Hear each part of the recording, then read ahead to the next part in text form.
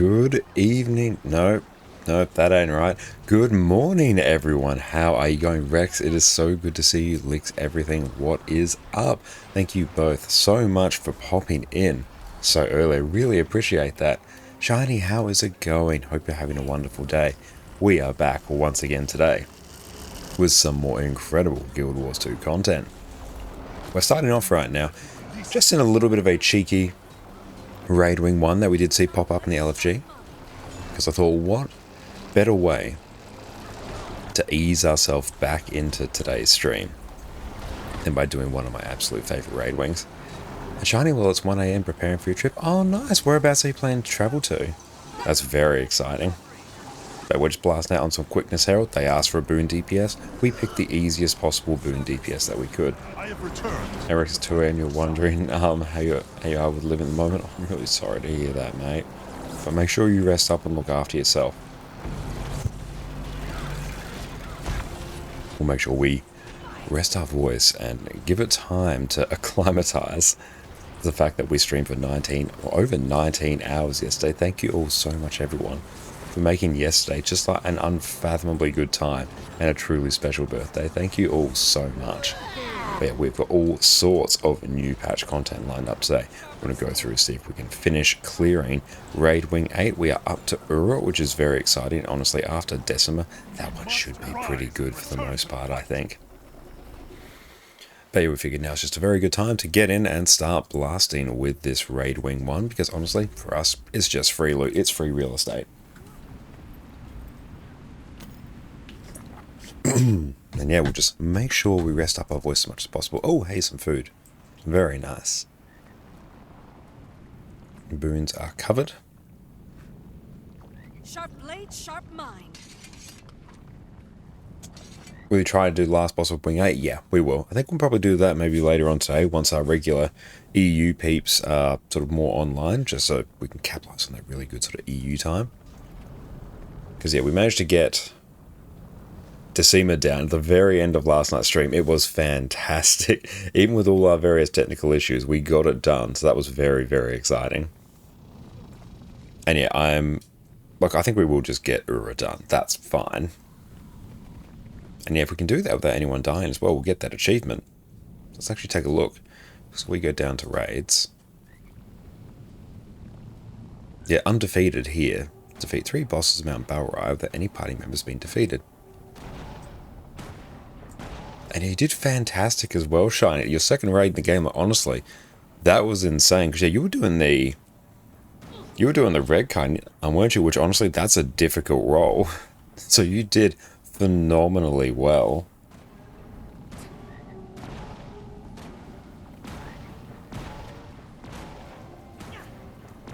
And Condi's all sorted? Nice. No, you did fantastic.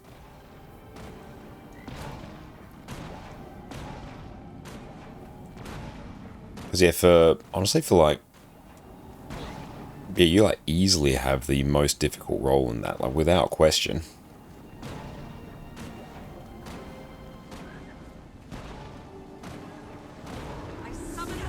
Oh, we have another party to Greer and we're doing portals too. Hell yeah. Let's run straight to the middle. Let's go in, start blasting.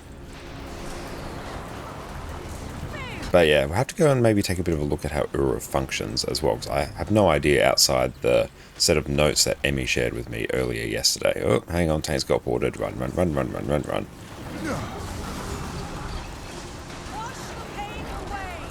Our moment has finally come.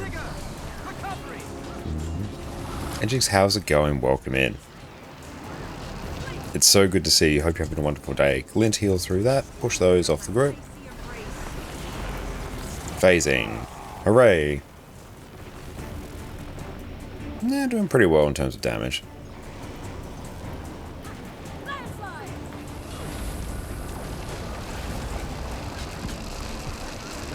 There we go. Just get back in that.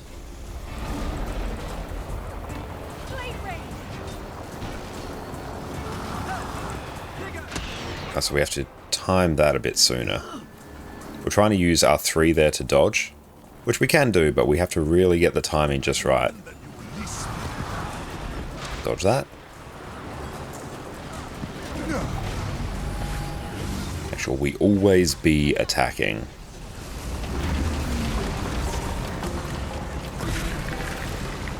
Dodge through that. Let's get the res up. Dodge that. Oh, we're phasing. This one's going to hurt. It did. Oh, you weren't even thinking about doing the raid. I just woke up early after you left Twitch. Looking for drops on your stream and you were looking for the group. Hell yeah. Oh, you know what? That's well played. Oh, damn, no, you did very, very well. No, that's absolutely incredible. But yeah, I think, like, yeah, if that's like your second ever raid, you can honestly go in and just like clear all the other ones after that. That is a significant step up in difficulty compared to most of the other raids. The only one that I think is probably comparable, or only bosses I think are really comparable, are Doom at the end of Wing 5 and Kadim at the end of Wing 6. And that's only because, like, if you're coming at them from a fresh perspective, then yeah, I think they are of a similar level of difficulty. But because everyone's had those on farm for so long now, there's like very established strategies for how you do it and how you organize the groups. Sharp blade, sharp mind. Just gonna glint heal that. Nice, doesn't matter. Oh, nice, this one's cool. Is this cool to miss? Yeah? Alright. Didn't expect it to be called miss. Oh, you see Mythic Raisin well? Oh, you're fine then. No. You got that level of experience. That's a complete non-issue for you. So well done. Our moment has finally come. 2 left, 3 right.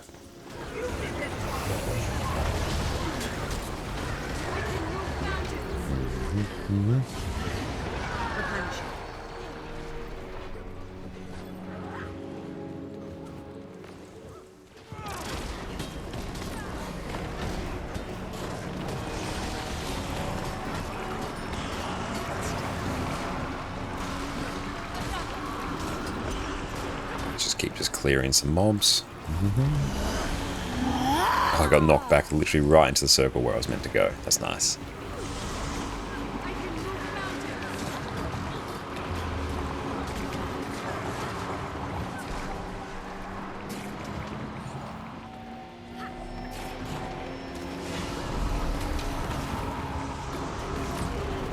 Let's take the chill port back. In we go.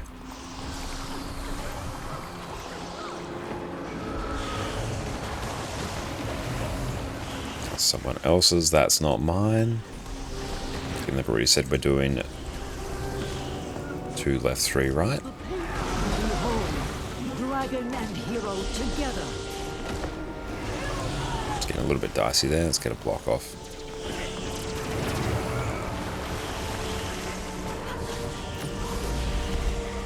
There we go.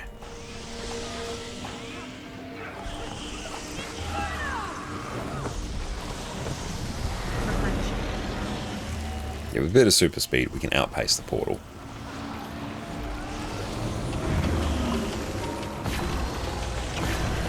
But now this is just like complete muscle memory for us doing Raid Wing 1. It's honestly, it's still one of my favourite Raid Wings. It's such nostalgia for it when it first released with Heart of Thorns.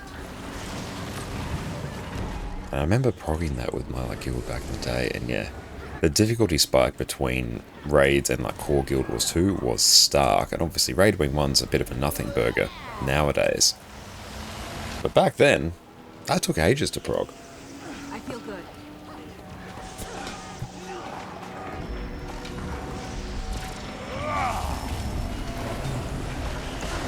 I really should get Condi. Well, I have Condi Quickness Herald somewhat set up. I just need to get it really activated and in action. Because the build's in probably just a little bit of a not scuffed state, but a not completely optimized state. Which feels a bit weird for me to play.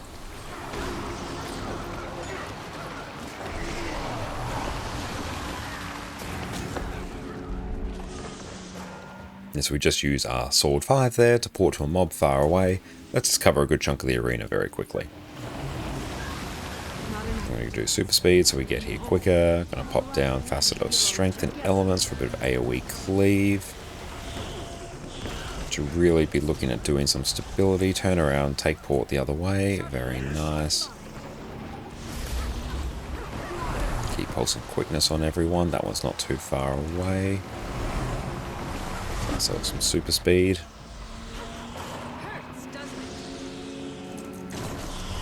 Give ourselves some more super speed. Just going to save our sword 5 purely for the port.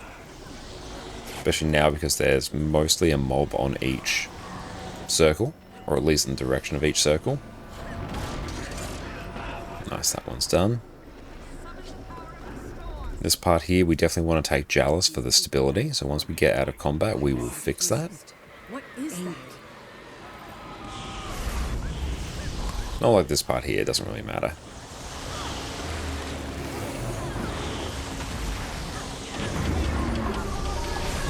I'm not going to use the Glint Elite here, because I don't want to knock mobs back, or else that will probably start really annoying people.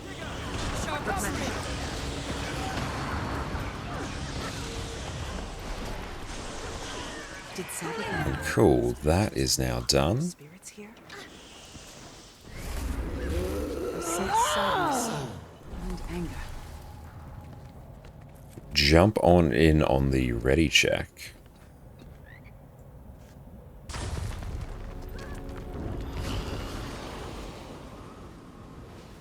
Loving that teddy bear glider.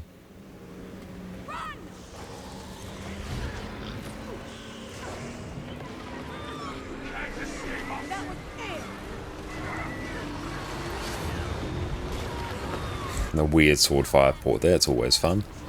It's going to run on up. Pump some stability just on the group.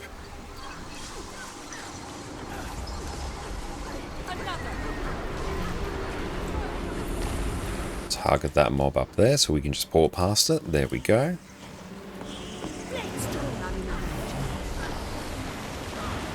I really do love Sword on Revenant.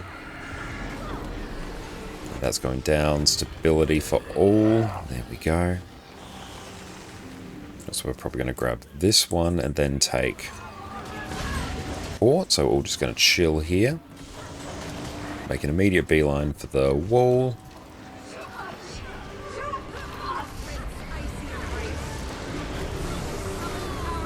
And nice, that just instantly dies. Wonderful. Let's grab that. Give ourselves super speed. Doesn't look like there was a mass invisibility there, that's fine, but there goes one now. Someone else is grabbing that one over there, perfect.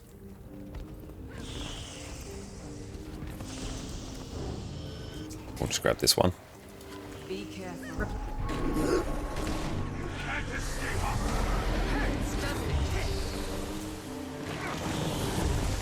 The great Lord's power is upon you all. Just getting that block off. There we go. Squad was taken through here. These spirits Come are on. old. These people died a long time ago, well before the war. Gods, what is that? Hopefully had an awesome birthday stream. Oh, it was unfathomably good, Rex. I had the absolute best time. Like, I got to play Guild Wars 2 for over 19 hours with just some absolutely incredible people, and just got to chat to everyone about my favorite game. Everyone was so generous, such support, everyone was so friendly. It was a wonderful stream. Not a single unkind word anywhere that I had to deal with, so that is fantastic. Like, truly, everyone did just incredible. One arrow, 3 circle. We are 3, we go circle. Feel the fury.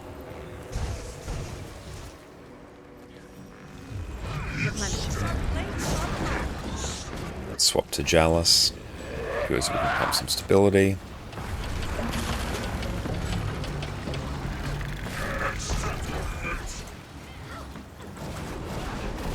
Break the bar.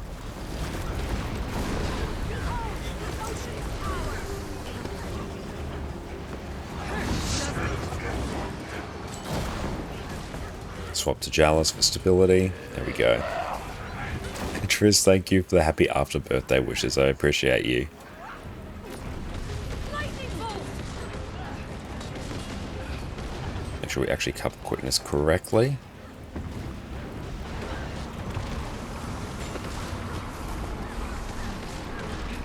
Oh, Herald's so just unbelievably easy. I love it. It's not a single spirit. It's dozens. There we go. I would just time our swap back into Chalice correctly. Because whenever we swap to Chalice due to the trait Spirit Boon, we pump out stability. Attacking enemy targets. Back up through the hitbox. There we go. You can just see our CC spike up there.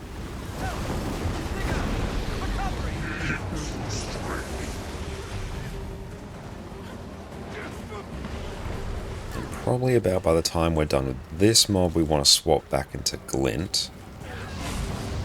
Now we just want to chill in Glint for a while so we can reduce our cooldown on Chalice.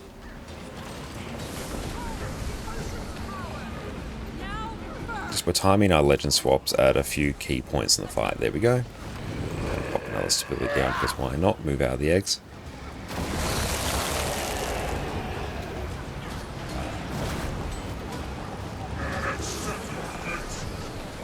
Our moment has Back it up. come.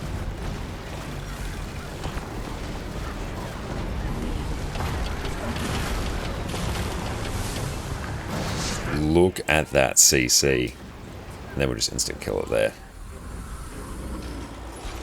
Whew, that's a set of rewards. Look at that. We've got a Healer's Staff, a Mini Gorse, Compendium of Knowledge because it's called the Miss. Damn, that's very profitable. Intruders! Tear them apart! 100 gold for each head. Get chucked! That was nice and clean. Oh yeah, no. Like, we just joined a random group in the LFG because like, oh, our Wing 1's up. I enjoy Wing 1. It's a great way to start our day.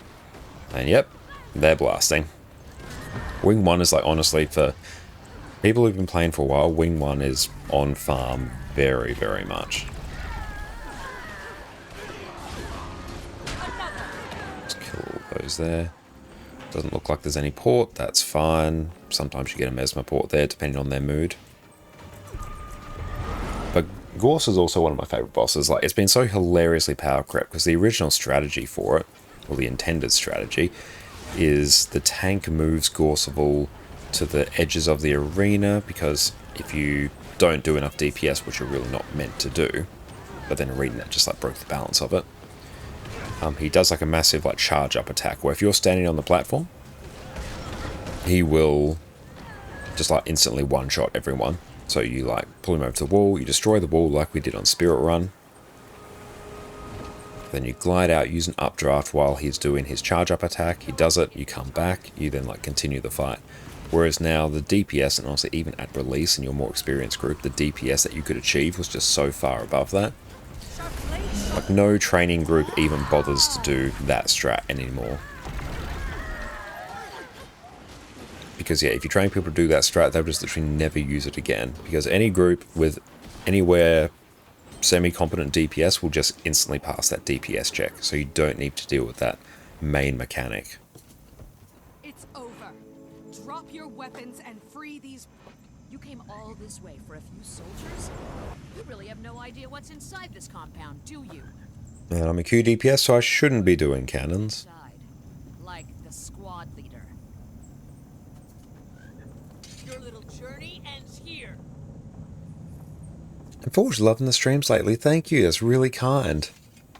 They have a question. You have the last 4 Crystal Heart challenges for Envoy Armor, Mind Armor.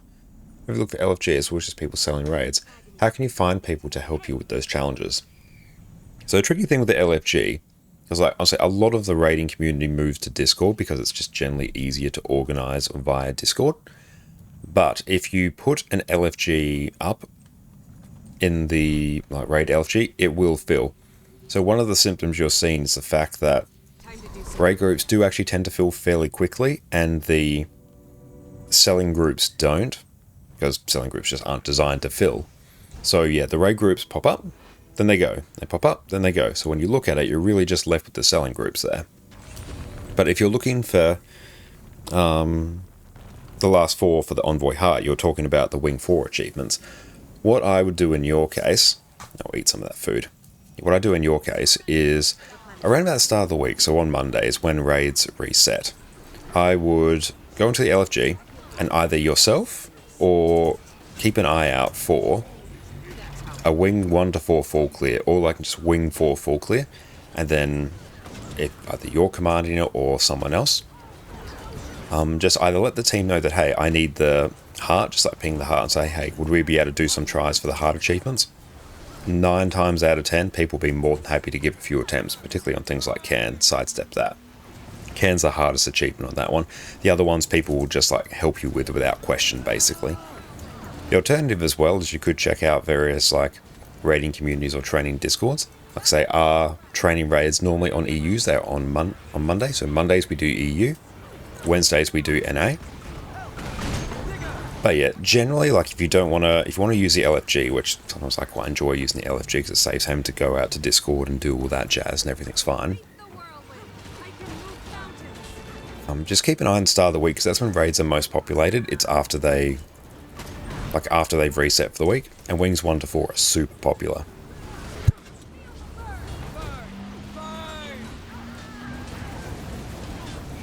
So yeah, if you jump in at the start of the week and just say, hey team, I need the achievements, would we be able to give a few attempts? People will help you do it. Because people know how annoying like the Cairn heart is. And it's really not that much extra effort for them to help you do it. Because the only thing, particularly for the Cairn heart, because what you need to do for that is, we'll CC that, what you need to do is do Cairn and not miss a green and survive after having activated your crystal heart. So what people do if they just want to just completely blitz past Cairn without any issues whatsoever, is they will just do stability. They'll just give stability when the greens pop up and they will just ignore the greens. So the only difference they'll do is they won't ignore the greens. So they just won't do the stability strat. And they might even put a marker on you to make sure that, hey, here's the person who needs the heart, everyone go follow them. Oh yeah, so the Wing 4 challenges are honestly only the Cairn one. Everyone else there is like fine. But yeah, the Cairn one is a bit annoying. Yeah, the community is insanely dope, yeah. And yeah, depending on what you're on, or what region you're on, like I'm more than happy to help out with that as well, depending on like what day you catch us. Oh, we're already up to Caird. Wow. Or Card. Give some stability there. Just so any bandit thugs don't knock us in the flame wall. Oh, you're in Australia but play on NA? Ah, excellent. Well, in that case, if you come along to like our Wednesday raids, that's when we normally do our trainings on NA, because I'm also in Australia and I play across both NA and EU. I have accounts on both, but Wednesdays are when I'm usually doing my NA shenanigans. But if you were to like jump into our Discord and say, hey, like I need help with Wing 5, can anyone like help? Then yeah, we could always like squeeze that in.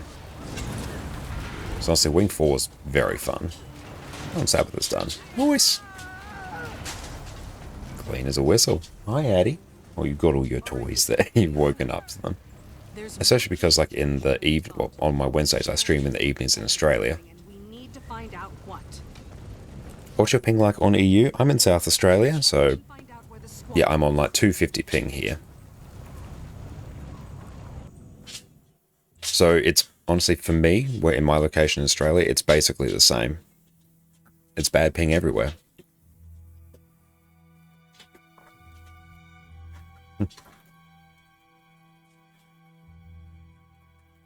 And awesome, yeah, we've got the link to the Discord right there. And Sven, how's it going?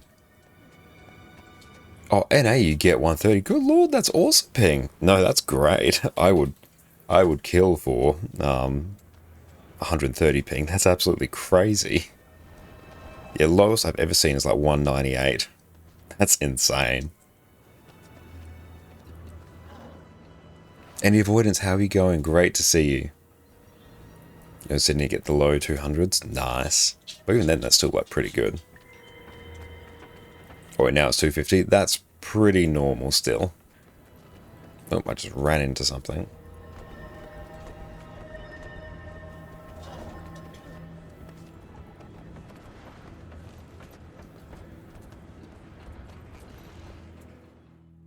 Yeah, like, the 200s is very normal for Australia. That's broadly what I'd expect.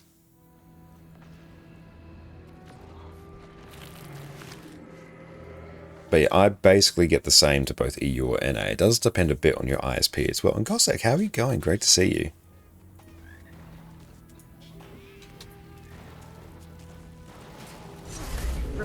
Doing good. I got a question about Vindy. Oh, no, I'm going very, very well. Thank you for asking.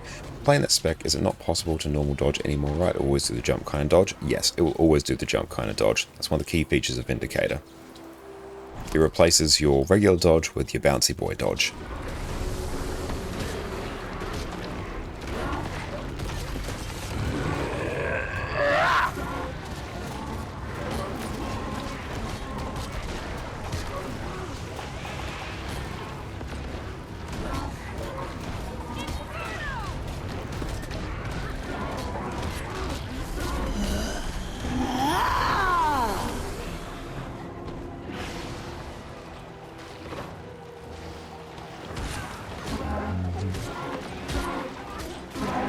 So I use my lint one there to get them into a wall, get a bit of Condi cleanse.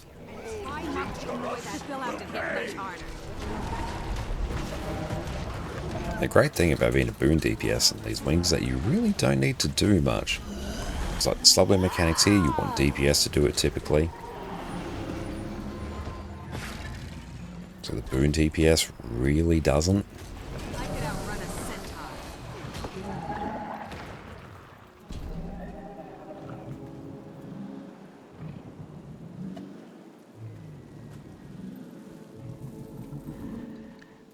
Beautiful. We got 10 people. Love it. Oh, do I not even have any utility? Rip. That's not good.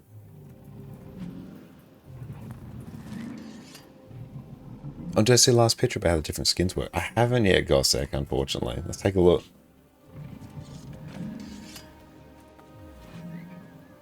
Oh, okay. So you basically just you unlock them as soon as you get the spear, correct? In which case, that's amazing. And Aaron, thank you so much. Yeah, we did get a nice little snooze and we are back and ready to go.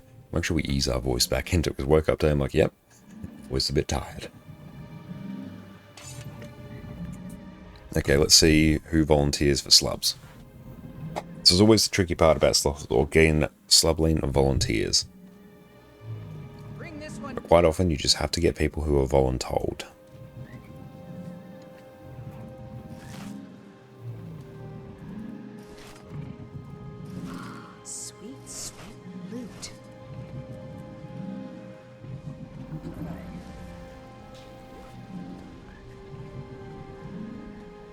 You always support, so you never have to volunteer. Honestly, that's a really good thing about being support on these wings.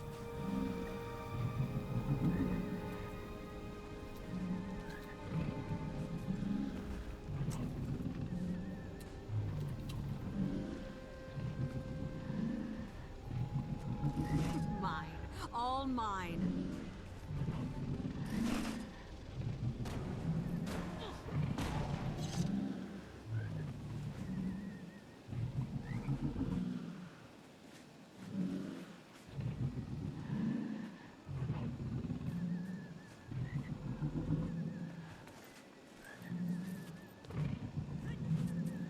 Oh, I shouldn't have actually salvaged that. Oh well.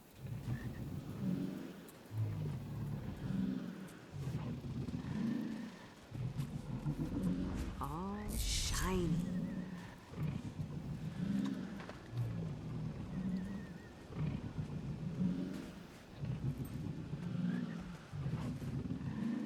And Boulder, welcome in. Hope you slept well. Yeah, as soon as we went to bed, yeah, it was out like a light.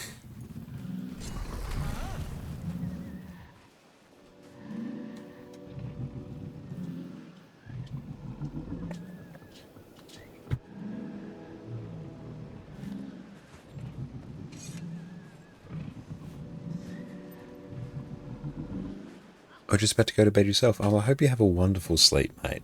And yeah, we'll be here when you wake up. So you can end your day and start your day with us. Not a long stream. Yeah, we'll be going for about 12 hours today.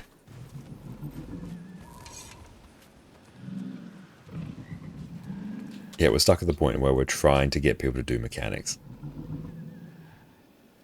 And Coward, welcome in, mate. You passed along some logs of Wing 8 if you want to see some combat replay. Hell yeah, that would be very handy. Were you able to get all of Wing 8 done?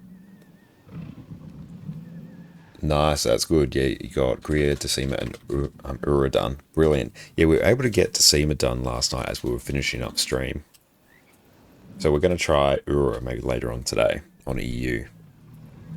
How'd you find Wing 8 in general?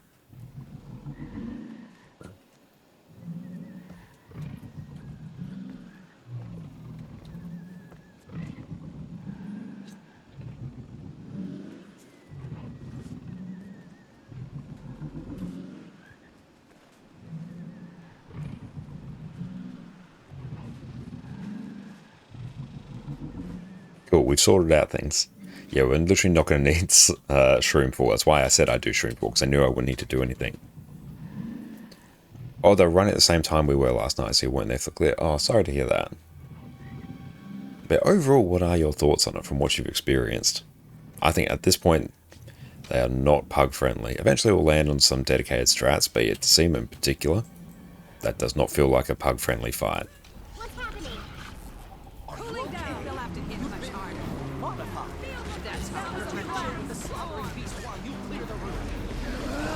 Lightning bolt. Is ready to strike. Recovery. Another.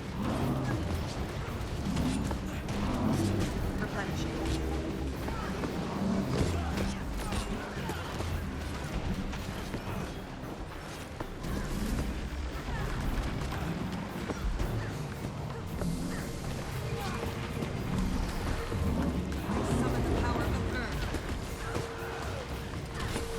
We actually cancelled our stability cast there, which is unfortunate.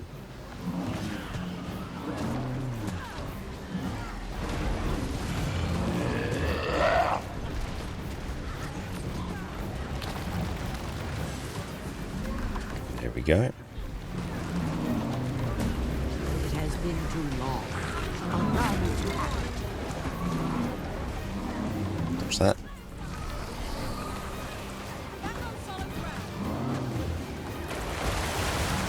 Dodge that. Glint heal. It's a lot of condies on me. There we go. It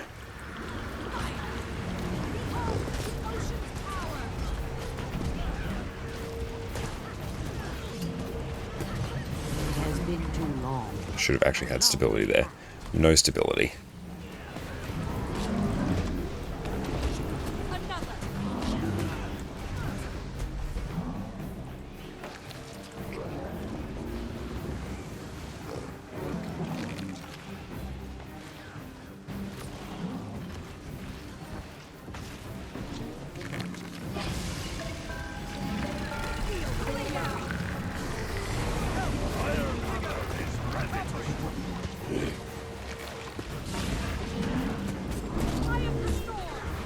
Let's just move out of the poison. We shouldn't have really tried to tank that.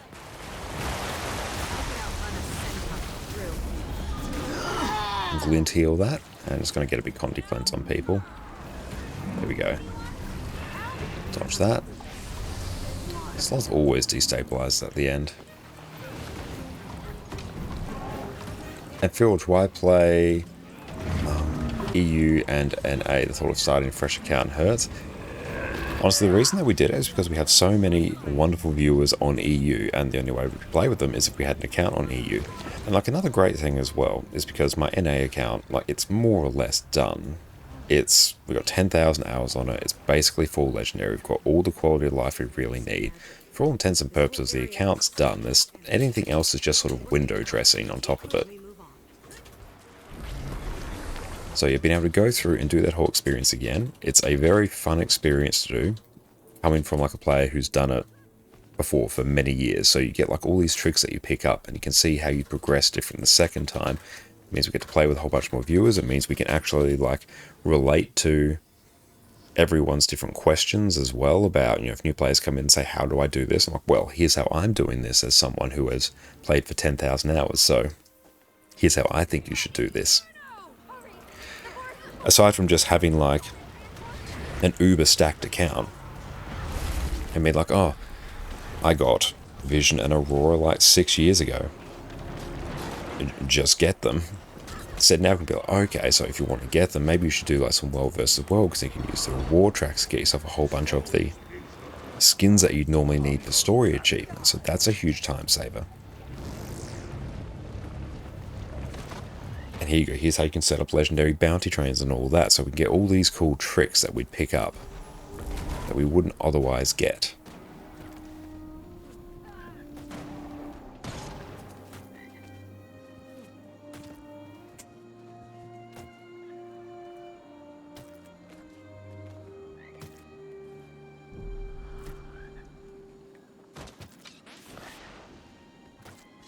But yeah, starting a fresh account, there is some teething issues with it, particularly before you get auto loot. Once you get auto loot, though, things really open up for you.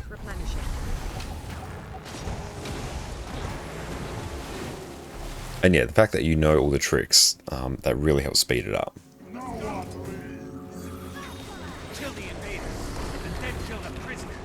Oh yeah, like 1,600 hours. That's obviously a lot of hours in the context of a video game. It's not a lot of hours in the context of an MMO. See, if I pull up my age on this account here, like I still consider this like my fresh account, and we're on 1,050 hours on this account. So yeah, there's still like so much that we want to get and do on this account. So we're working on crafting 11 legendaries at the moment, which we should hopefully be able to do within the next few weeks.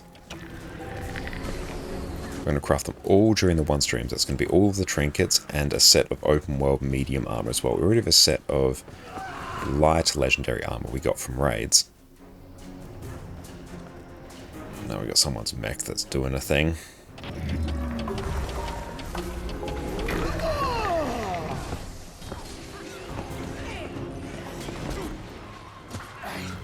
Perfect, that's all done. Let's go. Oils are just getting moved. Yeah, that's fine. All about runes? Oh yeah, we'll start looking at runes and stuff after we deal with all of our sets of legendary armor. Once we get 3 sets of armor, then we'll pivot to probably either doing runes or sigils next. I think probably sigils over runes, I think that's a better play.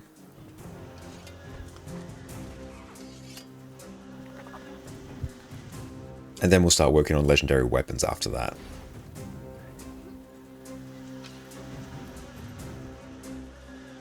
Enemy coming from the north. Show me what you've got. Feel the fury. Unfortunately, Spot, I've watched your gold tips video in your Chronic, see new build, pull kit out and ascend and train all your gold like you mentioned in your last video. Oh, absolutely, yeah. On my second YouTube channel, yeah, because I made a little video talking about how, yeah, one of the biggest sources of like gold being drained from my NA account was the constant gearing up and re-gearing of new builds. So what I'm trying to do on this account, because I've got 20 characters on this account, it's obviously still a pretty stacked account, is basically hold off on getting ascended aside from what I can pick up from like random drops, or if I have like some currency conversions and stuff like that, that's convenient to do. Just hold off until I can go straight to legendary, because yeah, I have so many characters here.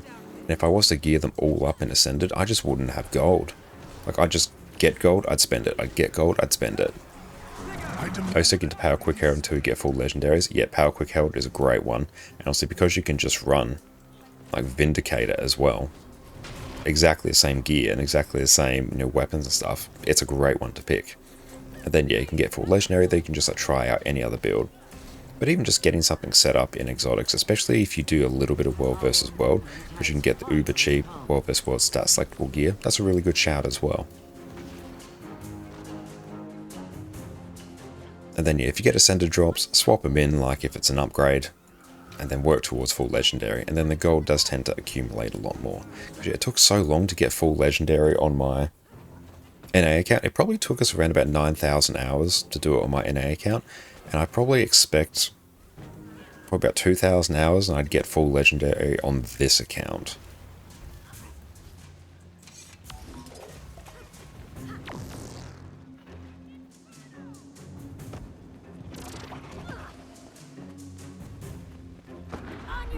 Oh, we've got a brawler, great.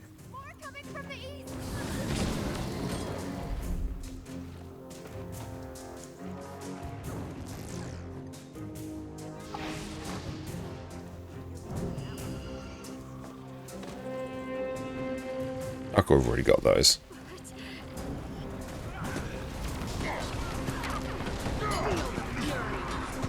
Bring this one down. We got 5, 6 heavy legendary from PvP. If we really want to get the legendaries for light through raids, I definitely recommend it. And honestly, like the raid armor, it's quite like if you're comfortable with clearing rings 1 to 4, the raid armor is super easy to get. Oh, still Zane there. Surround them! Kill them all!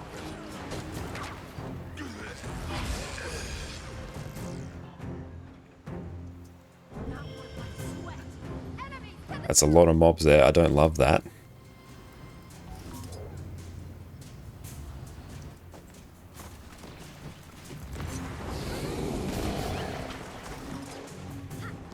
There we go. That's a bit dicey there.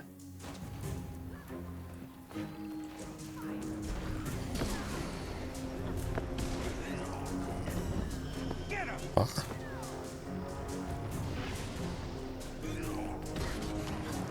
They'll have to hit much replenishing.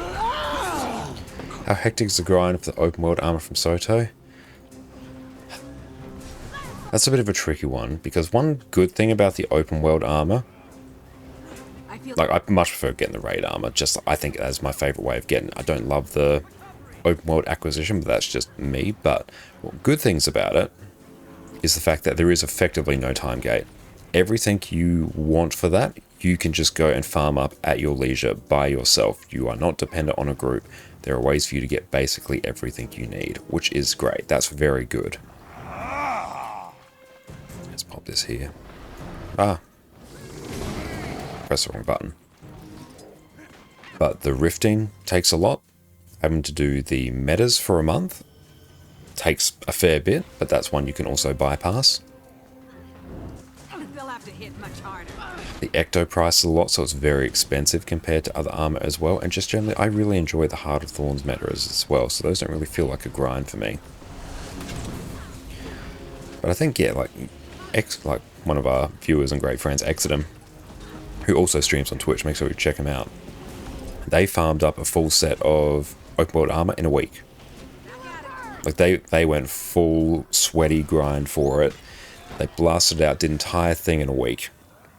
Because yeah, there are effectively no time gates. Like all of the things where you have to do the meta each day, you actually don't, because you can do lantern runs, because that gives you an item which you can exchange for the currency, which you can use to then buy the item you would normally do, or you would normally get from doing the meta each day. So that way you can literally just repeat lantern runs over and over again. They did dozens upon dozens of lantern runs, and I've like gradually been doing them as well. Like whenever there's maybe like a moment, like okay, cool, I'll go do a 15-minute lantern run, basically get one of the currencies, and we're good to go. Which I'll probably do like at some point today, as well as like trying to just hit up the metas wherever we can. We're heating up. Yeah, that's the lantern runs melt your brain. They do, yeah, you end up with a very smooth, shiny brain at the end of it. But it is a way to do them at your own leisure.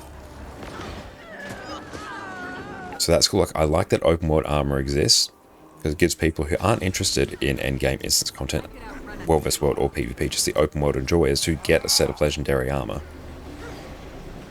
But I do like the fact, I think it's a very good decision, the fact that it is like a huge material sink. It is quite expensive to get, and you have to do quite a lot of grinding. Whereas honestly, the raid armor, it doesn't feel like a grind, especially with the sheer number of raids that there are in the game at the moment. Now the raid armor, you just blast through. I demand that you release me. Because yeah, if World vs. World, I don't know, if open world armor was easy to do, I think that would have a significant impact on the amount of people who would do raids for legendary armor. Whereas now it's like, okay, you have the option, you can get the open world armor if you want, but the raid armor is like cheaper to get and less of an overall grind. So I think it maintains the interest in getting the open world in the raid armor as well. And Eren is very grindy. You finish your light set and almost done with your medium. Hell yeah, congratulations. And yeah, we're not too far off done with our set of legendaries. I'll pull up the crafting list after this boss, and then we'll take a quick break to go stretch our legs. And we can see what our progress is looking like, but we're actually quite close.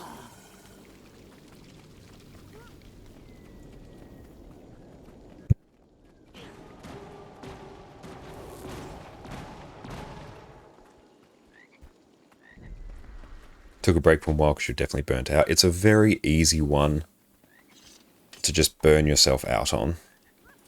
We might even just 9-man this by looks. Yeah, we're just 9-manning, it's fine.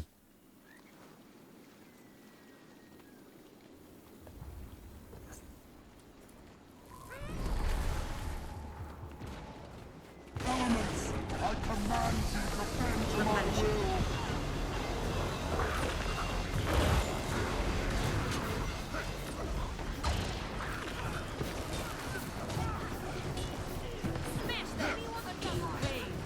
And Redmark, that is a great question. Here's a curveball question for you. If Guild Wars 2 had a big global tournament, or just maybe a doorbell.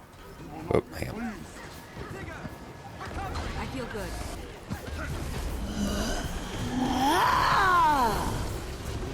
Soldiers through me.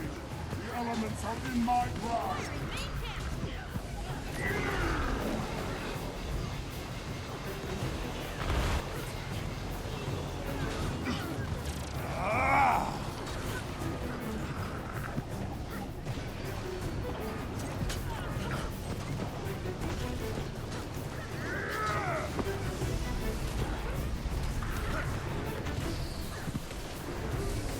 Your sacrifice will bring him life.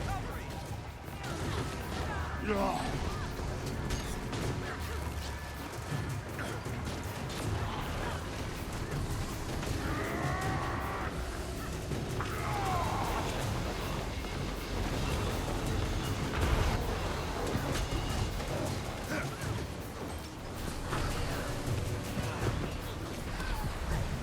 Yeah, there we go.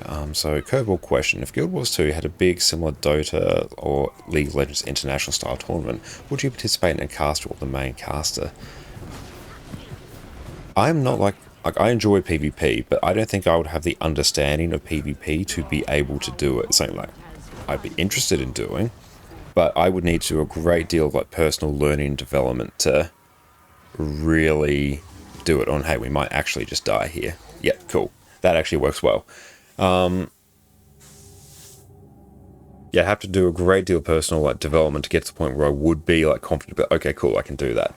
Now, in terms of do you see Guild Wars 2 PvP having a future of hosting big yearly tournaments similar to the WoW scene? I don't think so. Guild Wars 2 tried to do that on launch. Guild Wars 2 was originally positioned as more of a PvP game, and they did have those big, for Guild Wars 2, international tournaments. And yeah, it just was not sustainable for how Guild Wars 2 was really set up. And I think also because the 5v5 conquest game mode that Guild Wars 2 has, it's a bit of a tricky one to get your head around as a viewer. So as to whether or not Guild Wars 2 has a future in that, I think that time has gone. It would need a fundamental pivot in how Guild Wars 2 is designed, monetized, and developed. Oh, this is really destabilizing. That's unfortunate. To make it that PvP game, which they're not going to do, because Guild Wars 2 these days, it is a PvE game first, a world versus world game second, and then a PvP game. So they'd basically have to flip that entire prioritization on its head in order to get those large international tournaments, which they're not going to do. At this stage in the game's life cycle, they won't do that. And also because the PvP overall community in the game is very small, like compared to other areas of the game. Big community for PvE, big community for world versus world, quite a small community for PvP. So you do run into like some of the matchmaking issues that come with having a smaller population.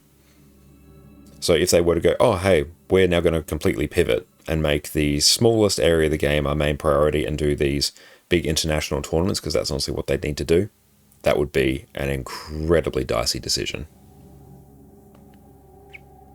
World vs. World tournaments would be sick. Yeah, they would be very sick, and I think they'd have a better chance of doing that because World vs. World and Guild Wars 2 is one of like the big differentiators between it and other games. World vs. World is one of the things that Guild Wars 2 does very well, whereas compared to other PvP games like say a League or a Dota or really any other competitive like esport, Guild Wars 2 PvP doesn't really stand out on that. Whereas World vs. World, it's like a very good Guild Wars 2 thing. That's something they could sell and differentiate. Sweet, sweet loot. Take this moment to celebrate, but I fear there isn't time. Their sacrifice. But beautiful. We'll dip from squad there. We need to stop them. Beautiful. And now we're going to go take a break and stretch our legs. So we'll be back in a little bit. So you all sit tight. Welcome back, everyone. And you're almost welcome there, Redmark. Glad I could be helpful. We've got some fruit now. Thank you so much, Jess, for providing us with this wonderful sustenance. Just fruit with peanut butter. It's delicious. And Dalek, you cleared Greer today with the guild. The way that encounter resets and wipes incredibly frustrating. It is. That's the worst part about that encounter. Just how bugged the resetting of it is. I totally feel you. When we were trying that on NA last night, the sheer, because we were wiping that very quick into it because we were figuring it out. But yeah, just the sheer amount of time wasted to resetting it makes it really annoying to prog. You have to go in and be like, we need to one pull this, or it's going to be incredibly annoying.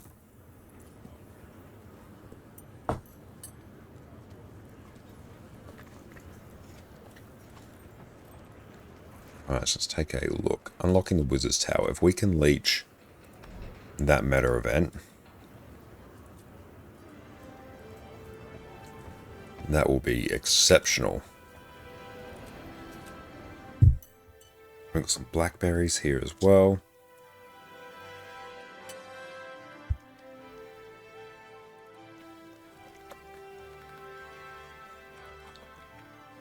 Oh, that's where my little volume icon was. I haven't seen that.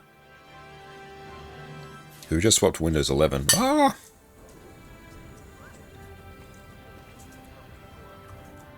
Yeah, we just swapped to Windows 11 earlier this week.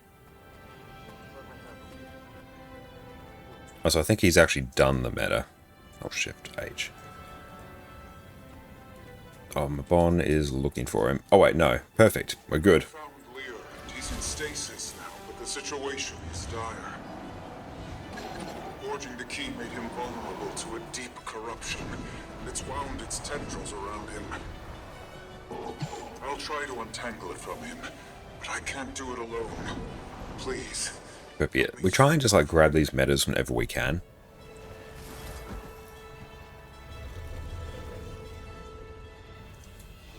Because yeah, this is going to cut down a huge amount in the time we need to actually finish our open world legendary armor. Is this EU? Yes, we are. And again, you can always do !IGN. Always tell you which server I'm on, unless the API is down.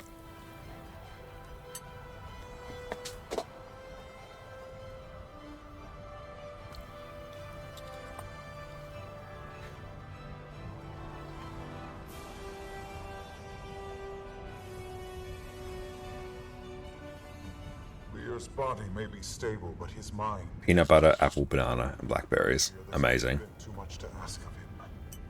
Cryptis are trying to burrow their way in, and he's in no state to stop them on his own. It falls to me instead. The memory snares around the platform will isolate the memories, weakening Lear, and reveal the threats inside of them. If we lose the snares, there'll be no way to control them. Boils up from below. Oh, join too? Hell yeah. Yeah, just join up on us here. And come on in. Memories will be as real as anything else. I will separate them. It's good. We're at the final stages meta now, so it's a good time to come in and snag yourself some free loot. Quickly, charge the memory snares so we can begin. Oh, you're on a World vs. World champ? Hell yeah. Awesome.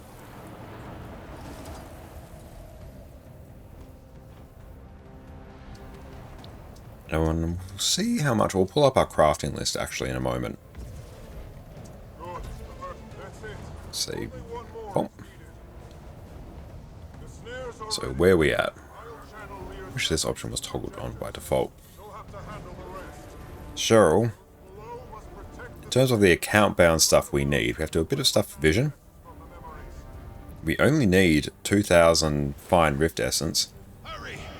We need to do the lantern runs, a few of those things, some spirit shards, research notes, and this represents me doing the metas or a whole bunch of other lantern runs. So this is where I buy the account bound stuff.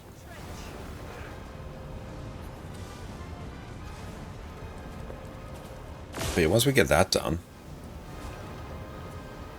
and we craft our 2 legendaries on NA, which I just need to finish off a map completion, and then I can just craft 2 legendary weapons, sell them, use that gold, fund those legendaries, and then we're good to go.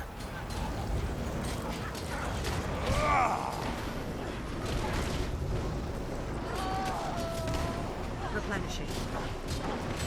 You are all weaklings!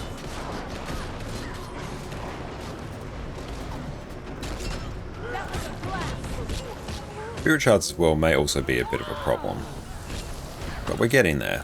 285 we need. All weaklings! If we do fractals, I can potentially speed that up.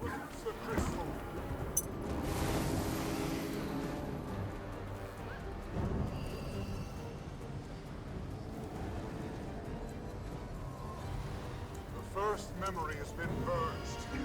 Another memory excised. Keep pushing forward.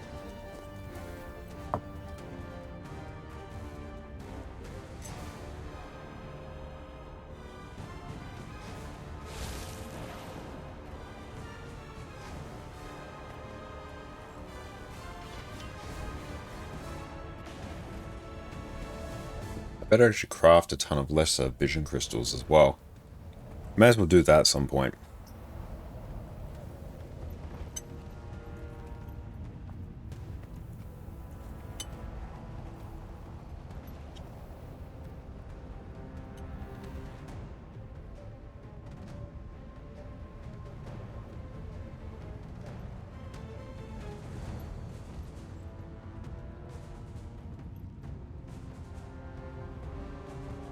Realize that command is the wrong color in it. Let me go and update that.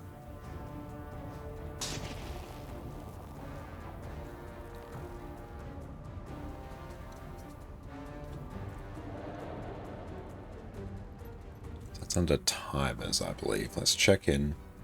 Oh, no, that's a timer. Yeah, that's not a command. Thought it might be in both, but no. So there's under Dropbot. No, it's not that. It is... Ah, here we go. Check the panel. Ord, how are you going? Welcome in, Raiders. My name is Josh or Konokonkane. You can also find me on YouTube there, where we do all sorts of different Guild Wars 2 and tech content. What's up, Bohannon? How are you going? Everyone, make sure you go drop Ord a follow. They're an absolutely fantastic Guild Wars 2 streamer and great friend of the stream. Ord, what'd you get up to on your stream? Tell us all about it, mate. Hope you're having a fantastic day. We'll need to charge them again. We are back after a few hours of snoozles. We blasted through a wing 1 to 2 that we found in the LFG, and now we've just hit up some secrets of the obscure metas to push towards our open world armor. I saw that Pink Dragon tried moving the screen to get a better look. Nice.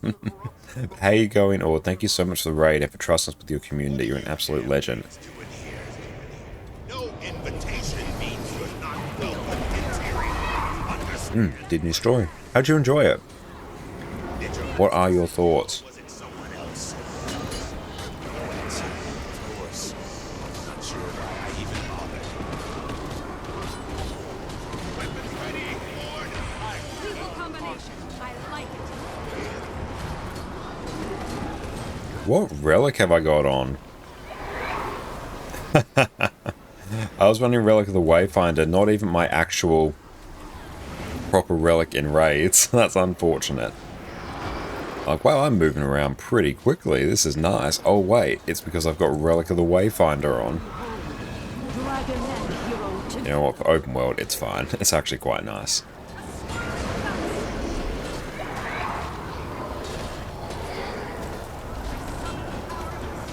Yeah, hopefully this event succeeds. I feel good.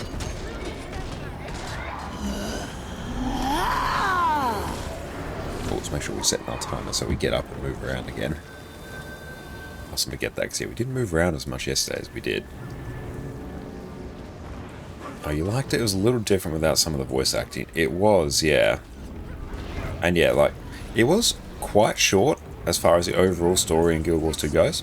But I think the tricky thing about these smaller patches, because yeah, we are just getting like a free patch with more content every 3 months. So yeah, it's going to be smaller and more bite-sized. But I think once everything is done for Janthia Wilds, we'll be able to look back in the entirety and see really like how we think Janthia compares to Soto. Right now, I think it's a better expansion than what Soto is. So I'm keen to see like how it is once we get everything that was promised. Replenishing. Snare went down.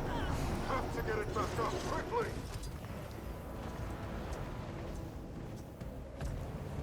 Plus, I like the lore that we're exploring now. Any lore tied to the Masada, that's my favourite lore in Guild Wars 2, so I am keen for it. Good. It's working again.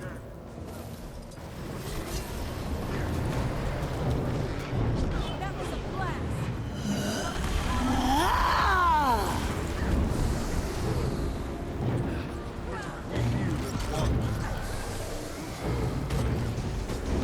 But yeah, we'll be bounced around between our different accounts today. Definitely want to see if we can finish off Raid Wing 8 today on EU, which I believe we should be able to, because we got Decima done last night. It was a lot, but we got it done, and Ura is apparently quite a bit easier, so I think we should be okay.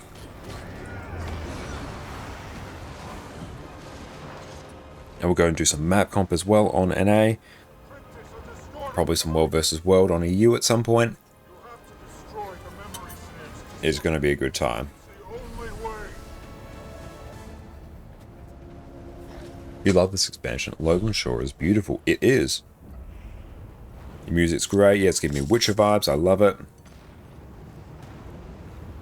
And yeah, like overall, I enjoy the raid. I think for the general Pug experience, which I kind of feel like, especially because they are having challenge modes for this raid and a legendary mode, legendary CM. Having the normal mode of the race tuned so that it is broadly like somewhat puggable, I think is ideal, and this doesn't quite feel like that yet. This feels more in tune already with like a Strike CM, like a Aetherblade Hideout CM. It's not a Kaining Overlook CM. An OLC CM. Kind of feels like that, so I personally feel like they're tuned a little bit too high. But I do enjoy it. It's become your favourite expansion so far. That's great, that's very high praise. Yeah, my personal favourite is Heart of Thorns because it ushered in the era of expansions. It completely changed the landscape of Guild Wars 2, and I love the Heart of Thorns raids in general, well, raids the game. I love the elite specs for it, but yeah, personally, I really enjoy this expansion. I enjoy it much more than Soto. I probably put it Heart of Thorns, Path of Fire, then probably Janthia, End of Dragons, and Soto down the bottom, I think. Quit shouting. Got enough of a headache as it is. But I do feel better with that nonsense off my mind. Sweet. A relief. See you well. Well then, what do you say we get back home? You know, I actually don't want to open up the chests at the end. I find them really annoying.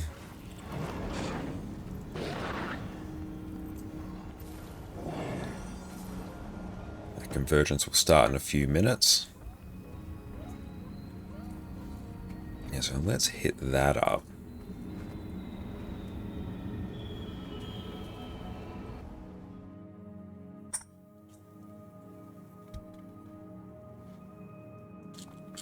Yeah, I enjoyed the story of EOD.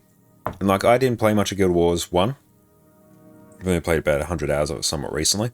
Started off in the factions area as well. So I like going to Cantha.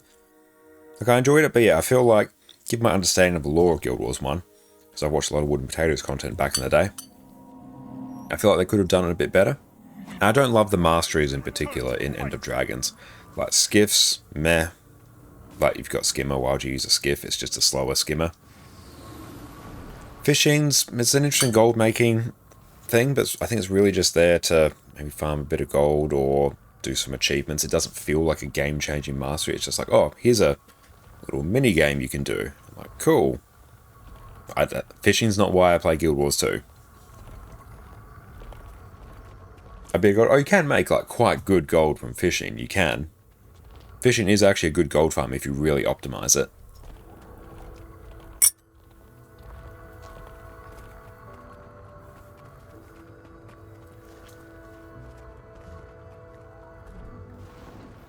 You get a lot of gold on fishing? Oh yeah. I don't dispute. Fishing will make you a lot of gold if you like get all your fishing stacks, get your buffs, go to a profitable fishing route, blast through it, sell everything. Yeah, you'll make quite good gold from it. But yeah, it's just, fishing's not the reason why I play Guild Wars 2. But fishing's probably the mastery in End of Dragons I like the most. Fishing, fine. Skiff piloting, I don't really like skiffs. Jade bots are honestly a bit weird. You get some very nice effects here, but it also means you kind of want to just drop like 40 gold on every character, which is just a gold sink. And Arborstone, it's nice having another hub, but none of these all sort of just fade into the background. I can't really look at any one of these and be like, oh yeah, this is the point at which things really came online for Arborstone. It's just like, oh, Arborstone got some upgrades, and now Arborstone is what it is, so it just fades in the background. I don't love the turtle mount.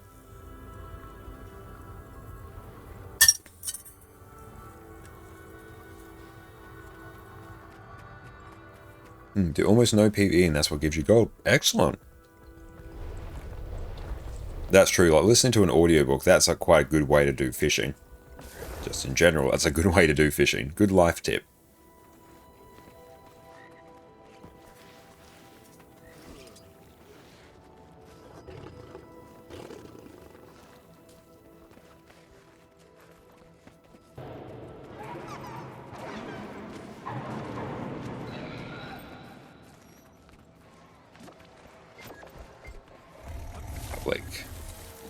In we go.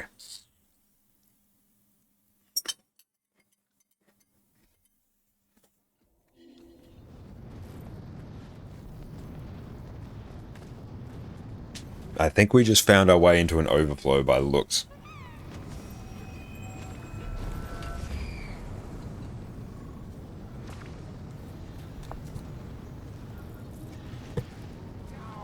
Alright, let's see how many people we end up getting. People will load in.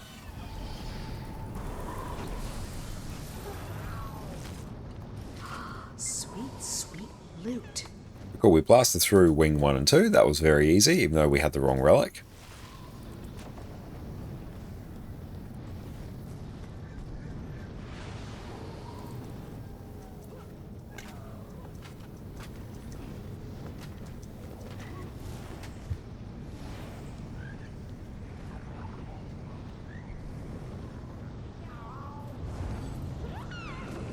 Hopefully more people load in, because that ain't a lot, Chief.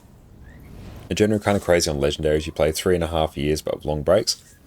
You have 4 or 6 legendary armor, all the amulets, backpack, relics, sigils, and runes, and 6 weapons. Damn, that's really good. 3.5 years, that's a huge turnaround. Like a really quick turnaround for that many legendaries, so well done. Yeah, I think roughly between both my accounts... I have to actually check on both accounts. Let's take a look. Bring that essence to me, and I'll do the rest. That was blast.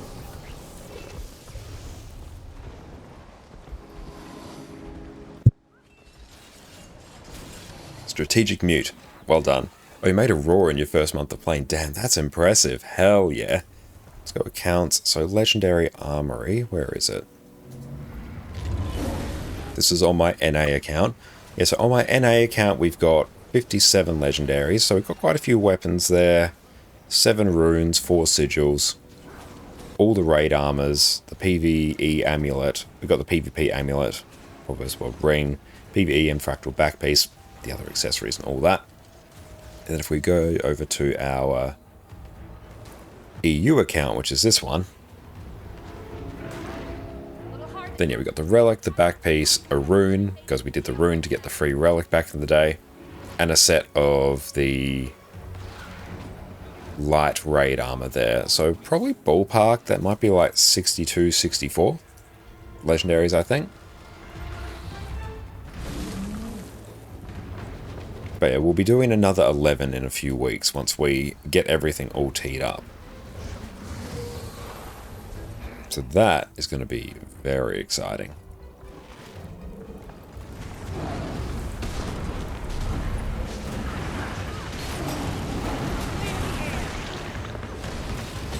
But I'll be glad to not be working on the open world armor again. This will be the last set of open world armor I do. I might get the like suffused upgrade for it just because, but we won't be doing another set of open world armor after this. The raid armor for us is just so much easier to get. Night and day easier. And also, actually no, sorry, I just have to sit up a bit straighter. I feel good.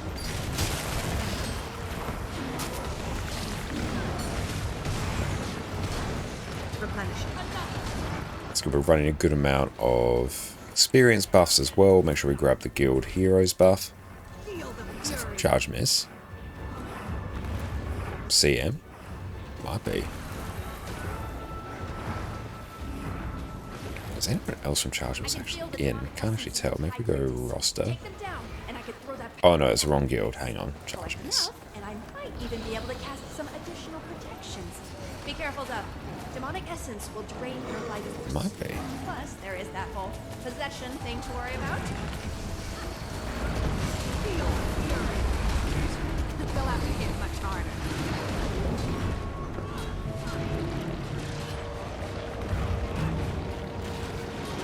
Reptile Rage, that's this one.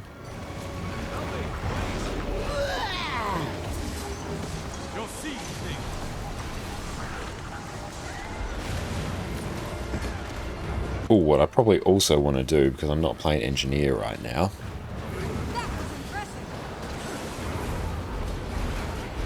Crow, I actually don't want us on the side of it. This one I purely want. Just go default. Replenishing. Purely because what I am finding, because I had that set to spam 6, which is my auto attack, which is very good for things like engineered grenades. If I just want to spam grenades, I just hold 6 rather than having to press it over and over. But what I was doing was, because it was effectively just treating it as a repeated input, is it would quite often cancel some other skills. So I'd go into Malik's there, activate my Embrace the Darkness, Start Pulse, and Quickness, but if I had auto attack too quickly, I'd cancel it. Because, yeah, it was just like spamming auto attack so quickly. More high practice. Damn it, Ember. Spread out to defeat them. Maybe we can lure out whoever's pulling their strings.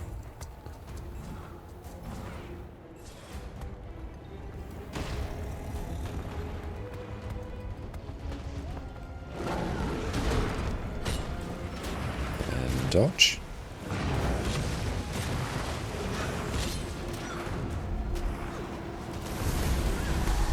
And sidestep that. Glint heals through. This world of me.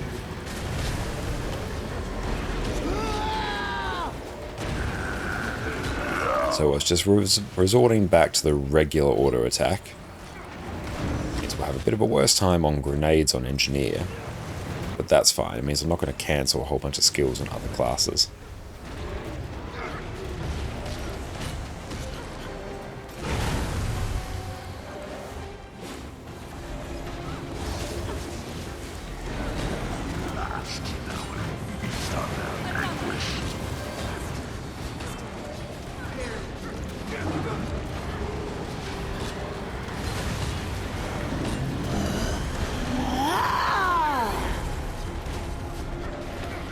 That one is done.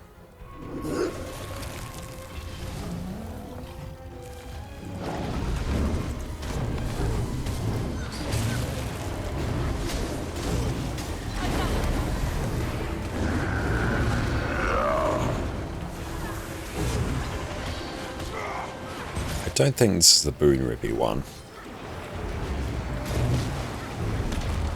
I feel good. Dodge this. And all good, Shiny. Thank you so much for hanging out with us. And yes, you go get a wonderful sleep. And thanks for coming along for raids last night as well. Really appreciate it. Much harder. Ooh, big damage. Focus. Concentrate. I've just Boone Ripped that a bit. Press the combination. I feel good. Oh, I pressed the wrong button. Unfortunate. And dodge.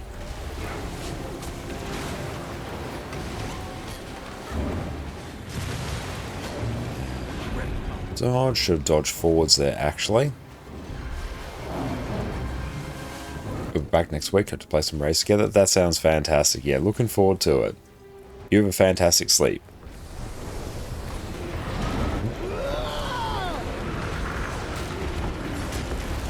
Oh, we got the beam attack again.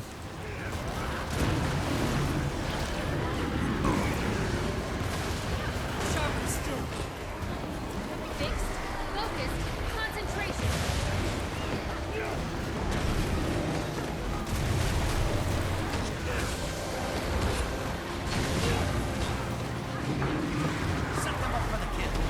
I could replenish it. Another person. Cool, that one is done. Side step. Nice. Try and break that bar if we can.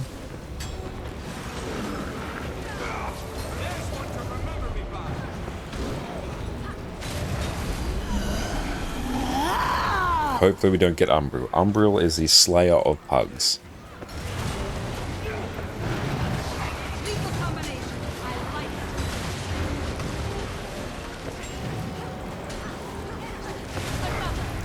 I have to check as well, because very soon I'll actually be able to start converting all my excess essence into more useful things. The Splitting Blades are nasty, they really are.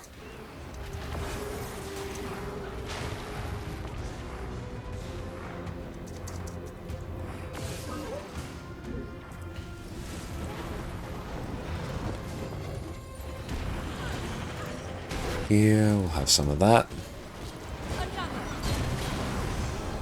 Oh, we got Laser Boy again. That's right, Laser Boy is actually pretty chill. You'll have to hit much harder. Time to do some healing.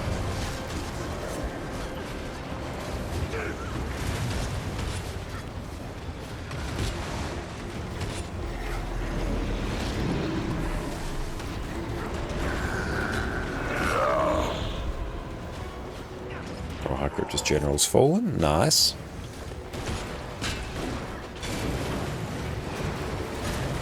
It has been too long. Allow me to act. Replenish it. You'll have to hit much harder. I've beaten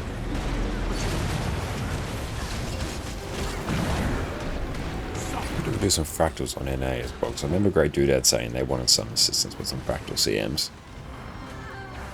So I'll make sure we try and remember that.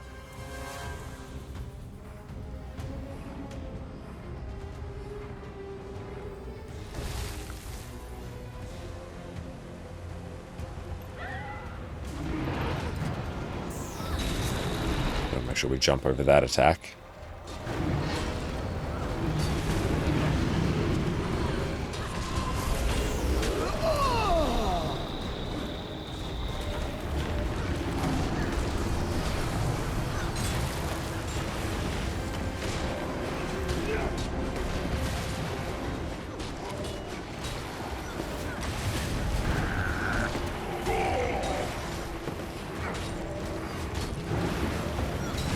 Now, you're most welcome, George. And thank you so much for hanging out with us and chatting with us. I really appreciate it. It's a great way for us to like just ease back into today after a huge day of streaming yesterday. So got one more to deal with out here. Well, these are all going down relatively quickly.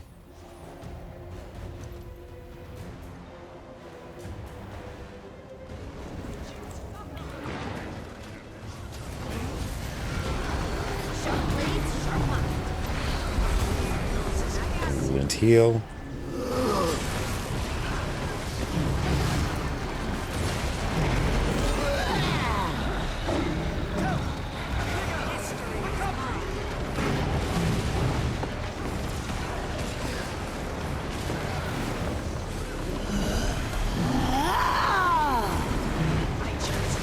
We'll have to do some Iceberg Saga strikes as well.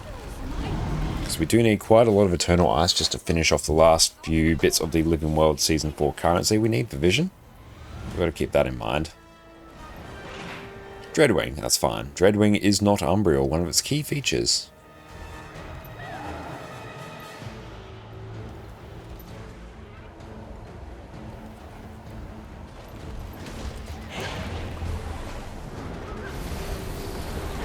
I feel good. Another.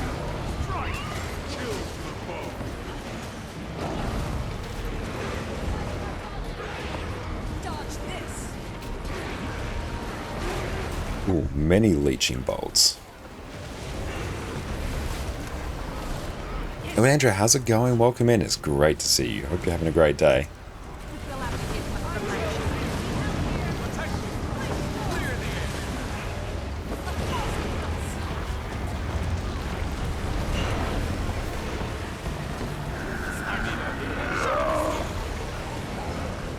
lethal combination. I like you are all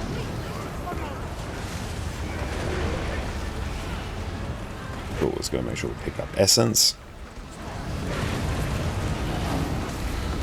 We are loaded full of Essence now, so our damage is going to be cranked.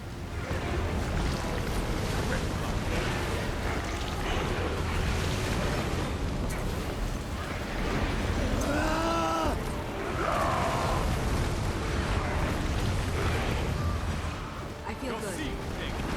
Just dodge behind so we don't get slapped by it. I might try and throw a bit of CC. Oh, nice. We got the exposed.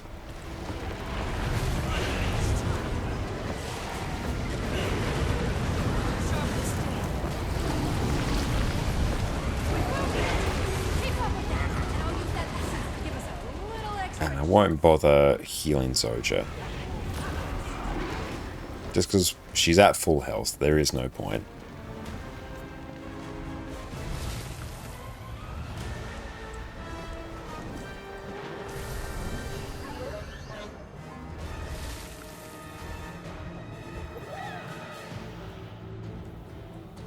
First one. Yeah, I know, we've got that prompt. Stop giving us that prompt. We know how it works. Sharp blade, sharp line.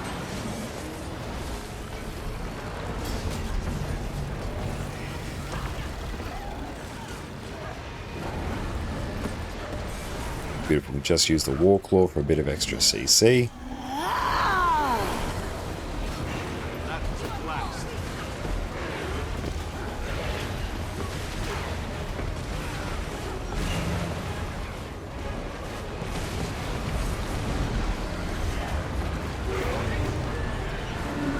And what's up? Right now we're just blasting through a convergence because we need a bit more progress towards our open world armor, and its timing lined up very well with where we were at. But yeah, we're just vibing out, having a great time, exploring the new patch and new content, and we're going to be heading over and doing the new raid later on today as well. We got the first two bosses down last night, so yeah, we'll have to see if we can get the third one down today. I think we will. And yeah, we're going to make all sorts of progress towards our legendary. It's going to be a big legendary progress day.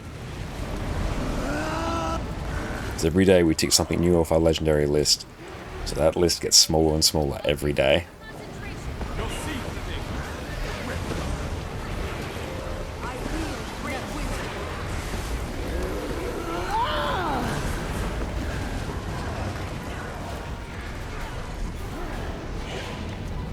But how are you going today? Oh cool, we're phasing. I might actually just drop off my stuff.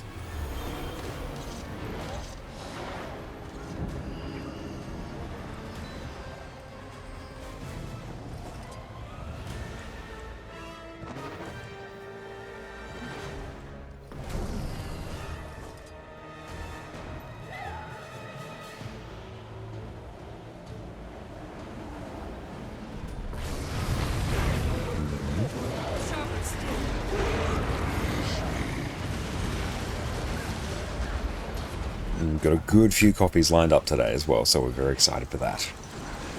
So that one that's full, and we've got the equivalent of 2 more sitting there ready to go in a thermos. Our moment has finally come. You'll be doing that one for days. So excited to almost be done with like all the Rift Essence we need as well. That's incredibly exciting.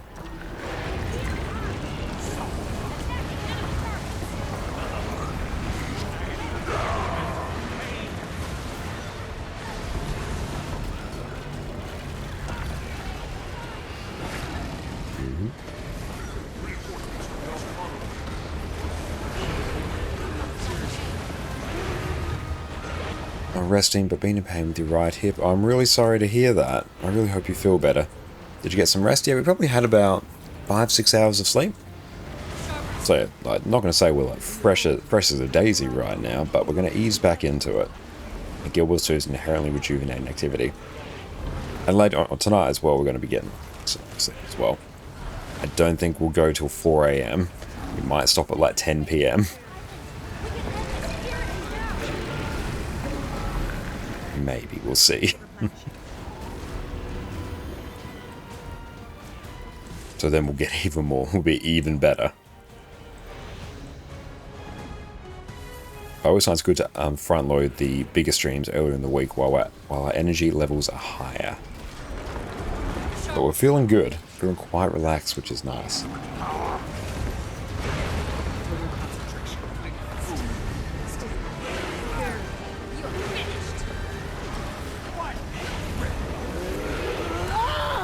That's good. Thank you for everyone for your patience, well, for us starting up a little bit later today than we were scheduled to.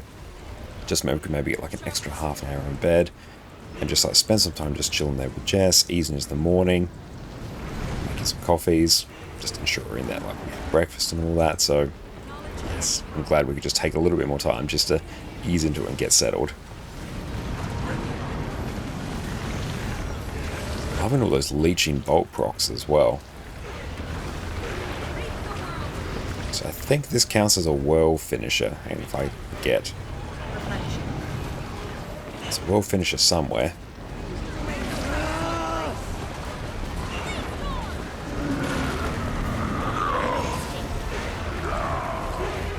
But how have you been going this drops week so far, Ord?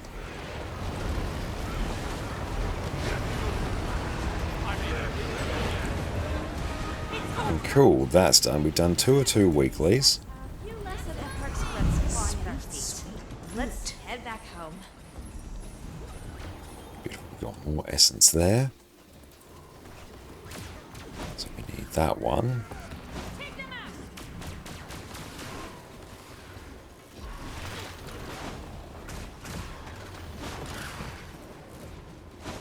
Salvage all of our rares.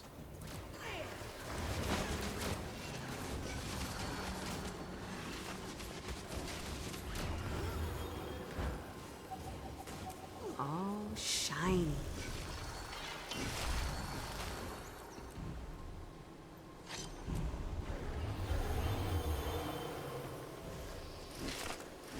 Just very quickly processing that inventory, keeping it nice and tidy. Replenishing.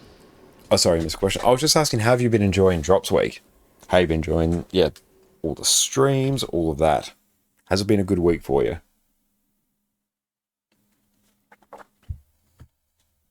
It's always great fun when a patch lands. The hype around Guild Wars 2 is real, so it makes it a very fun time to stream.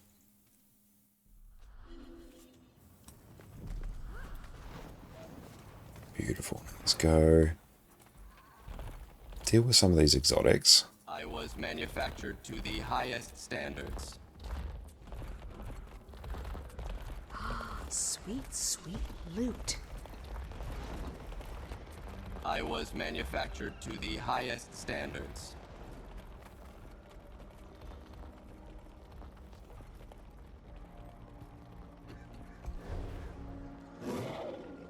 Okay, so we'll see how much that has left us to do.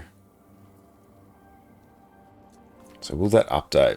Absolutely enjoyed it. Got to see your stream since we're in completely different time zones. That's fantastic. And yeah, it's one thing I really like about these big drops weeks as well, because we do like much longer streams, so we get to catch so many people that we wouldn't otherwise be able to. Because yeah, the Australian time zone, it's something else. It's usually a bit of a weird time for EU. That's a very weird time for NA. Okay, so we just need 1,633 more fine Rift Essence.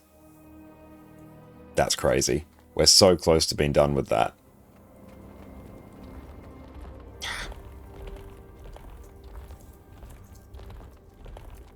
We've got the skin now. We don't need that.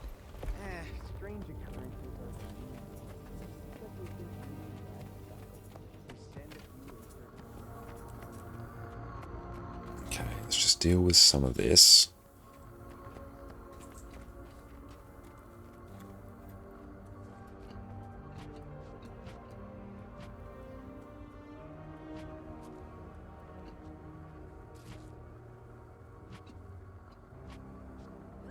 Yeah, at the point now we're starting to having to hoard essences.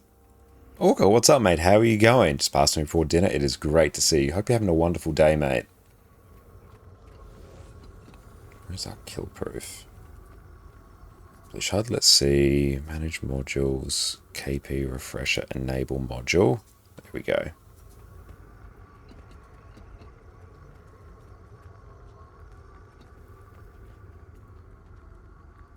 Very good news, we managed to get Decima and Greer down on EU last night. Greer, once we figured out exactly where to place the bubbles, it was much, much easier. And honestly, bringing 3 healers to that just made it reasonably cushy. And Decima, it was basically just doing the strat that we did on NA, but just doing it over and over again until everyone got it. Elandra, rest in bed but can't sleep. I'm sorry to hear that. At least you're resting. Like, it's obviously not as good as full sleep, but it's something. So yeah, rest up as best as you can.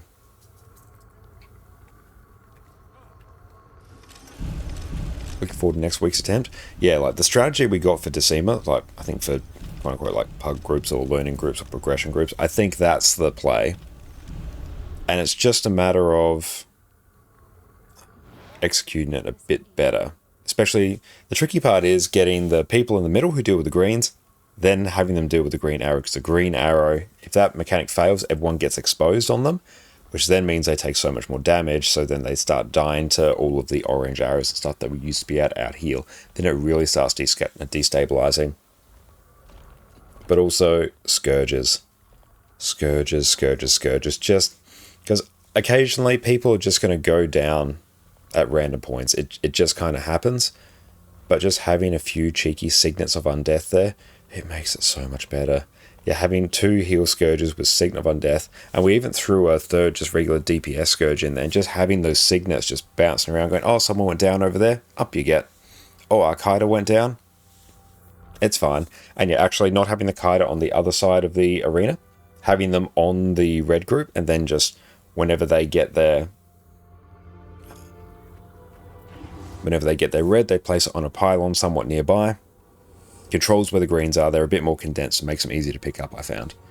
Hopefully by next week they've ironed out the bugs. Yeah, especially on Greer. Decima isn't too buggy to the point where it's like a huge problem, but Greer, yeah, that one is something else. Like honestly, that's an unacceptable level of bugginess.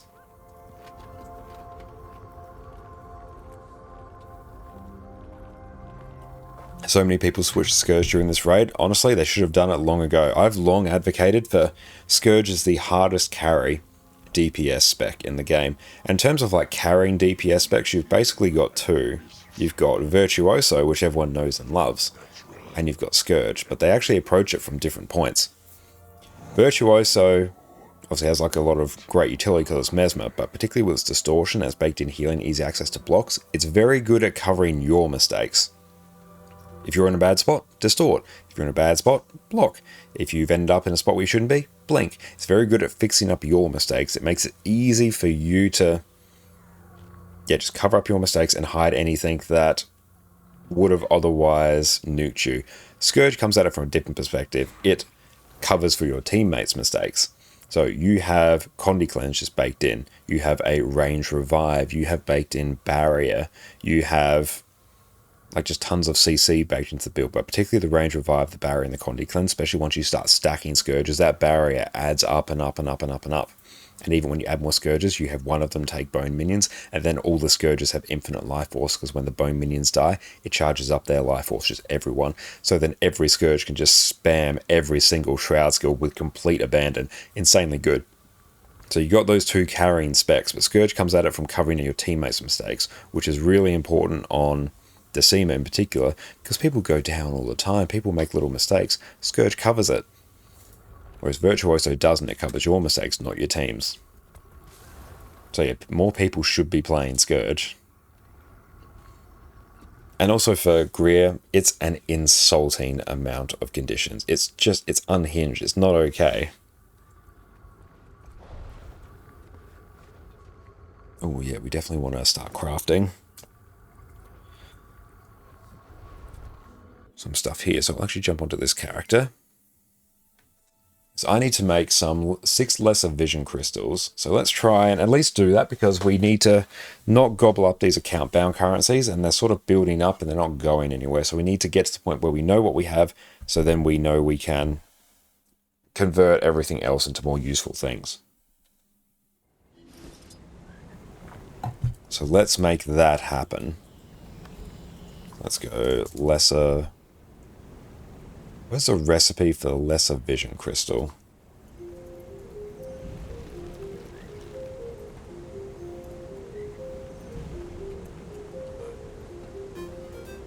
Might not be this character.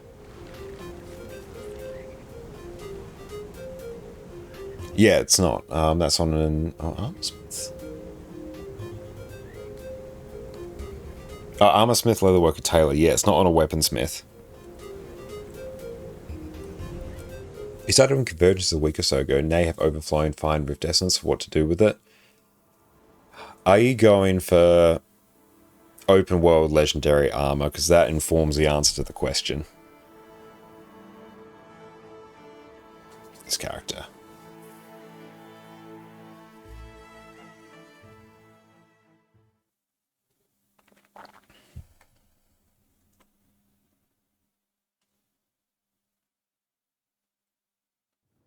Eventually, yes, very likely. Okay, in that case, what you're going to do is you're going to combine it into Amalgamated Rift Essence. But the issue you're running into now of how do I store all this essence is a very common problem, and it's something that people will dedicate like entire characters just to store that essence. Because you need, I think it's like 21,000 of the fine Rift Essence in particular to craft a set of legendary armor. So you need a lot of it. But what you'll do, I'll just go Essence. Here we go. Amalgamated Rift Essence here. I think you need for a full set of armor, you need 72 of these. You can see I've currently got 57. But you're basically combining all of these different essences and 50 globs of Ecto. So this is where the Ecto Sync comes in for your open world armor. But this is how you combine them. Because you have to craft, I think it's like 72 of these. Just check it. But yeah, it's a lot of Ectos, because yeah, if I was to go, I can check it for you. We can bask at just how much this is together. So yeah, we'll just remove things that aren't armor. 6. Don't use our own materials. So for that, it's 3,000 gold. It's 4,400, 200 Ectos. That's like how many Ectos you need. But that's how you combine them. So basically, as you build up Ectos, and you just keep salvaging them from yellows and oranges, yeah. Basically, as you salvage your rare unidentified gear, those Ectos are going to build up. Once you get 50, combine them, and just keep doing that. You're doing this over a long period of time, ideally. But yeah, like, this is objectively a lot of Ectos. No one's saying it's not. But it's something you should work at over time. Because I avoid the route of, I'm going to farm all my essences. Oh no, now I need to store 21,000 Rift Essence. Moe, welcome in. How are you going? Welcome in, Raiders. My name is Josh, or Konokonkana. You can find us on YouTube there, where we do all sorts of Guild Wars 2 build guides. Moe, what is up? Everyone, go drop Moe a follow. They're a fantastic Guild Wars 2 streamer, great friend of the stream, and fantastic friend from across the pond in New Zealand. How are you going? And yeah, Moe, I'm feeling pretty good. We're a little bit tired right now. Our voice is a little bit lower than what it normally would be, because yeah, we went for a solid like 19.5 hours yesterday. It was a huge day of streaming, a fantastic day. But now we're just easing back into it and we're having a good time. Right now, I was having a bit of a chat and answering some questions about open world legendary armor. But how you been going, Moe? How have you been enjoying the patch? How have you been enjoying Drops Week? How have you been in general? But yeah, this is like all the stuff you need for it. There's a whole bunch of stuff for open world armor. But when we get down to... Okay, no, it's actually 84 amalgamated Rift Essence here. For like everything. But yeah, that's what you need. You need many, many of those. 21,000 fine Rift Essence to deal with that. That's where all your Rift Essence goes. So if you're working on your open world armor, that's what you should do. And if you have so much it's overflowing, you just got to store it in your bank or on another character. It's annoying, but it is what it is. I just finished the story and you like the new raid and slowly making the spear. Wonderful. Speaking of, there's someone here who literally has the new spear. Look at that. That is quite nice. Well, I'm not quite sure how I feel about the little Stegosaurus tail of little spears there. I like the sheathing effect. I'm not sure about the little thing that follows you. But still, very cool. And yeah, how did you enjoy the story? And yeah, what are your thoughts on the new raid? So far we've cleared the first 2 bosses. We're going to probably clear the 3rd one later today. The Decima boss. That is like by far and away the hardest boss in the entire encounter. So I'm glad we got that done. So it should hopefully be a smooth, clean run to the end. But right now we're just doing a bit of like almost account admin. We are basically working through our list of things we are crafting for our set of legendaries that we're going to be working on for a number of months now. We're kind of getting in the home stretch. We'll craft 2 legendaries to cover the gold cost of this on our NA account, so we've got to blast out a map completion. We're on like 50-60% on one, so not that far. Not that far to go. But yeah, we're just getting some of these steps done so we can know what currencies we can yeet and convert. Oh, if you need our convergence, there's one in the LFG, new map. That is not bad, actually. You know what? Yes. Actually, let's join up the LFG now. Secrets. Public convergence, latent map. Let's try that. Good shout. Good looking out. What mod client are you searching for one? And I see you have the Mountain Ring. I am using Nexus, which is basically the latest Guild Wars 2 add-on manager. If you just Google like Guild Wars 2 Nexus, there'll be videos on YouTube on how to install it. I will eventually create a video on how to install it. But yeah, basically it has a huge selection of add-ons here. And I basically just use it mostly to manage my Arc DPS. And the radial menus one is what's giving me that. That's all good, Moe. I appreciate that. I know raiding's a very tiring affair, so you rest up. Go look after yourself. I really appreciate you, mate. Thank you.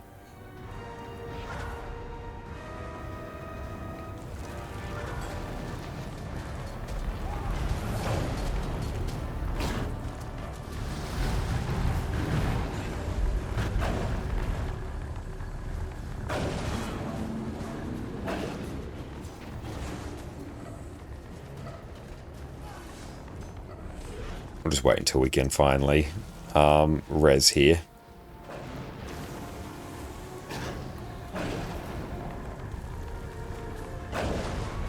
If anyone does want to join, let's see if we can smash this.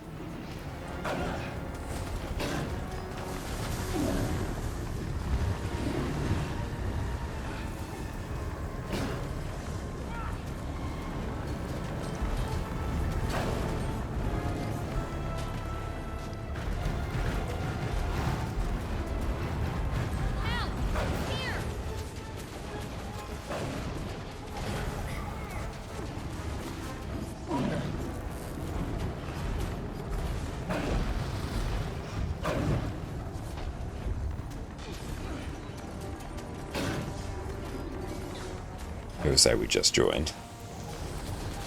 What's that one do? Regen.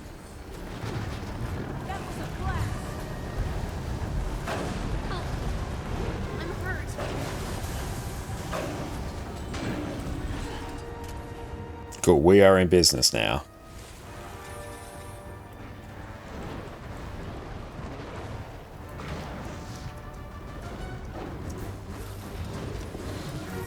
We're on regular Condi Scourge by the looks.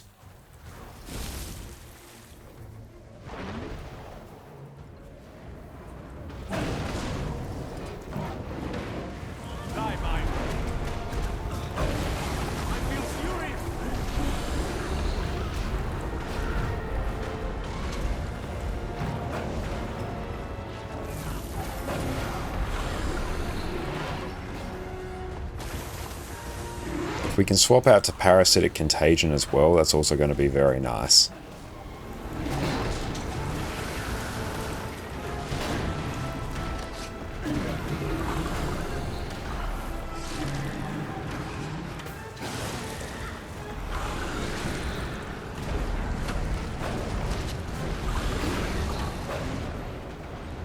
I don't have enough energy.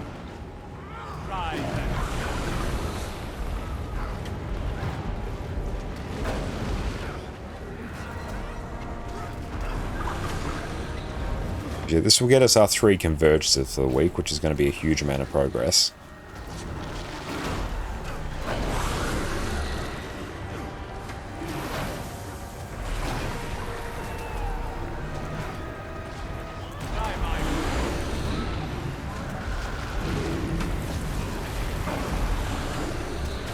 And cool, we're on a good amount of might as well.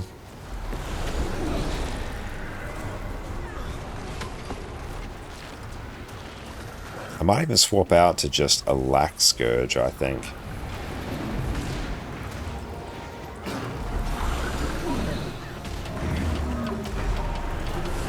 Although we do have all our boons, so it might be okay.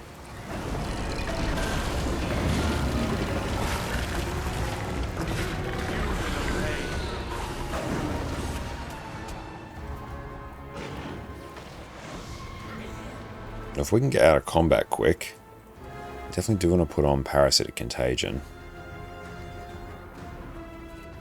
There we go. Yeah, maybe let's do this. Yeah, we'll do a Lax Scourge. Ready for move.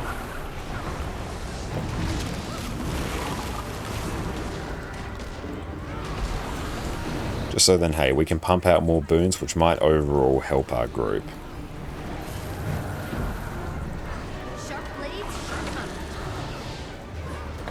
But honestly, more people should be playing Scourge as a DPS build.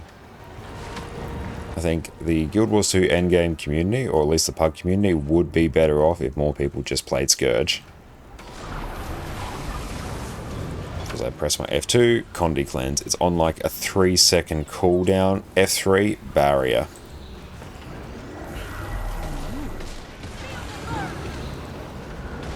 F5, Barrier. Just Barrier, just baked in. Do you have a video on it? I do, actually. Let's see. Oh, it's Condi Scourge. Yeah, I got one right there. Condi Scourge. It is overall my favorite DPS build. Powervert's quite close to it, like at the moment, because Powervert's just insanely fun. I've been playing it a lot. But Condi Scourge, this is the one that I'll like crack out if I'm like, okay, we need to carry. We need to actually give the group a significantly increased chance at winning. It's insanely good. Focus. We need to focus. I'll keep it vulnerable. Oh no, Umbriel.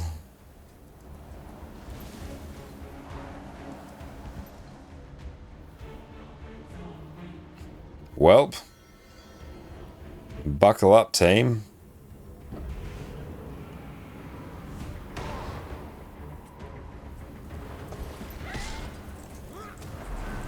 Actually, we're making a strategic decision now. DPS just support Scourge.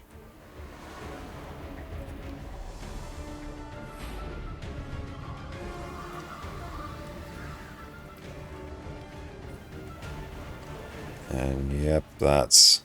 let's do... Desiccate. Serpent Siphon. Yeah, there we go. We're in business. If there's less players, it'll be easier to see the indicator. Yeah, it becomes a bit more like Matthias in that capacity.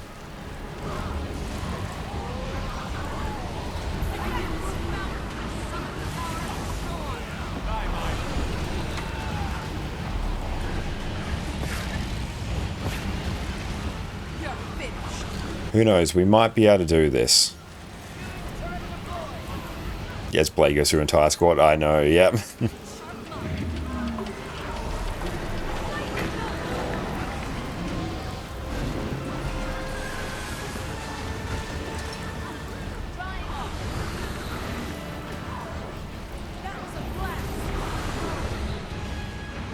Like, this actually might be okay. He's going down quite quickly. Which is also one of the other benefits of having less people, is he doesn't scale as hard.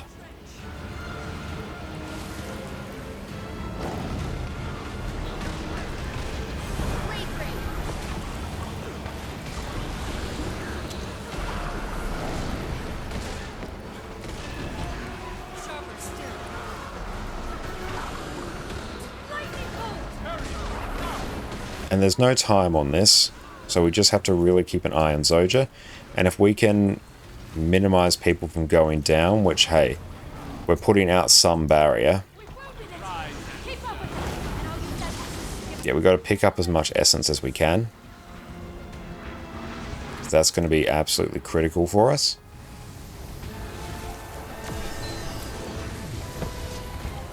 And yeah, there's definitely a few encounters out there where it's very hard to see the actual mechanics.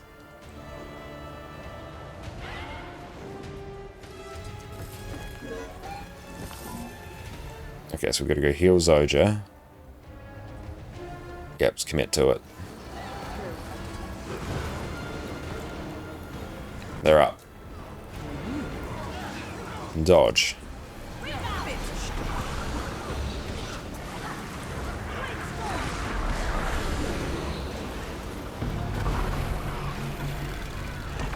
The Condi cleanse. 70. So yeah, so now we gotta just get our essence.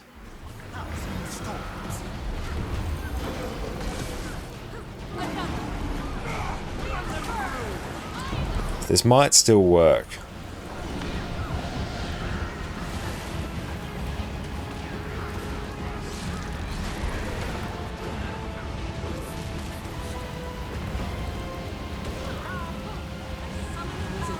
Let's get that Well of Blood for that Omega Revive potential.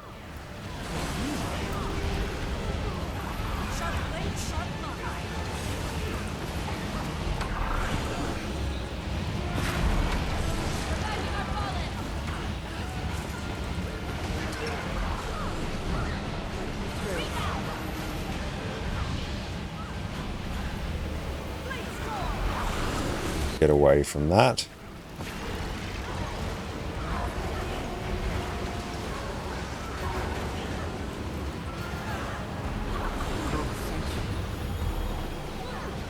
Okay.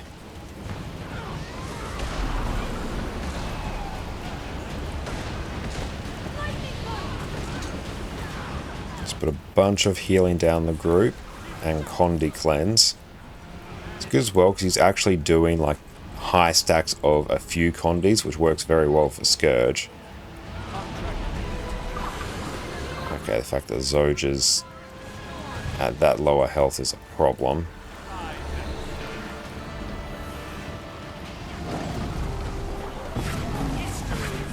Not a bad CC bar though. I know you're tired, but we can't let it escape.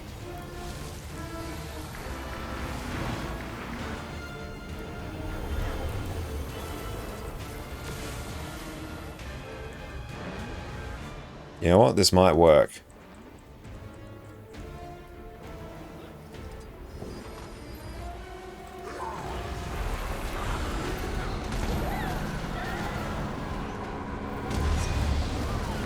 Yeah, overall, like, the squad's doing well. The last 25% is the scariest. But, like, this is workable.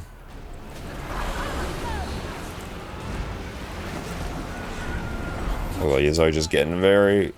not getting very low, but she is declining quickly. And we need to get some essence to her really fast. So we need to DPS hard. Yeah, he's just firing at Zoja.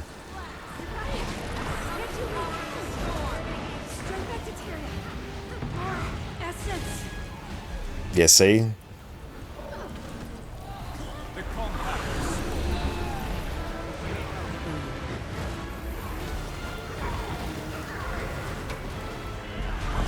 Yes, we need people to deliver their essences.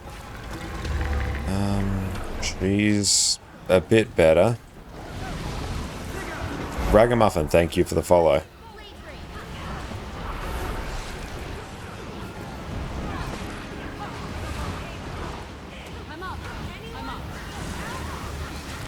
Got the commander up there with a Signet of Undeath.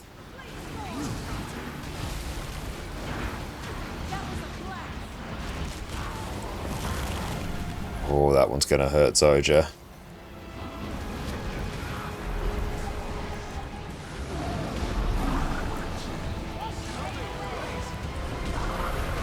I appreciate that, Ragamuffin.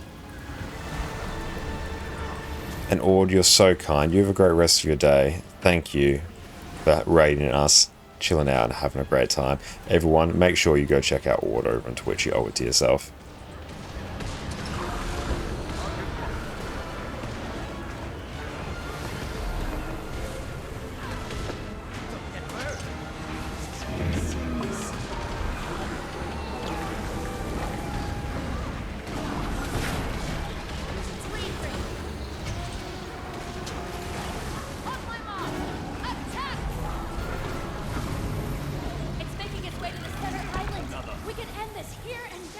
Okay.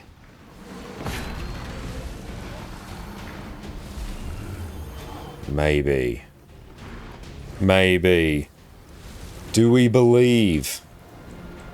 Do we believe in everything we have accomplished here today? Zoja's a very long way away. That's very sad. Now comes the time for him to reveal his status as the ultimate slayer of pugs. There's fewer AoEs. Friend, you need some assistance. I've got you. This is why we take Scourge, because I can do that.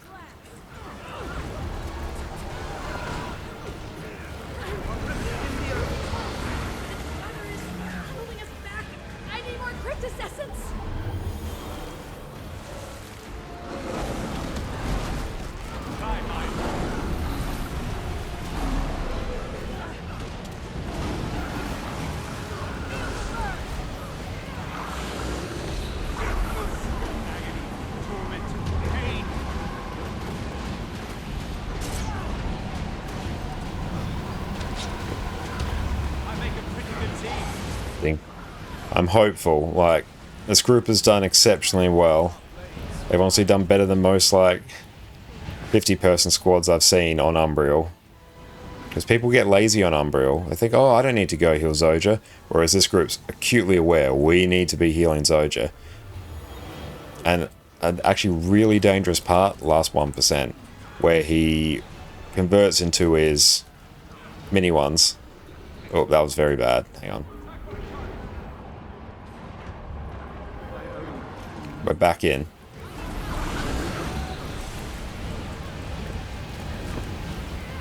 This can still destabilize very hard.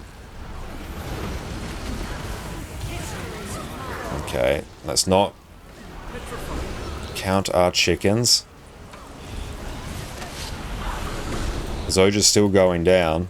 She's going down very quickly. This might fail. This can still fail very easily. This is the part. And we gotta just give her a bit. Give her a bit. Just a bit. Run on in. Kill everything. Heal everything.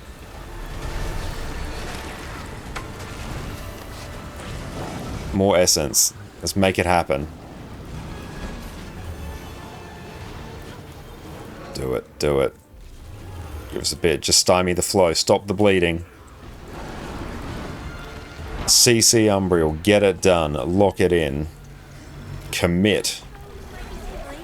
We did it. A few less of F-Hark's grunts clawing at our feet. Perfect timing as well for us to actually take a break after that. That was good. That's the part where Umbriel gets scary. Because there's no essences. Everyone's a bit low. There's a lot of damage in AoEs. Got it. Oh boy. Very well done.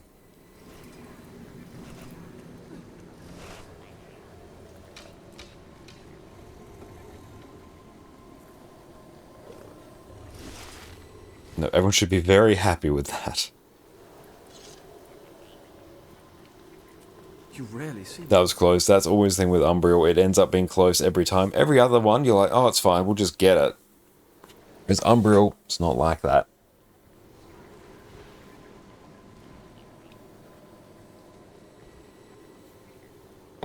I need 71 more of that Rift Essence. And then we are done. And then 1,633 more of the Fine. But that stacks up so quickly. But beautiful. With that, we're going to go stretch our legs. We'll be back in a few minutes. Sit tight and enjoy a video. And we are back. Thank you so much, team, for your patience. Okay. Now, let's go take a look at what we must do here. Okay, we might actually go hit up the Mistlock, because I know it better.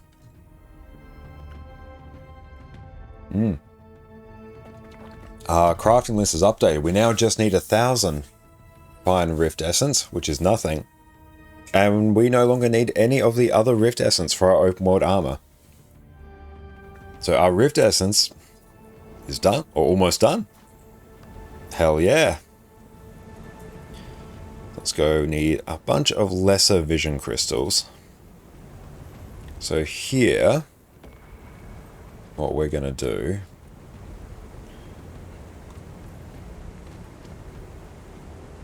we need 12 of these, so let's craft more. You rarely see one of those.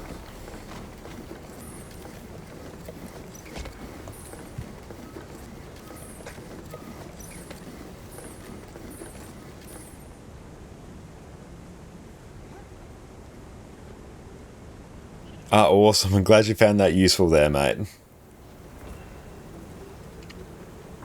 Some more Imperial stars.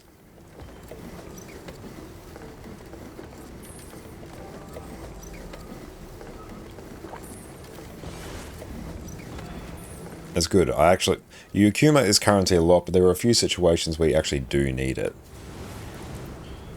Dragonite. 10, nice. That we need.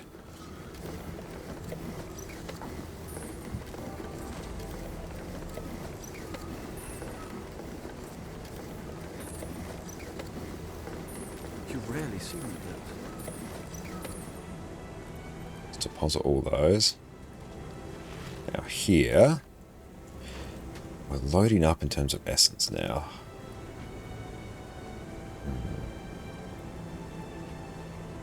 Now I'm going to have to actually just relocate some of this stuff.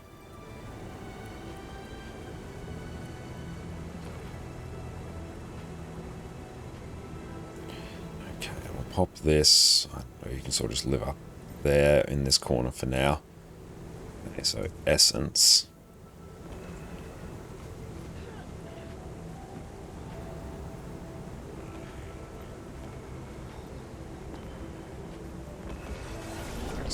There, okay. Very nice, that takes care of that.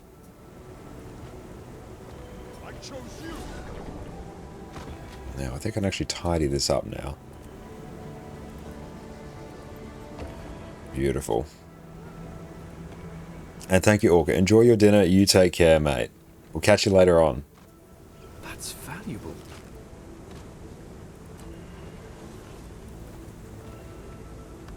Sell junk. Sell that.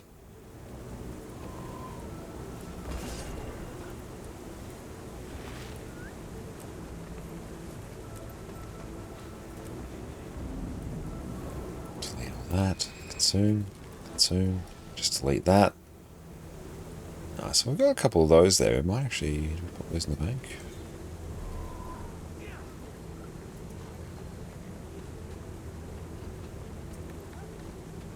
Nice. Got a Wayfarer's Henge here, which I straight up do not need anymore, so... Do I have an Ascended Salvage Kit? What do I get for salvaging back pieces? Let's just go salvage it. Because that's just space that's taken up, and I don't like that anymore. And let's see. So we've got some missed defensive potions, so let's at least convert our potion refunds. We'll do the very first 3 here.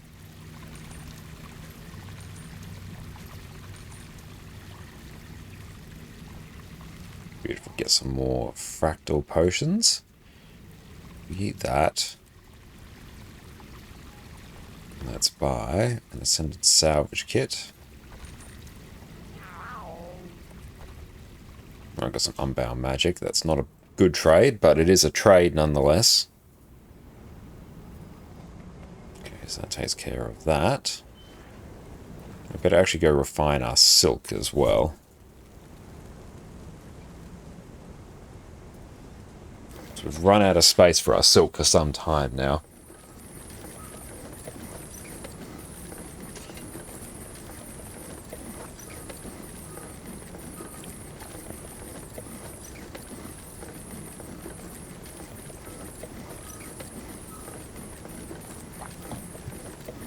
Let's actually check. Craft 1 astral or 1 Kingdom of Astral Heartbeat.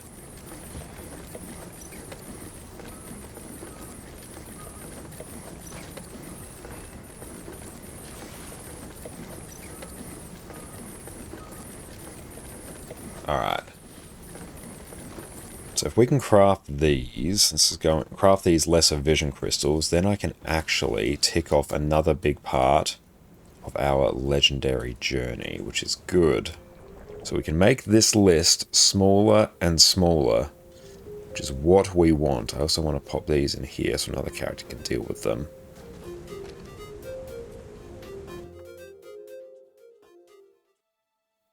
Let's just cycle around between the characters.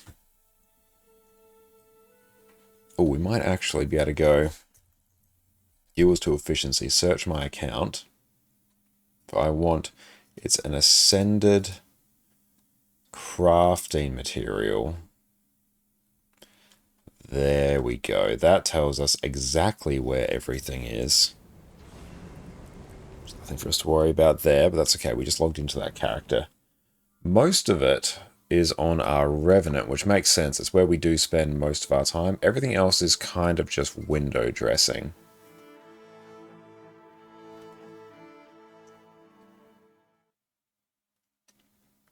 And a little bit on our Engineer. We'll just deal with the ones that actually give us a good amount.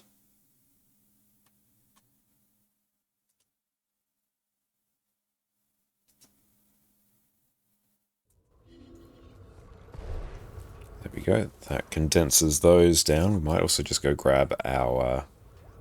I'll pop these in here. Grab these out. Takes care of that.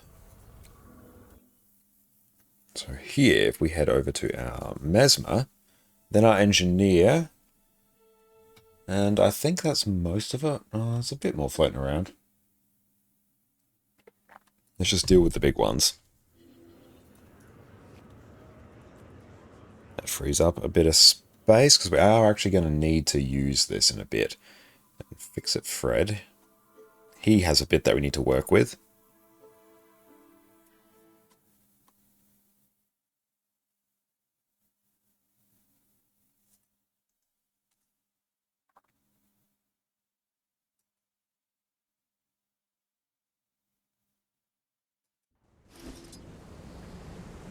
Use that. Quite a reward. Salvage everything there now.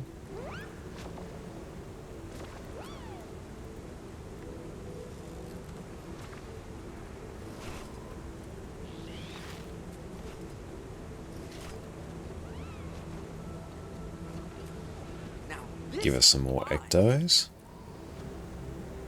Yeah, that's mostly fine.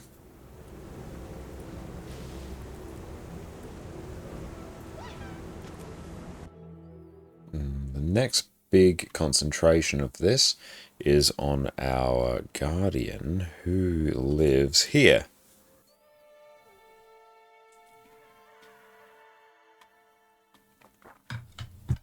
So yeah, let's grab just some of these materials. So this is a good one to do as well.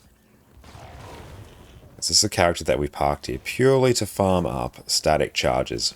For a few minutes each day, we actually get quite a lot of static charges, which cuts down on a decent chunk of time we need for our open world armor.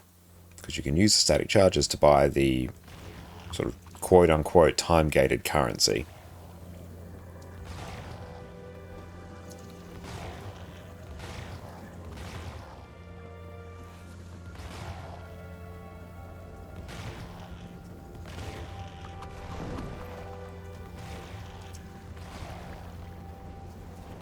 Perfect. Anything else good here? We've got a first birthday present.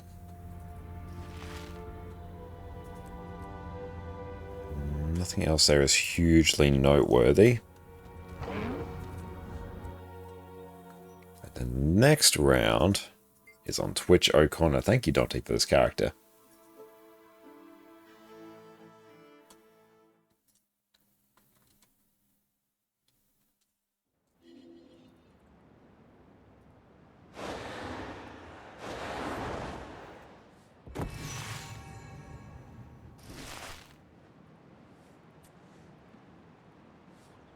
Gets a few extra ectos as well each day for no real effort.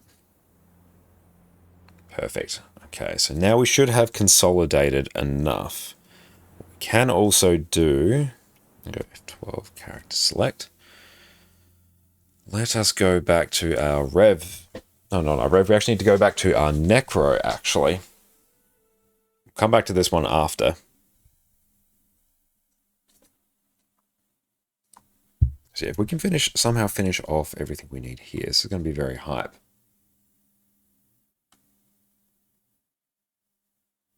Then we'll figure out the best spot to get Dragonite ore later. That's probably just going to naturally come to us from World vs. World. So that's not really a problem. Necro, you live here.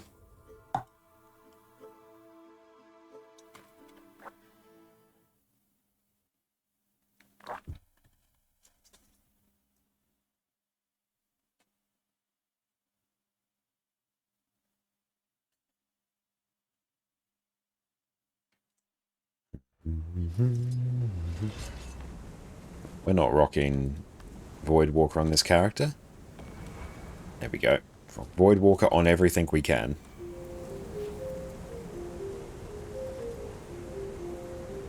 So we need that anymore. So we need 12 of these and craft one. Those are done. Can't craft any more of those, which is unfortunate. And I need 12 of these.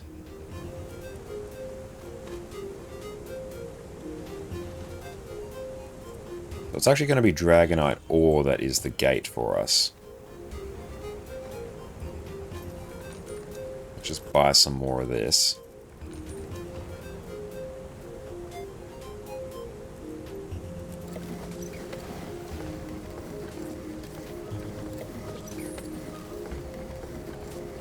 Excellent. That takes care of that.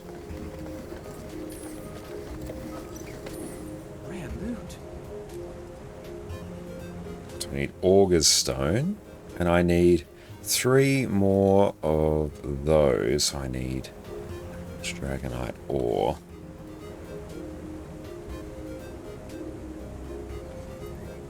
That will just accumulate. I shouldn't worry about doing that now. Although... you know, let's get 6 Augur's Stone, because we're just going to need them for this next step anyway. What brings you here? 6. Go. So now we can craft 4 of these.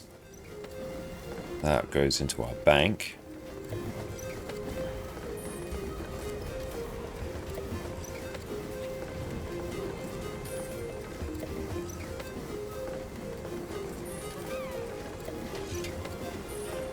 Alright, so that section is now taken care of. So now we navigate our way back to our rev.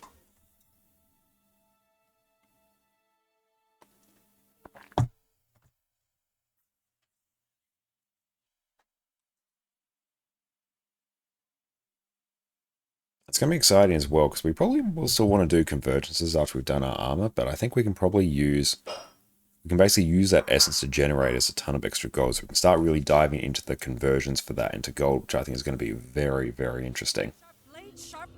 Alright, so here. Just leave all that stuff there, that's fine for now. So now we're going to go talk to Lear.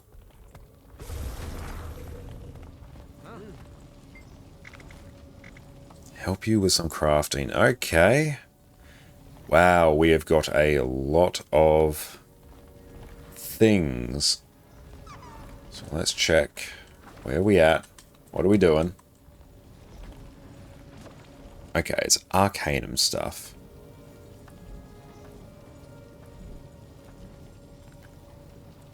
Right, 1, 2, 3, 4, 5, 6. Any of these. So let us do... We can do 4. Arcanum of Astral Footprints. Arcanum of Astral Heartbeat. Arcanum of Astral Thought. Arcanum of Astral Stride. Okay. So we need to take care of that. Legendary gift. Gifts, perfect.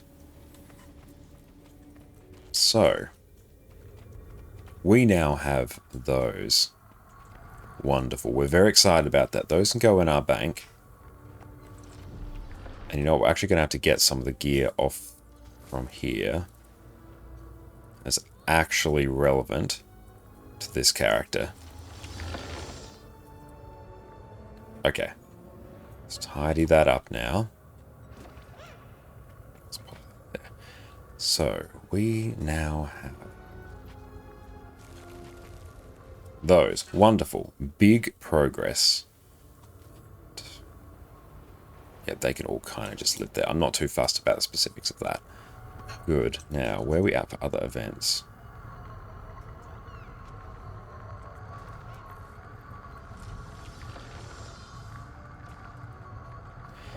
Nothing up in Nios, nothing up in Skywatch. Nothing rifting. That's fine.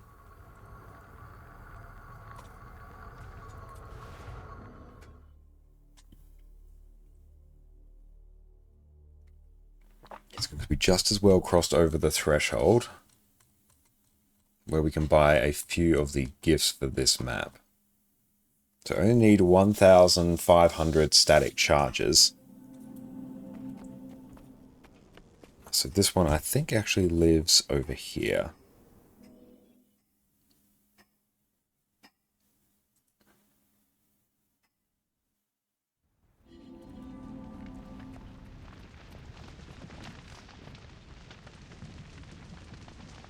Need some more provisions tokens. So Case of Capture Lightning, this is what we need. We're going to buy some more of those. That is more progress towards that. And how long have you been playing Guild Wars 2? On and off since launch. I've got 10,000 hours on my NA account and about 1,000 hours on this account and probably about 500 on another account. So ballpark 11,500 hours or so. What about yourself? Now, just checking other currencies. We can buy some more calcified gasps. I need to deal with some... How are we doing on some of these other currencies? We're trying to sort of just tick off everything we need for our open world legendary armor. Our list is getting smaller and smaller as each day goes by, because we've got a dynamically updating list through Guild Wars 2 efficiency of everything we're crafting. And soon it's all the account bound stuff. I've studied maybe 2 years, played for a year, then left for 5, and got back into it. Well, welcome back, and how are you enjoying being back? Oh yes, someone's got some tomes there. I love it. Okay, so scroll down to about, yay, 15 pouches of Stardust. So once these here get to 30 each, then we are in business. So that is good. Alright.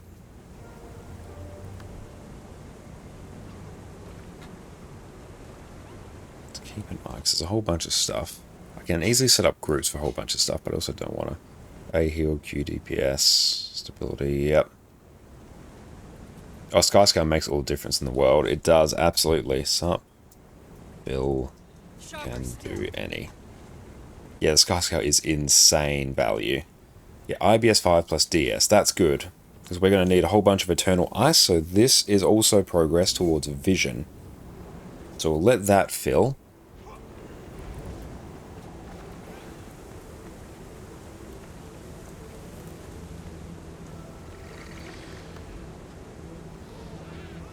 That. Okay, contemplating our next move.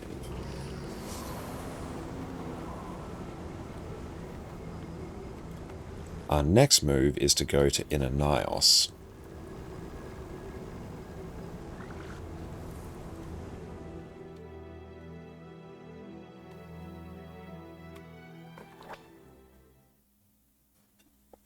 We are so close to done for Fine Rift Essence as well. That's insane.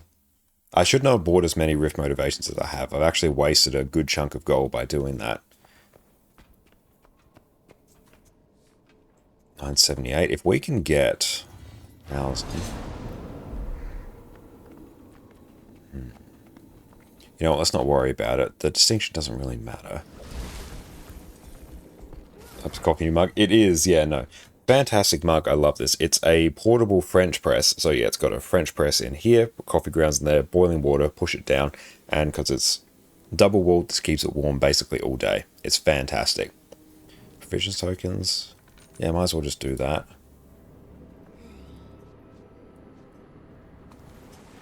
Clot of Congealed Screams, yes. So we still need some more Provisioners tokens. That is more progress towards that. It's insanely good.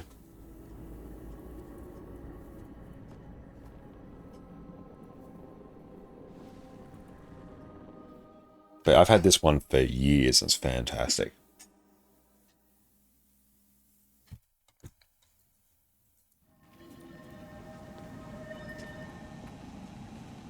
What was that, a map completion path? Nice.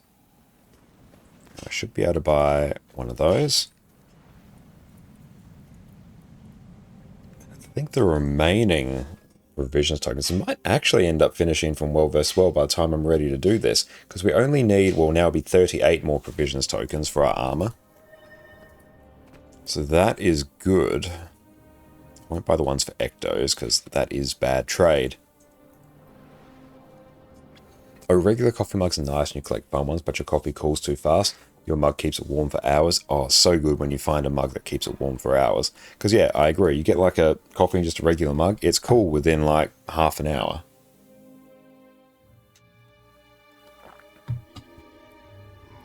I made that one probably like 4 hours ago, and it's like still the perfect temperature to drink. Cool, so that there is done. How many of these do we need? You know what?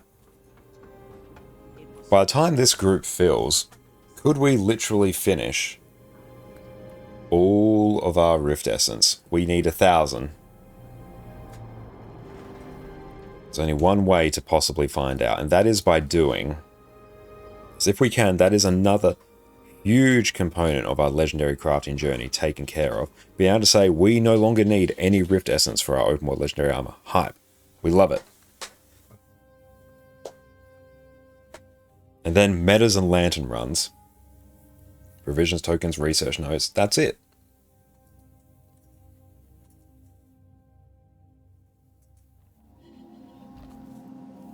Okay, so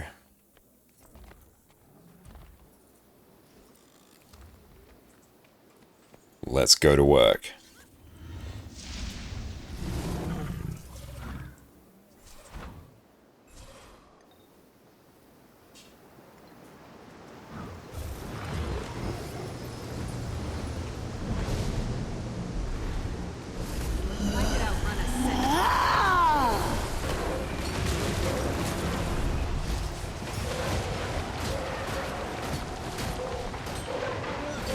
1,000 of the fine rift essence is nothing when I get 60 each time I do a tier 1 rift. That truly is next to nothing.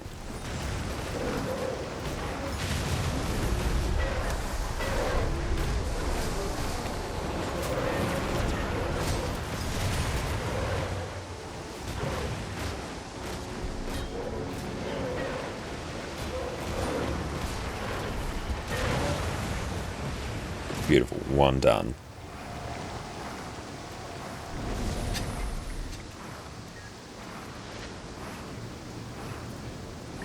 It's a daily done. Nice. Another gold. Mine. All mine. Is it not good to use the fine motivations? I'm not 100% sure of the conversion rate between them. I just know it's giving me an insane amount of motivation of Rift Essence, and I think I'd have to go and actually check the math, but I think it actually works pretty well.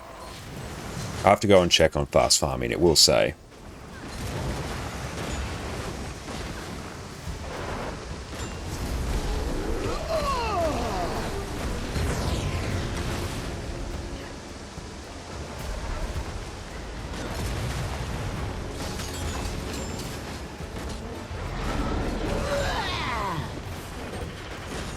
Cool, that's done. Yeah, let's go check on fast farming.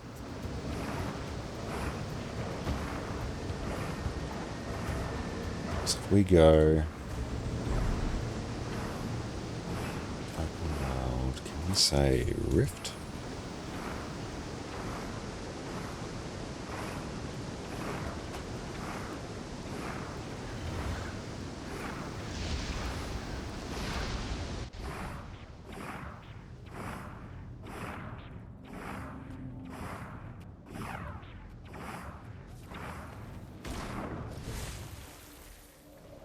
Oh yeah, if you want to maximize gold, the farming the tier 1 rifts with the motivations is bad, because yeah, the motivations are so expensive compared to what you get, but it's cutting down on time drastically. So we're making that trade. We're doing a pure gold to time trade-off here.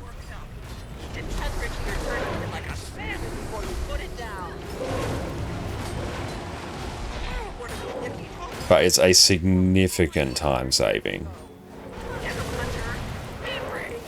And that is time that you then can use to farm other more profitable things. So it's, yeah, if you want to save time, use the motivations.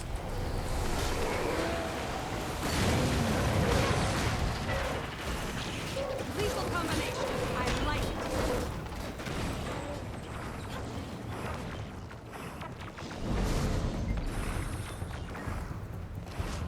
Actually, look at that amount of motivation we get there.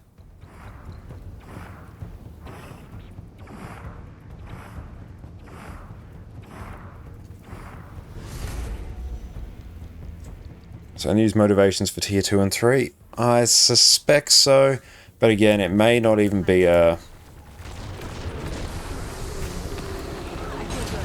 Actually, not sure on that. I think it really just comes down to how quickly you want to farm your essence. And I'm gonna have to delve more into the conversion of other essences into more useful currencies. Because what I can do is I can convert essence into Imperial Favor, which I can then turn into End of Dragons precursors and legendaries.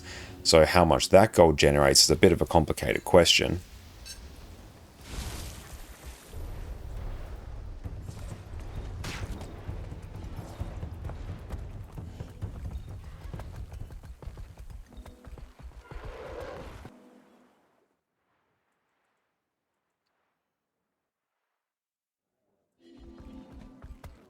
See down here. Where are we going? Oh, down here. Feel the fury. This'll be fun.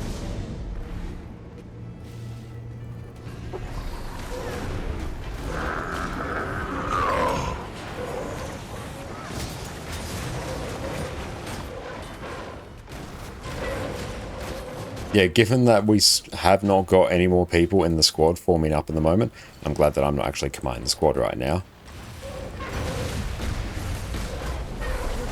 Because very much off-peak for EU. But it means I think I will actually finish all the Rift Essence I need for my armor in the time it takes this group to fill. Although once we get about 4 people, usually once you get the, oh, public portal for convergences. Hello. No, that's even better.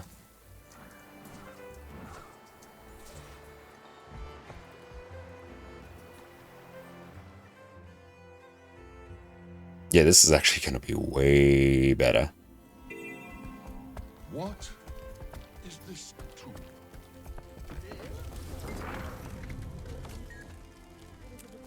Even better question, can we do a convergence in the time it takes this strike group to fill? That is a very interesting prospect. Wait until that fills instantly.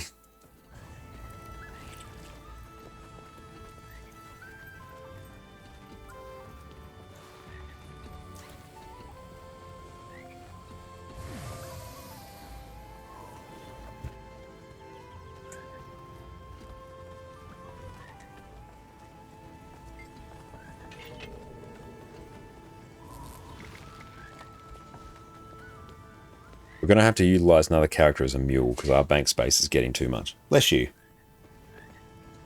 Another.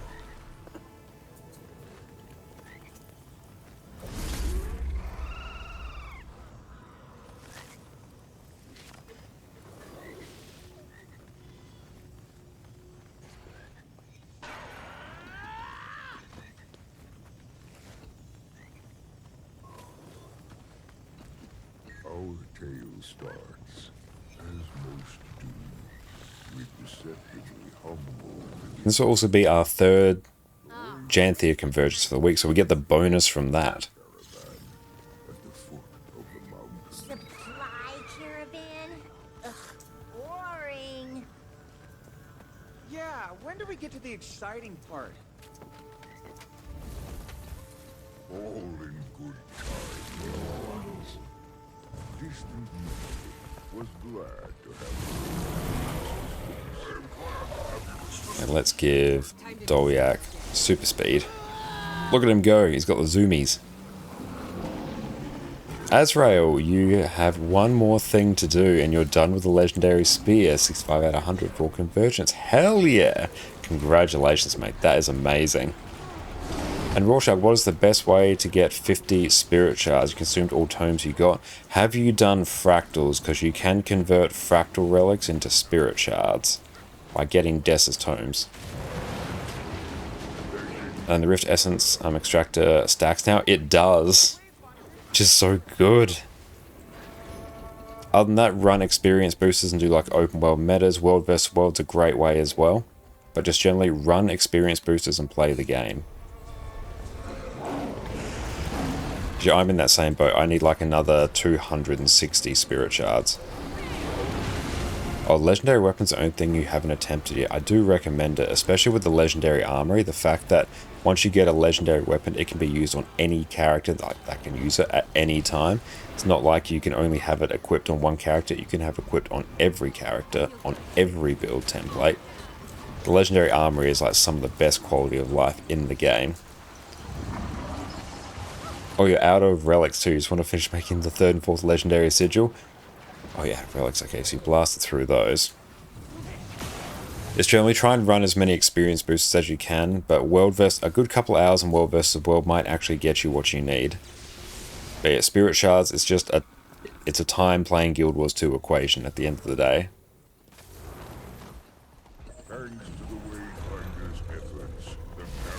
So there we go, so we're running experience booster there. I'm actually not running as much as I can. I should be doing a bit better.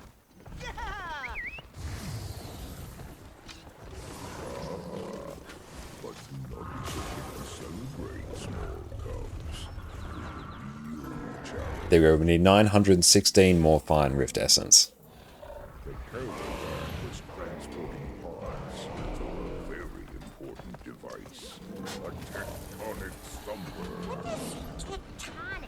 Stoic Alder?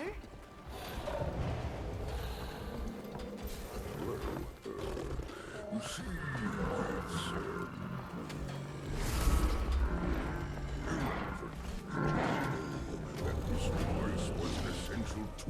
Oh yeah, and you get a starter kit as well. You absolutely should. Yep, because yeah, with the legendary weapon starter kits, it will only be like a few hundred gold to really craft a legendary.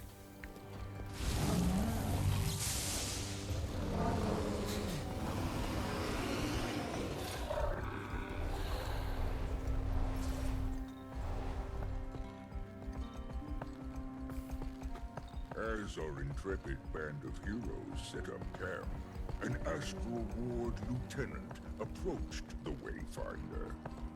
Her name was Visha Fold. All your Guild Wars 2 friends tell you should. You should actually. I completely agree, because one of the best things you can work towards in Guild Wars 2 is you want a long-term goal, and it's only a grind if you make it a grind. Like just generally playing Guild Wars 2 and just keeping an eye on the currencies you need, you will end up making progress towards legendaries before you really know it. But the fact that, well, let's actually go grab this Heroes Banner. Heroes Banner, Spirit Banners, these are also more experience buffs, so grab them. Let's grab that. The fact once you have legendary gear, like say if you get 3 sets of legendary armor, on every single character, you will never have to worry about gear again. No matter how many characters you make, you're done with gear. You're done with armor at least. And once you have a full legendary armory, or like full legendary of everything you need, you can gear any character, any build completely for free at any point. It is insane quality of life. You can swap runes and sigils. You can legendary runes and sigils. You can just right click on them and go, what rune or sigil do I want today? Bam, changed, done. You will never need to buy gear again. And no transmutation charge cost as well. You can change the appearance of legendary gear for free. And yeah, it is a big grind. But only like if you're trying to absolutely blast through it. But something you just work towards over time. And definitely check your material storage as well. You may actually have a huge chunk of the stuff you need.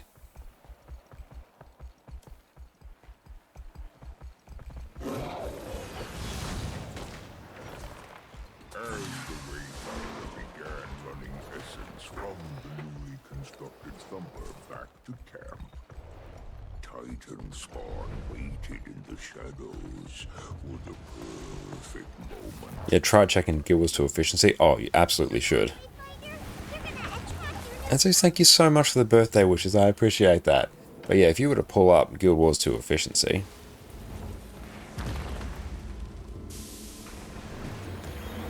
if we were to go say crafting, and say if I wanted to craft a Komohali Kataki right now, so camo. And thank you, yeah, it was my birthday yesterday, but thank you so very much. But here we go. So there we go, it's telling me literally how much it cost me to craft, but then I could say, use my own materials, please. We'll wait for that to update. It would literally cost me 64 gold at the moment to craft a Komohali Kataki. That's literally all I'd need. I just need to literally get those ectos into a good exploration. Like that's nothing. That's like an ascended weapon level of cost right there. Nothing at all. Of course, like I'm not going to do that right now. Because I'm working on other legendaries, and that will cut into the time I need to craft those other legendaries. But yeah, if you've been playing for a while, check Guild Wars 2 efficiency for that. Because it will tell you, oh, maybe it's only like 200 gold to make a legendary, which, for the quality of life you get from legendary, plus the awesome appearance, that's not a lot. Oh, thank you, Jess, for that amazing lunch. That is going to be absolutely incredible. Just made us a wonderful, healthy lunch. We got all manner of roast veggies, Greek yogurt, guacamole, crushed up cashews, corn, broccoli, capsicum, spring onion. Thank you. That is incredible. It's got onion from my yard. That's amazing. We're growing our own onions as well. Jess is absolutely incredible. We got one more person in our group. Just run on through. I don't need to go that way.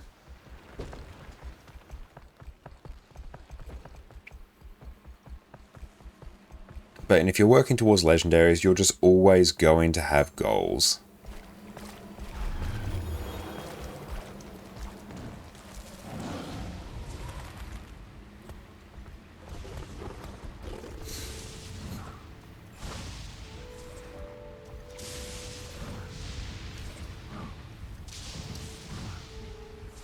I'm not sure this is the route to get to this other one. Yeah, I really don't think it is. Maybe it's around this way.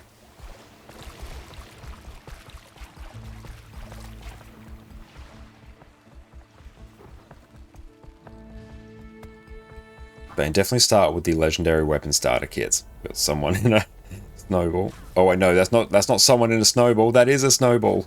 Ah!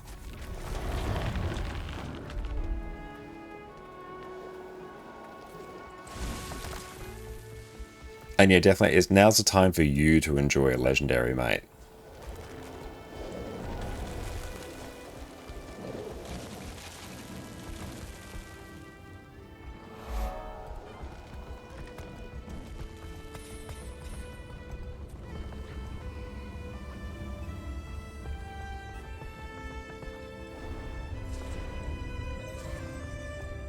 Oh, you got a starter kit? Oh. Whatever legendary you picked from that, I would wager you're probably about 200 gold, maybe 400 gold away from just crafting it. If you have an account for Guild Wars 2 Efficiency, I really encourage you to check. I suspect if you've been playing for a while, you're probably super close.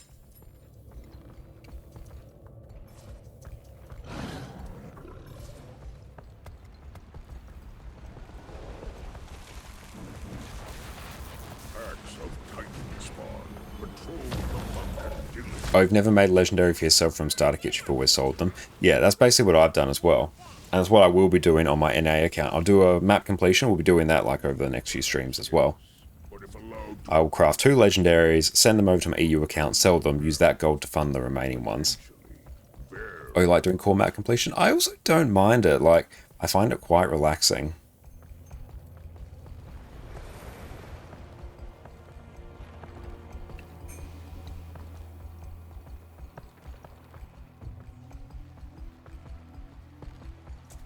Make sure we have some of this amazing lunch. Oh, we got roast potatoes here as well.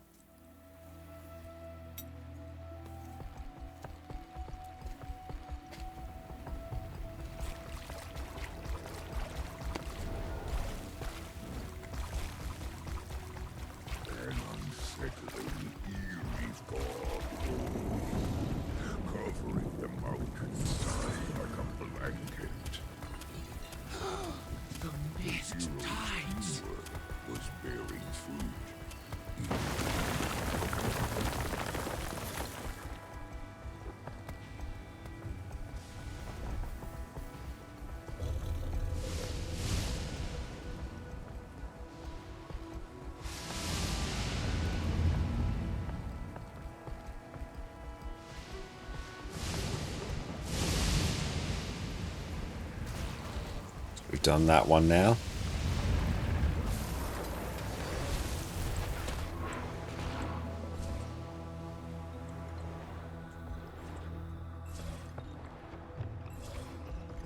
We got 50 people and we got one more person in our squad here.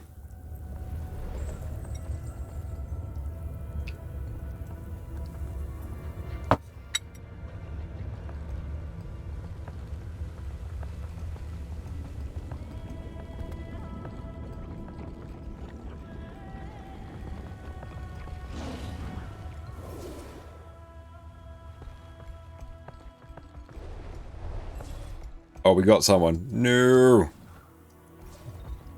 Well, that's all good. No need to apologize at all. I'm more than happy for people just to chill out and lurk and have a great time.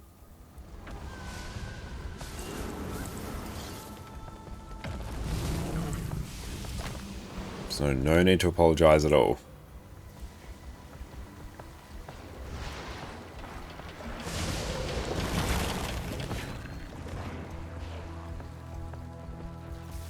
As soon as you start getting a few people in, the squad does start to fill very quickly.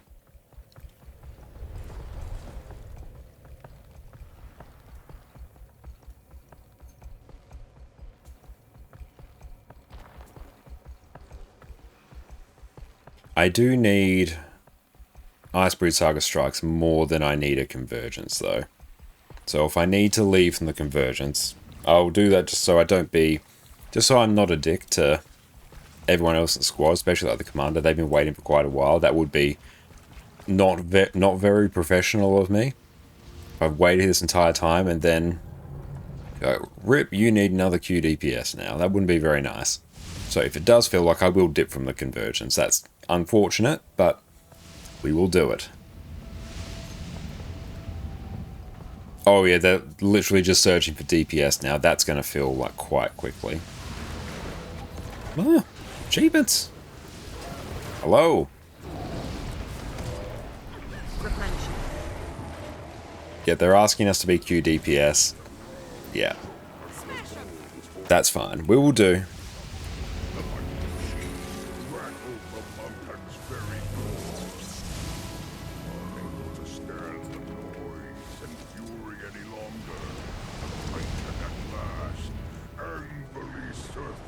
We're on the last boss of this now. Can we do it? End of the day, it doesn't matter. It's just a bit of time. Plus, hey, we got some essences anyway. 5.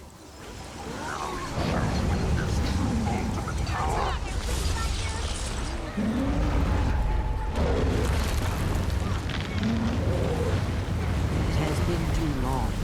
Allow me to act.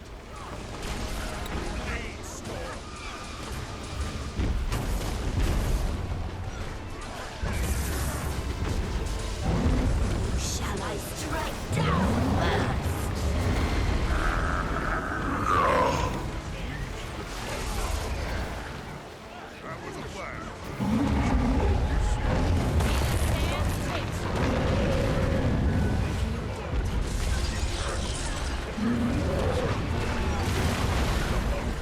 If we can do this before the group builds, that is going to be amazing.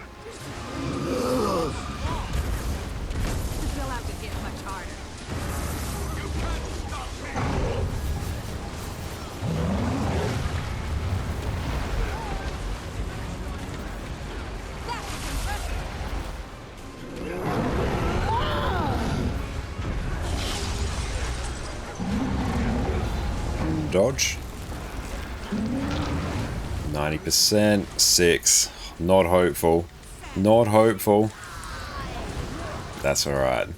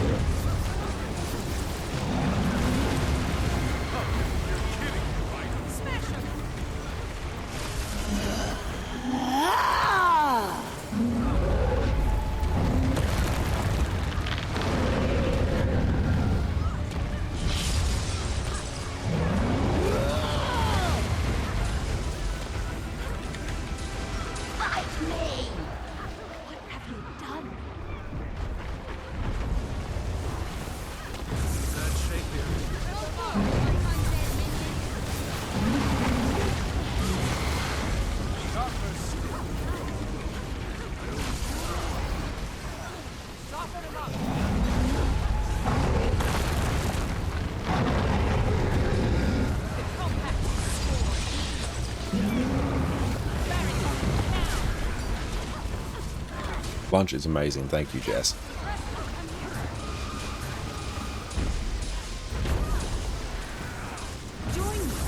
Our moment has finally come. 7.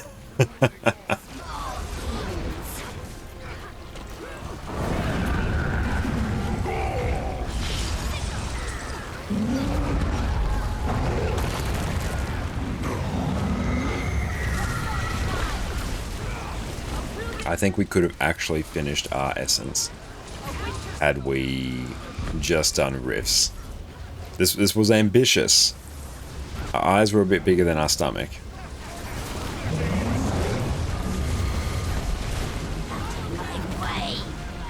Plus, yeah, honestly, this one is a bit of a HP sponge.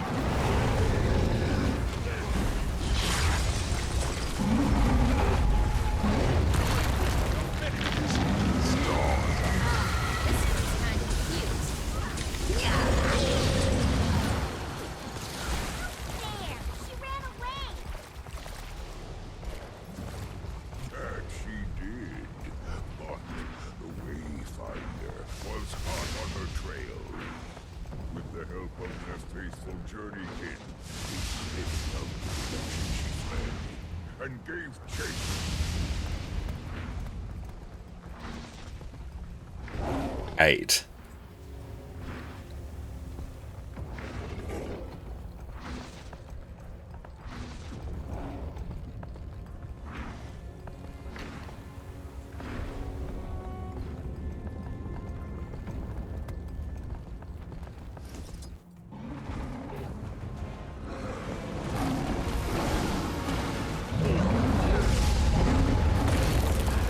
Ah, that's unfortunate. Instant dead.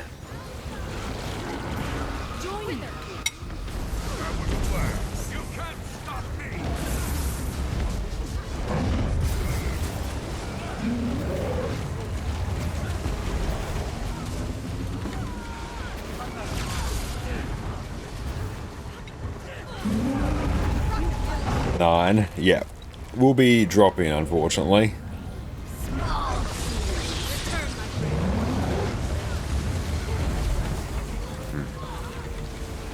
It's gonna happen.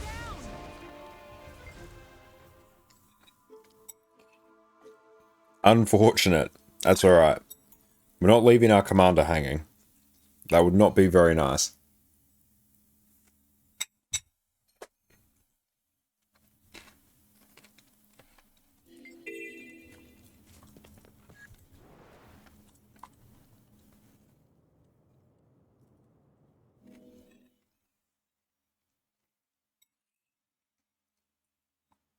And yeah, that thing is very tough. It's so much HP.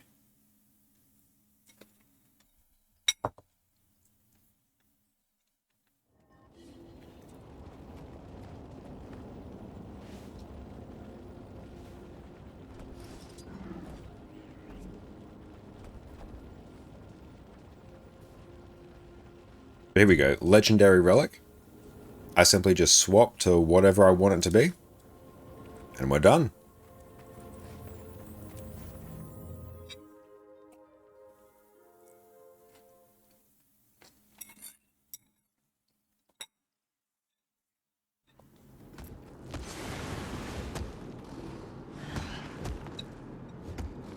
So we just need one more for this. We'll do Ventari here.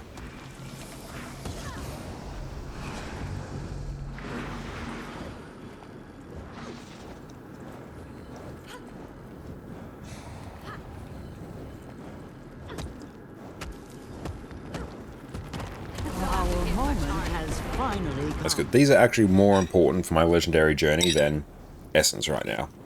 Eternal Ice is one of the currencies I need because I'll convert that to Living World Season 4 currency.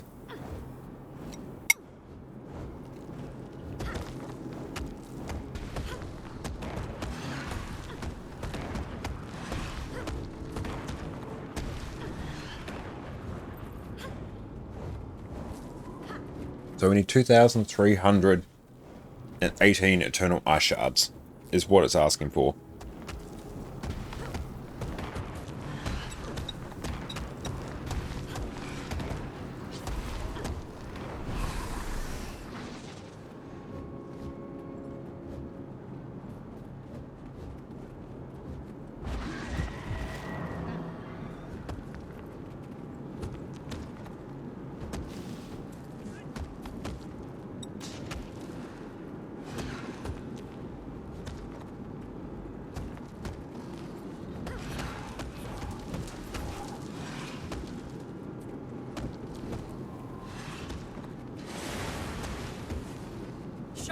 There we go, we got a bit more from that. Even that right there is the equivalent of like 3 rifts.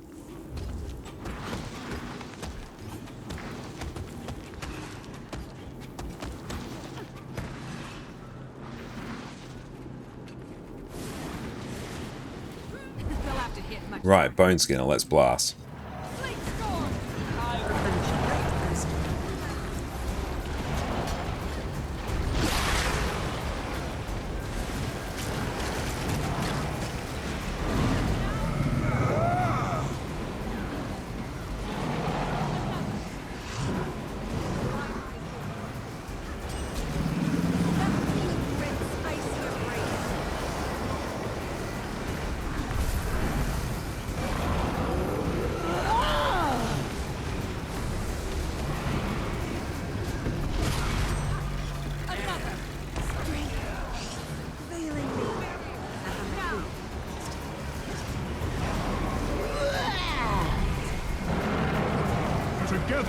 so dumb.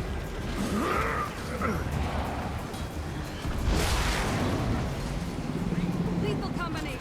I like it. Cool, we're just blasting through these.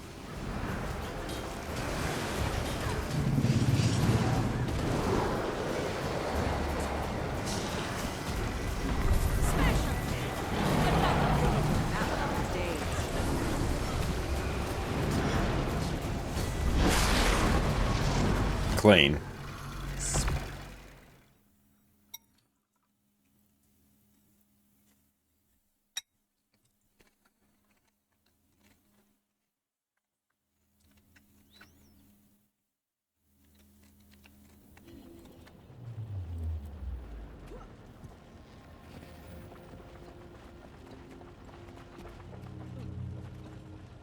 I do need blue shards as well, because I want to get the Imperial Everbloom infusion. So we've cleared Harvest Temple Challenge mode, now I just need to buy the infusion.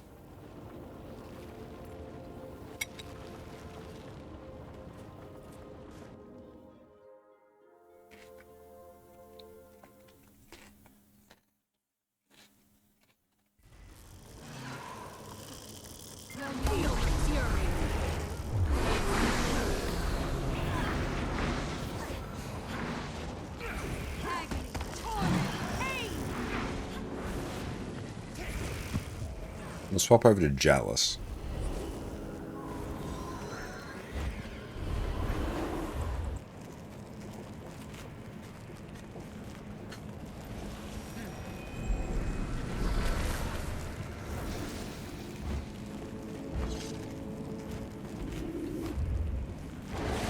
Reap the whirlwind. Lightning bolt! Interact.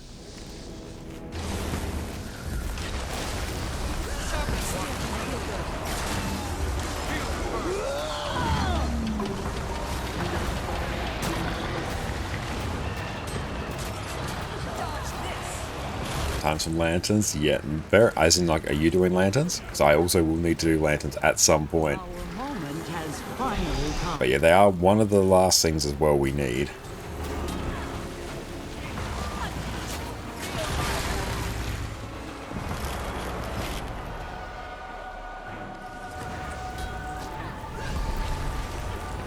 I'm about to start Omni Task. Very nice. How many lantern runs do you need to do?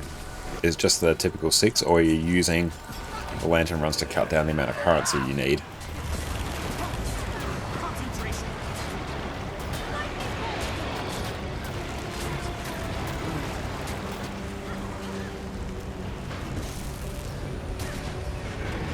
Our moment has finally come.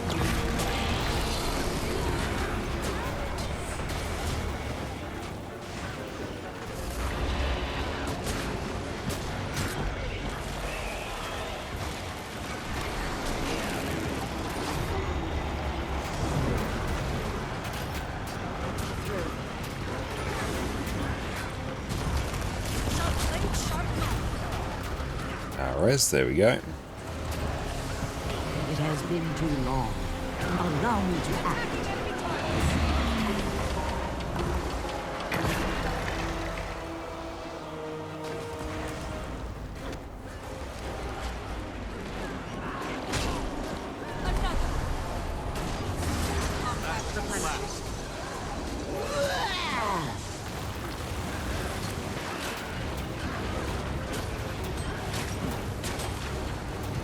Buckle up, I don't think we have a flesh worm. It has been too long. Oh, we do actually. Nice, they just put one up. The pillars of this world are fleeting.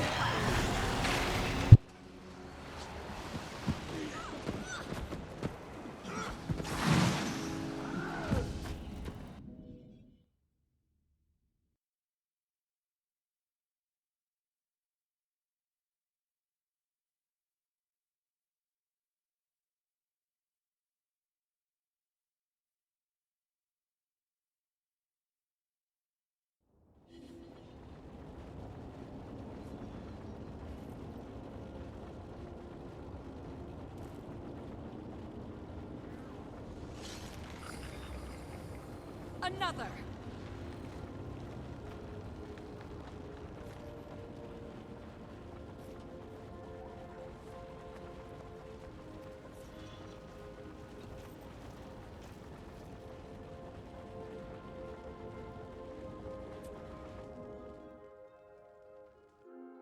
And we're back. Sorry, I thought we had our doorbell going. Our doorbell's been going like super weird for the last little bit. Run a centaur. Replenishing.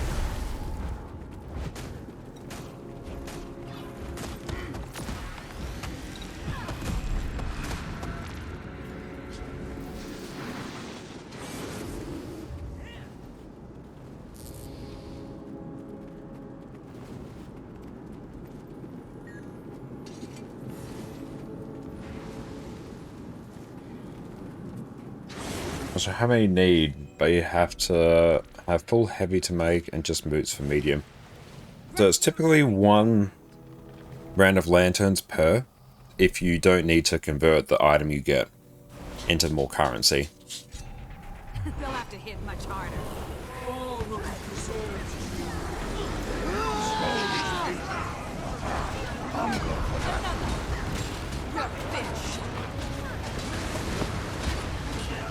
Oh good, we've stacked them up right on top of each other.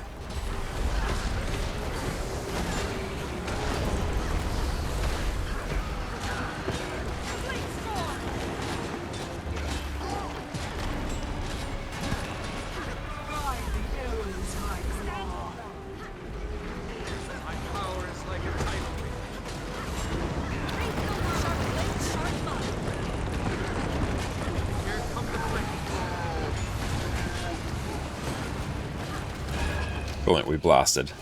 Bam, bam, bam.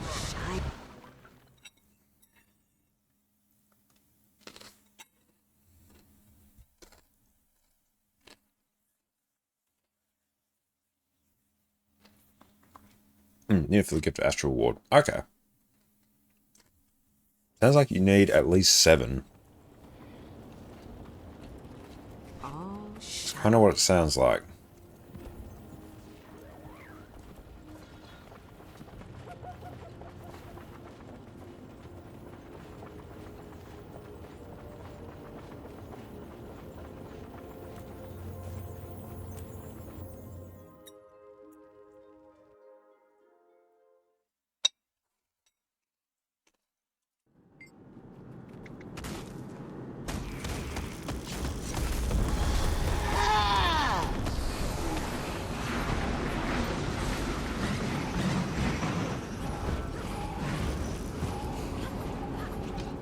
Oh, we're maxed out on that. Nice.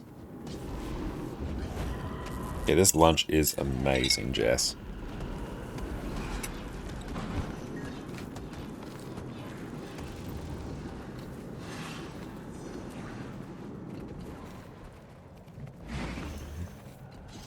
Fix.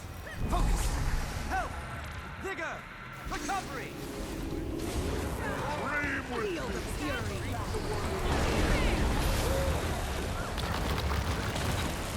There we go. Got a bajillion stability.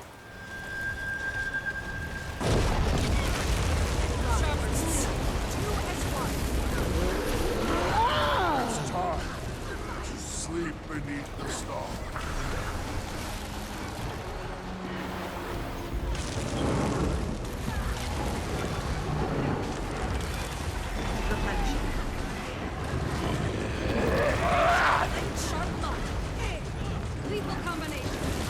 More stability.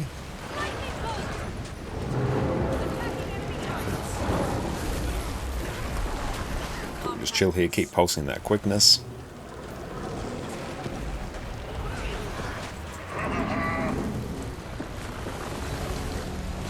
More stability. Just gonna let my energy regen for a moment, then I won't use any super intensive skills. And I'm just gonna pop my It has been too long. Allow me to act. Passive of Nature to pump even more stability. Swap back to Jalos for stability. Put down Jalos Road for more stability.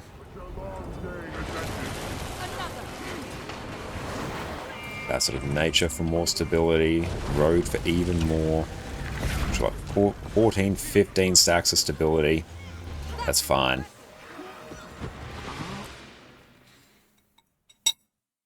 Insane levels of stability.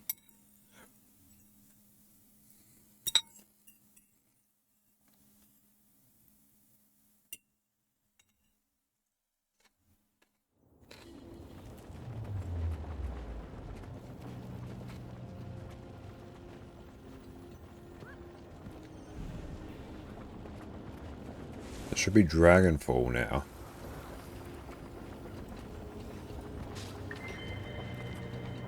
Not... Oh, Dragonstorm.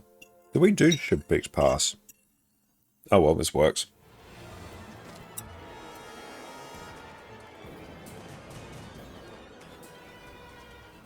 They didn't make things easy. Clear out the firebugs and make way for the prisoners.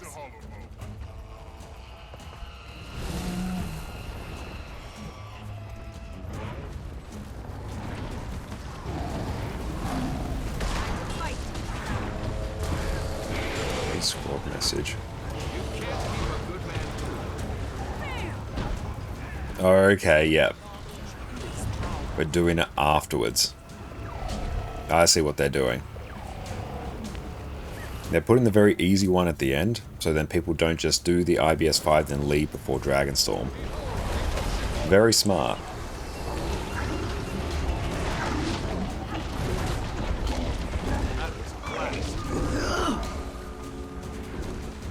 Replenishing. Prism's coming in for a landing, Commander. The area's clear, Kaith. Bring them down. We break the champion's connection to the dragons. Then we use that magic against them. What'll happen to Bram? To Ryland? Bram knew the risks. It's up to ice, 3 fire. Cool, I'm going to fire. Nice of you to clear out the trash for me, Commander.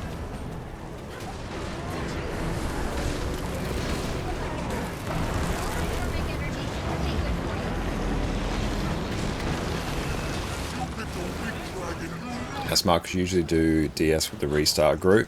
Yeah, like it's good to structure it so you can typically get an idea of what people will want to leave the squad on. So you put that one at the very end.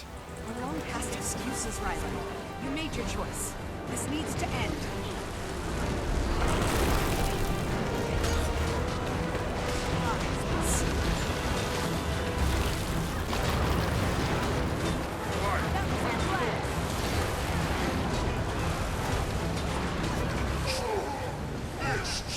Justice. Let him leave. We can't get distracted. That didn't go to plan. Focused. He'll Concentration. be back. His pride won't let him stay away long. Wonder where he gets that from. In the meantime, fire alarm! Bram, are you yourself? That's unsettling. Time. Here we fight. We're not Some here extra to stability there. We're here to kill Primordus. Primordus.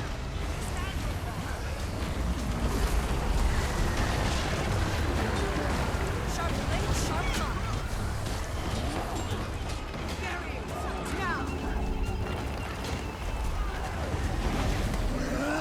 Nice.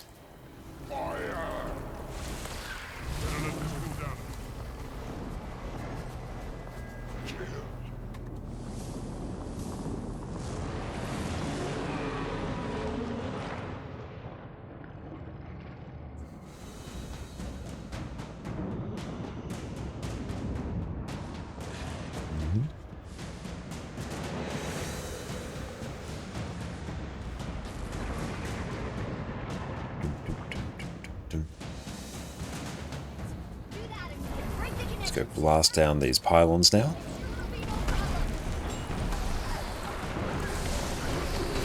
I've stayed my hand before, brother. No more. Today, I obliterate the balance that chains us together.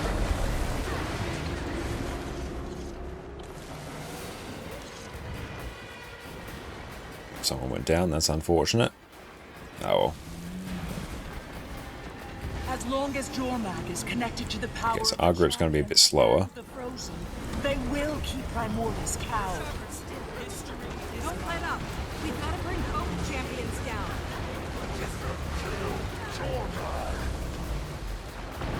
Hey Dyad, thank you so much for the raid, my friend. Welcome, welcome in, Raiders. My name is Josh or Connor Concana. You can also find us on YouTube there. We'll do all sorts of different Guild Wars 2 build guides. What is up? Hope you're having a wonderful day. Thank you so much for trusting us with your community. Laser Drake and HA2S. Hey, how are you going? Thank you so much for the follow. I appreciate that. Dai, what did you guys get up to on your stream? Tell us all about it and how you've been enjoying the new patch. Hope you've been having a wonderful, wonderful day. But yes, tell us all about your stream. What has been up? Hope you're having a wonderful time. And yes, everyone who's watching, make sure you go drop Project Diet a follow over on Twitch. Do yourself an absolute favour. Kept a little more mellow today.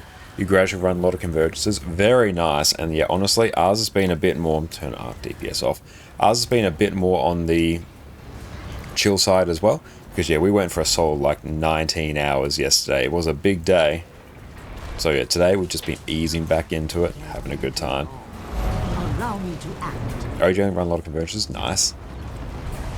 And today was just farming and some fractals. Wonderful. That sounds great. Yeah, today right now we're blasting through just some Icebreaker Saga Strikes and a Dragon Storm because we need Eternal Ice to make progress towards a bunch of our legendaries, so this ticks off on that. We've run some convergences today. Did some Soto metas as well. Did a few Raid Wings so far. It's been very, very good so far. And besides, did you see it was my birthday yesterday? It was, yes. Yep, yesterday was our birthday, so we had like an omega long and just absolutely incredible birthday stream. Everyone was so incredibly generous, so showed such support and just made it such a good time. So it was like the best way to spend my birthday. Thank you so much, I appreciate that. Hope you're doing long nights, so today was just to recharge. Honestly, you need that time to recharge. Because you're like, streaming is like a mentally tiring thing. So yeah, make sure you look after yourself. But have you guys been enjoying the new patch, and have you been enjoying Drops Week?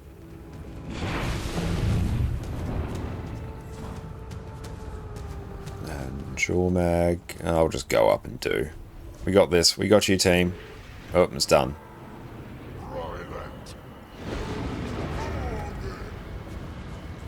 Elder Dragons. This might take a couple of rounds. Stay strong. So let's start over on this one.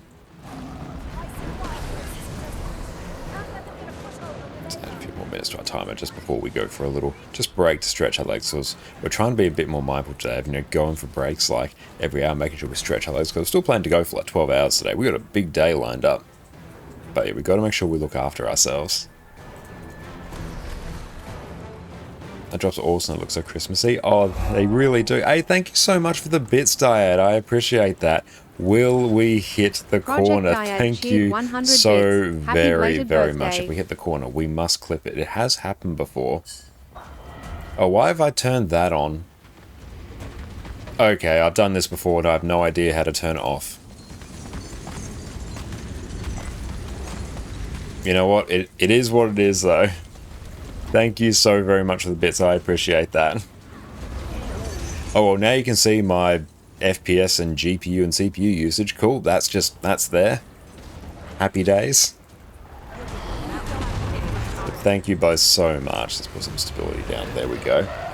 We dyed the outfit, though. Oh, yeah, the Winter Solstice outfit is also just a pretty hype outfit.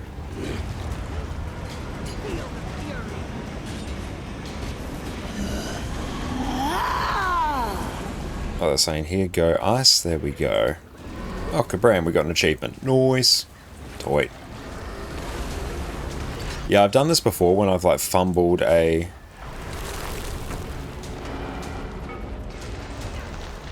Why does that go ice?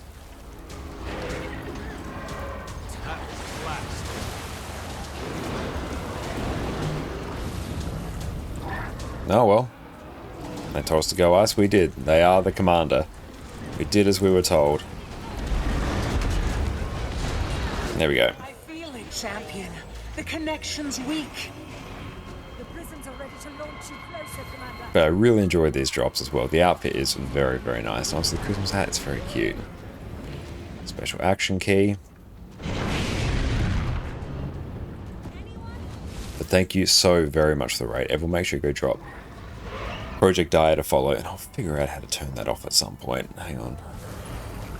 Windows, turn off bit display, top right.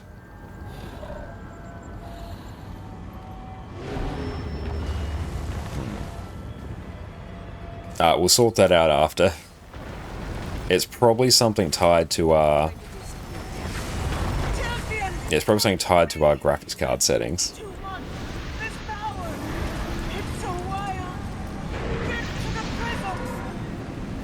Let's go in game and now in here. Oh, it might be. Oh no! Don't install. No. Well, just don't you dare try and restart the computer. Oh. Alright, we're just going to pretend that's not there. Is it Alt-Z? Is it Alt-Shift-Z?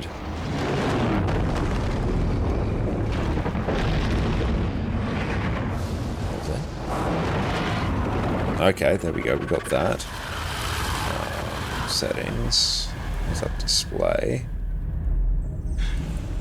It's done. Right. Champion. Okay, so that's done. But we get a bit of loot there.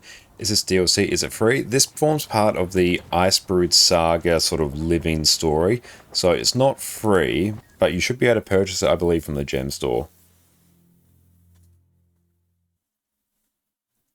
So Alt-Z to turn that on. Settings. Shortcut controls.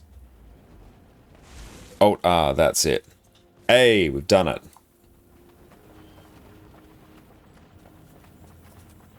Alt-R to turn off the heads-up display. We got it.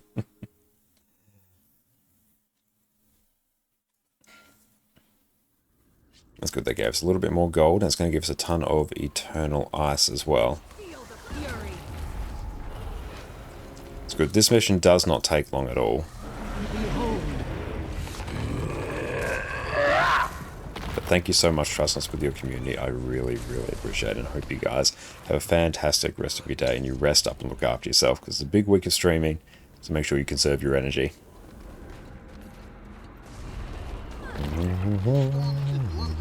Blocking us from following Vanguard? Makes you wonder if it's intentional, and who's pulling the strings. Watch yourself out there, Commander. Oh, you've got any crap ton of clovers? Yep, that's the case. Oh, you're doing the concert in Grothmar? Hell yeah. See, I need to actually touch on the Icebrood Saga stuff on this account, because this is our, well, it's technically our third account. I think it was like our second account that we actually actively play on. But yeah, I need to do a lot of the Icebrood Saga stuff, because we're also working on the Prismatic Champions Regalia. So our goal at the moment, we're currently working on crafting 11 legendaries. Going to do it all in the one stream. It's going to be hype. Get ready, spaghetti. So yeah, as part of that, we're doing the legendary PV amulets. I've got to do Season of the Dragons achievements. We've already done it on our NA account, so it's time to repeat it on EU. Time to do some building. Stability.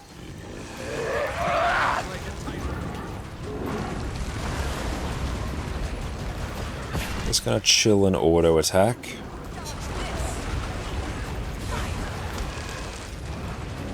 Just gonna give some stability there. There we go. Perfect.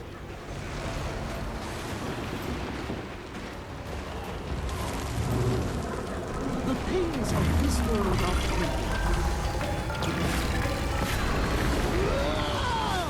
And just keep pumping out stability and quickness. No one's standing in that, so no need for stability. Might actually just pull a bit of energy for a moment. Put down another stability. Just pump out a bit more. Go back to glint. There we go. Beautiful. We have now blasted that out. But no change in the Very good. It's always very fun to go back to those kinds of events. It really is. Let's take a look at our loot that we got as well.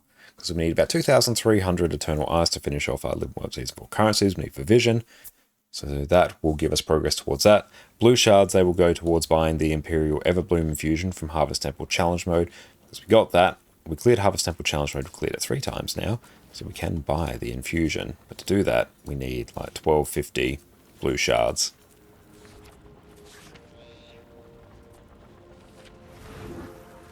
Mine. All mine.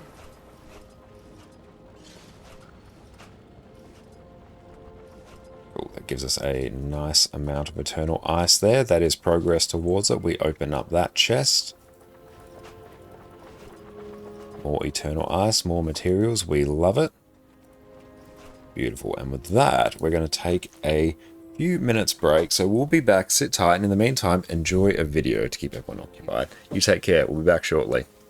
And we are back. Welcome back, team. Thank you for your patience. Right. Okay. Well, we're on our chair. Nice. So, let's take a gander. No, actually, what I might do... So we need some eternal ice, so let's just get a little bit more. So we can buy that each day. So start loading up on that. I do have another character as well, who is parked at a location where we can just get some eternal ice. That will be this one. I did have more, but I've moved them off because I was using them. Should load up a coffee, actually. We'll do that shortly.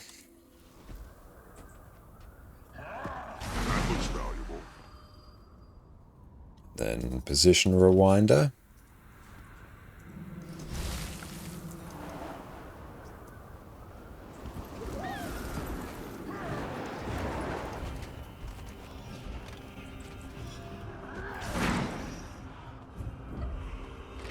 Up we go. Back to starting position. That gives us another 60 for literally no effort whatsoever. Just process our gear.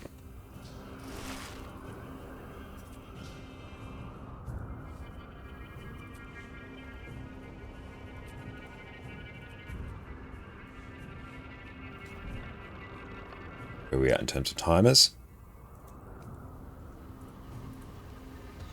Oh, we do need a defensive Amnitas up at some point. Let's check the raids again. It's definitely very quiet on EU at this time. What? I was doing that. No, that's fine. Let's actually... You know what? I think we can finish off our... We can finish off our essences now. Let's do it. 885 fine rift essence, and then we are done. That should only be a handful of rifts, I think. Okay, so let's see.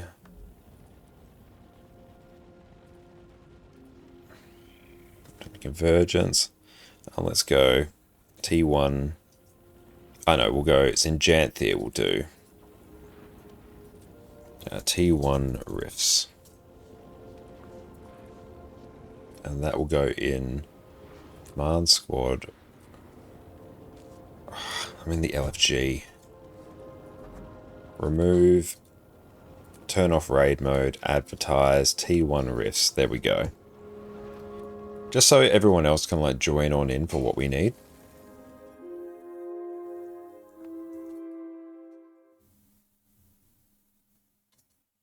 And like the Eternal Ice will... Like, we have to do the Return to achievements for Living World, the Icebreed Saga, which that will just flood us with more stuff there than we know what to do with. So it's fine.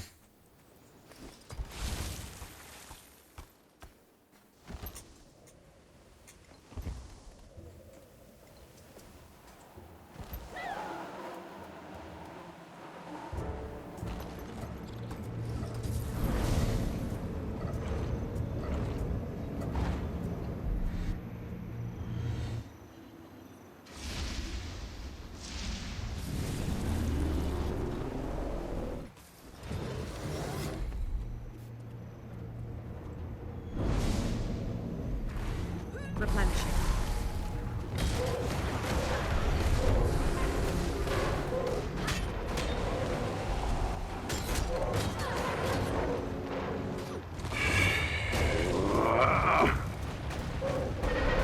Beautiful, we've got people coming on in.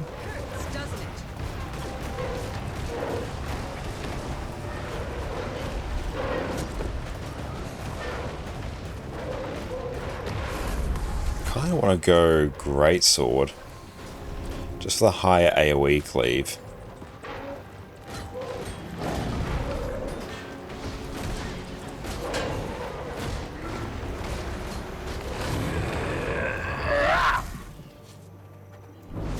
might actually.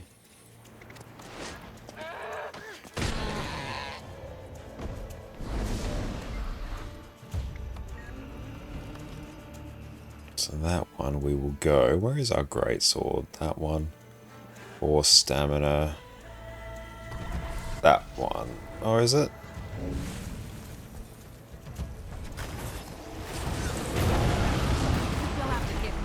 Must have taken it off and put it somewhere else. Another greatsword. I've got one there. You know what? It's kind of fine. Sword. Yeah, I feel like I had a Force and Air greatsword somewhere, but I don't know where it is. Oh well.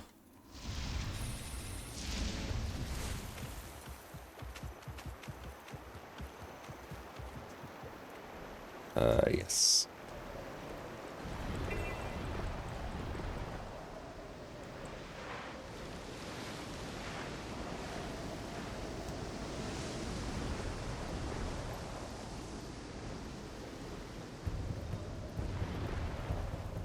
Time to do some real damage.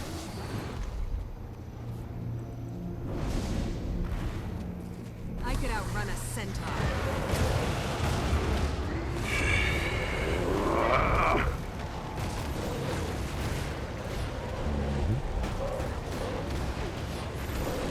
That's good. We have much higher AoE cleave on greatsword, which is nice. I could outrun a centaur.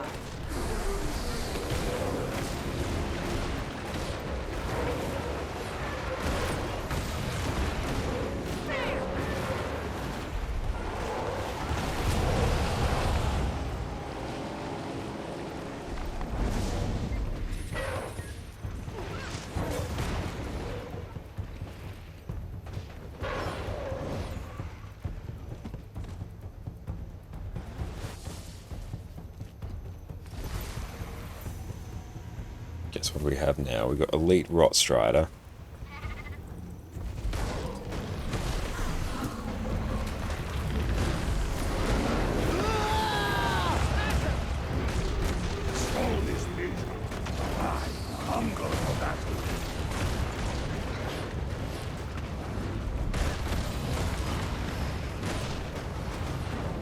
Yep, I'm liking greatsword for this.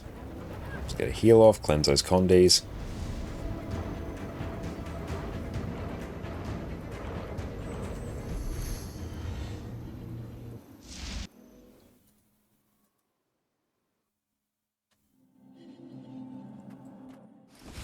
The feline companions of the Lord. There we go. Yeah, that is 63 Rift Essence from the one.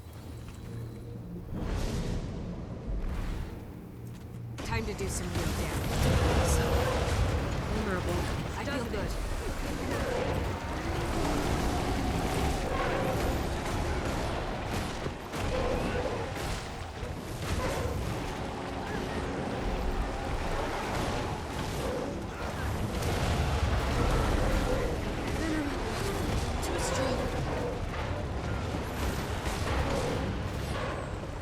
Beautiful, another one done. The fact you effectively complete 2 events for this means this is actually a very good way to farm spirit shards as well.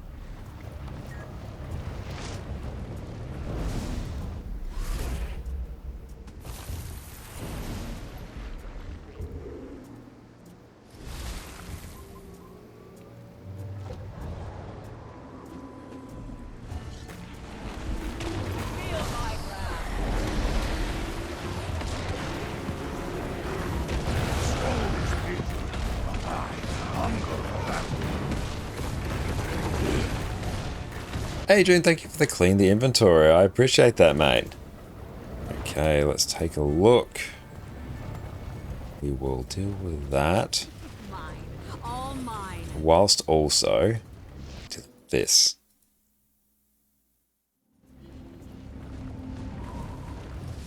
We'll keep the essences in our inventory because honestly I'm going to be just generating more of them. These can honestly be sold. Drag that there. Salvage all res.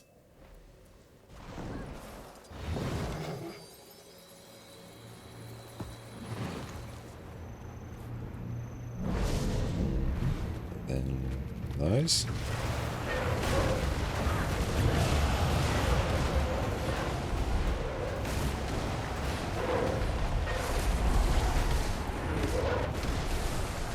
Just cleave everything down here.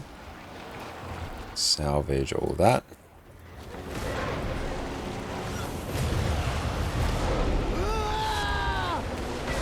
A whole bunch of these will now die in a moment. Then salvage all of those. Ah, screw it. That's just going to like mess with things a bit, but it's fine. Deposit everything there. Consumables. Consume. Hold on to our luck. We'll just yeet those. Got that. Undog. And share.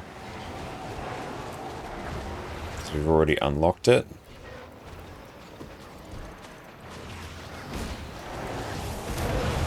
And Junks, thank you so much for the follow as well.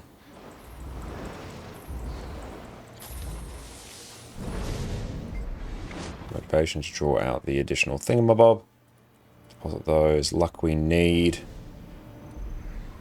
Just use that up. Those can go. Other stuff can be sold whenever we get back to a vendor. They'll have to hit much harder. Give up yet? Sweet, sweet loot.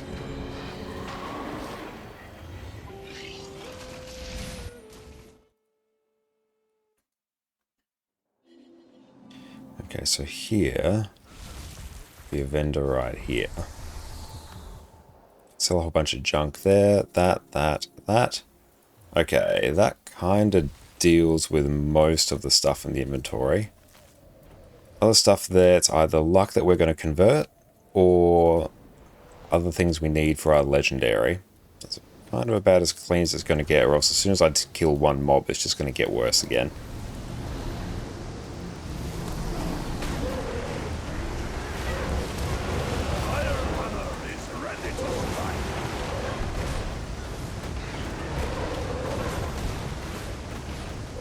So for Legendary Spear, do you have to craft all the things that you've already crafted before? Some of them literally just sitting in the bank. I'm not sure, because I haven't actually done it myself. It has been too long. Allow me to act. Which I might. Honestly, I don't know. I think I've heard people maybe changing some maps as like cause it to do it. Like cause it to accept that it's there, but I'm not sure. If someone like Gossek or maybe Scorpion pops in, they might know.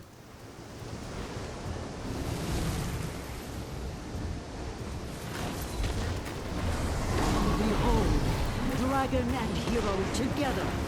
Ironhammer is ready to strike.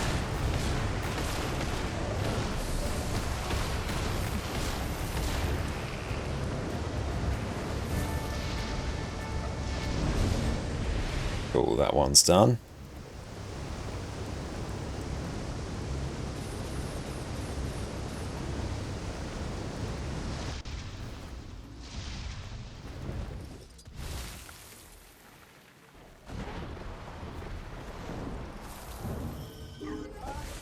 But yes, if you want to Guild Wars 2 drops, we have got you covered, my friends.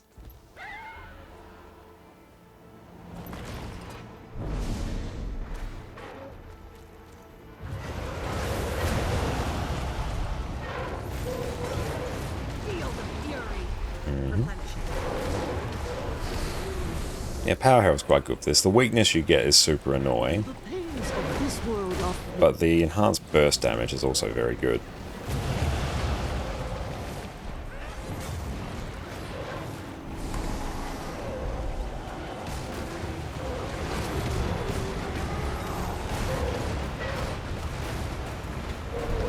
Let's give ourselves some stability.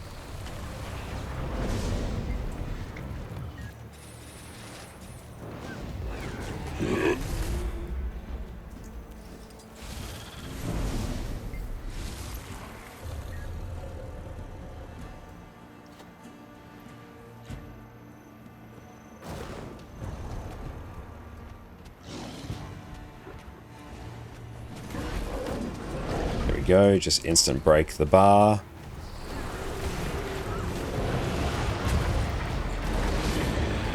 That slow's unfortunate.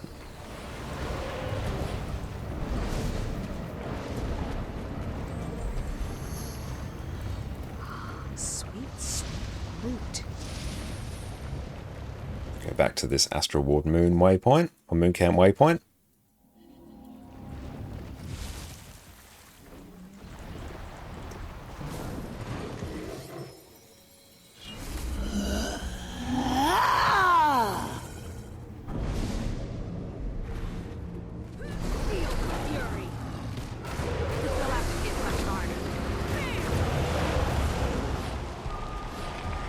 That way.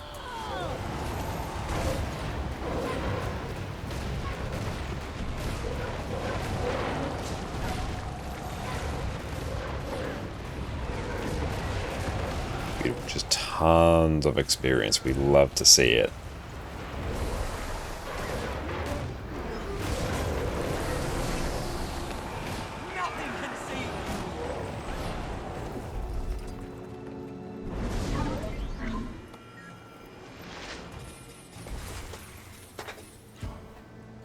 Yeah, we are getting so close to finishing off our essence.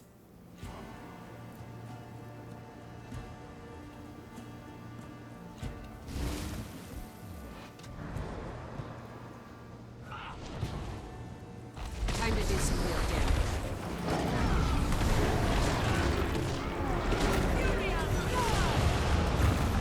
Instantly dead. Perfect.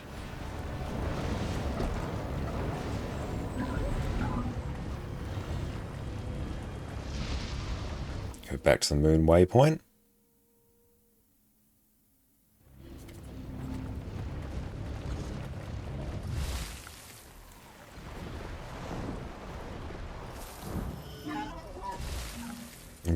A Sky Scale into Gliding Booster into Griffin is fantastic.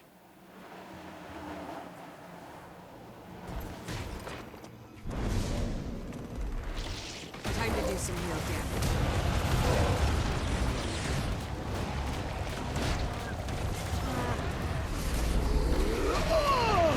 Get a glint heal through that.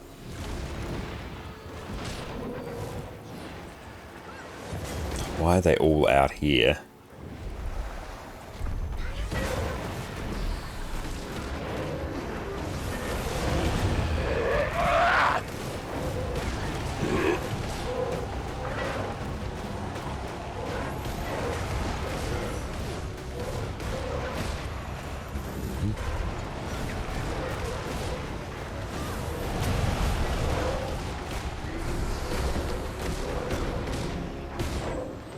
Beautiful. Now let's open up all that.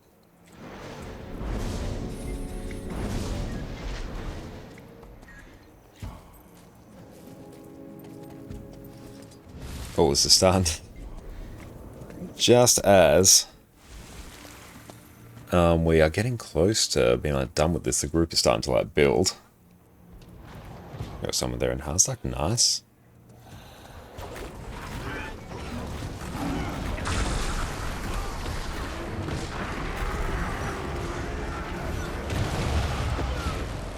Perfect.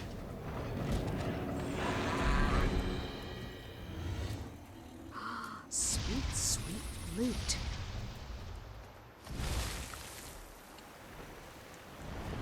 We're loving the skybox in Lowland Shore as well.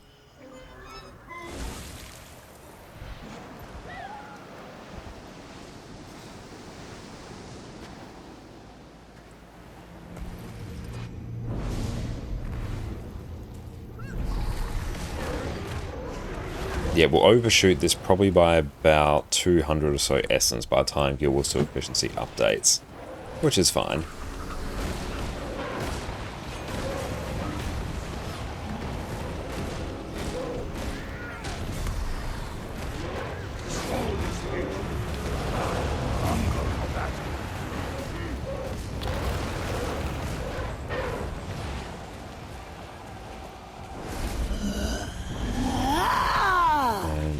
A common motivation.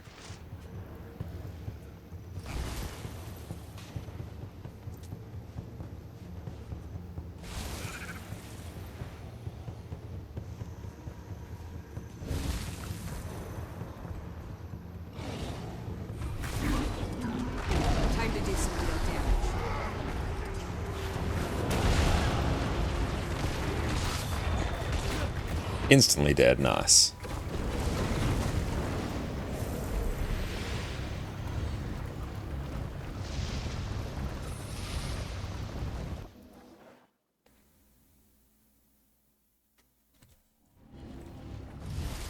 The feline companion. Can we land right on the rift?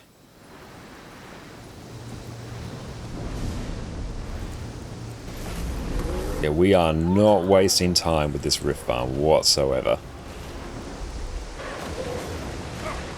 And yes, the good thing about the open world armor is the fact you can just jump in, grind out anything you need for it at your leisure.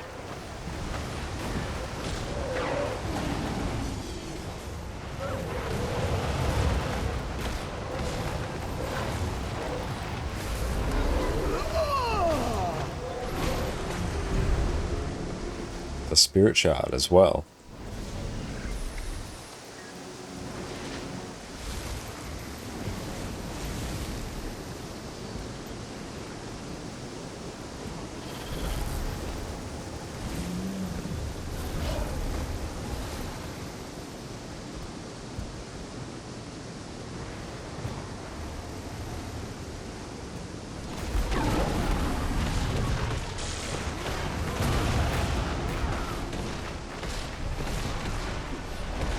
Instantly gone.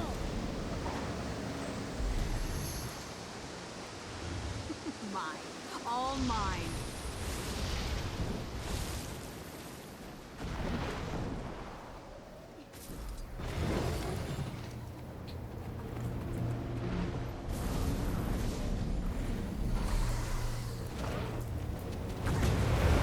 We'll have to hit much harder.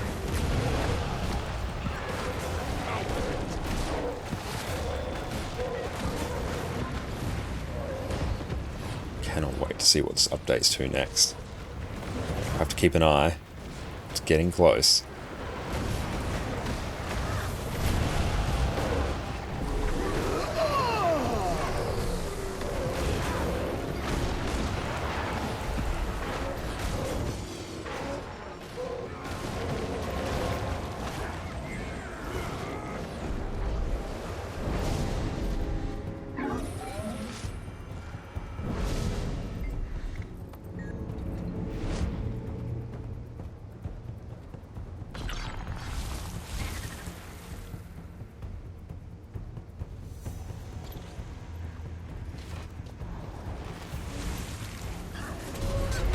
The bar.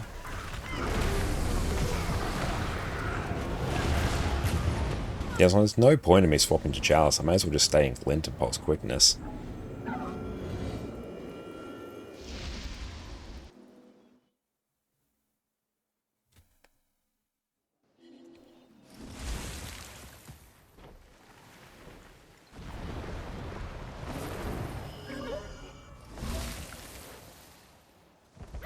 $361 it says we need. It's getting lower every single time. Replenishing. We'll have to hit much harder.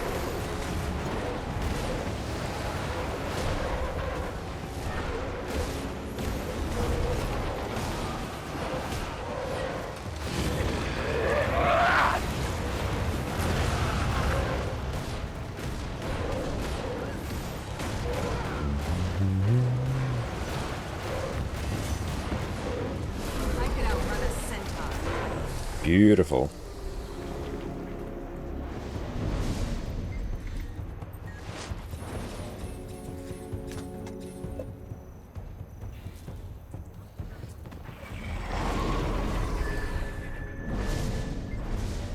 Let's mount up. Oh, wrong button.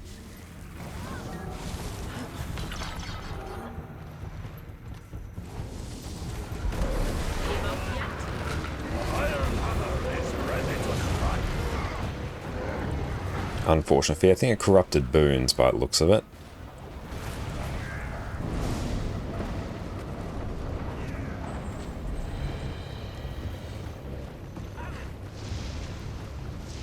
Our moment. It's always annoying when it's over this side.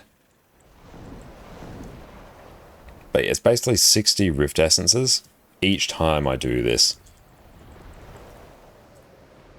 So by the next time this updates, we might actually be very close to done.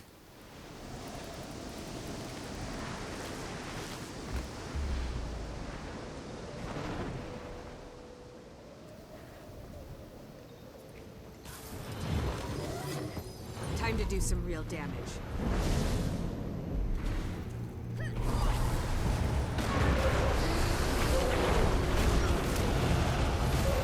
Big cleave, good pulls, we love it.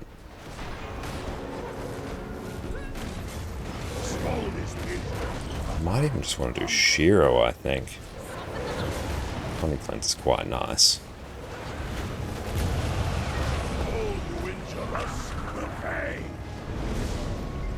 Use a motivation as well. More essences.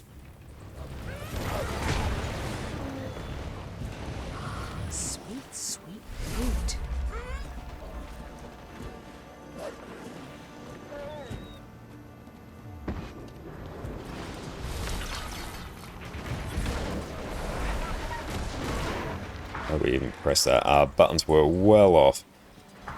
Oh well.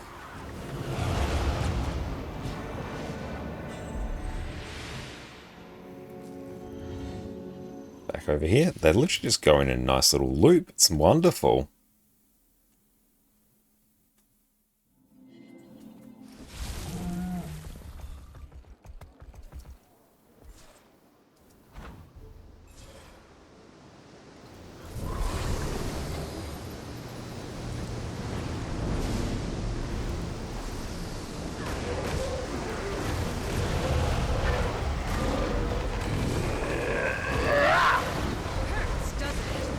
Cool, we got people coming, nice. Yeah, we'll keep going till Guild Wars 2 efficiency tells us that we don't need any more, but I suspect we're probably like 1 or 2 rifts away. Just based on the rate at which we're getting them. I could be wrong.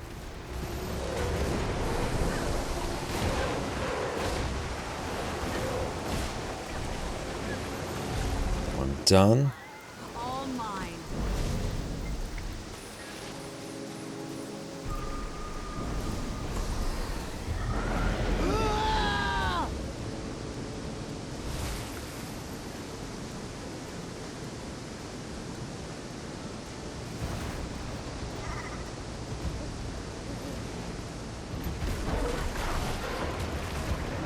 Time to do some real damage.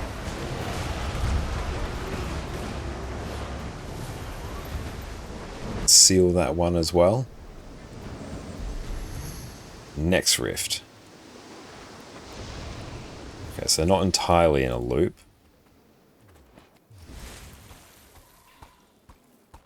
$64 essence.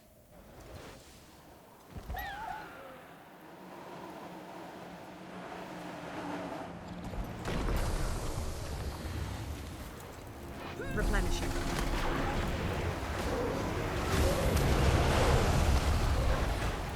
Good pulls. It's always nice when they group up like that.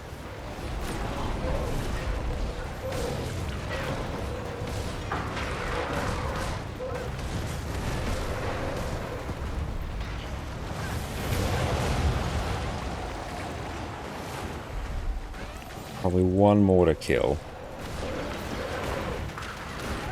There we go. 110 essence. That's 2 more, maximum 3.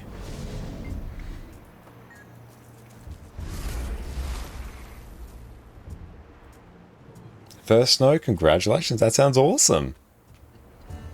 Yeah, we definitely do not get snow where we are in South Australia. Time to do some real damage.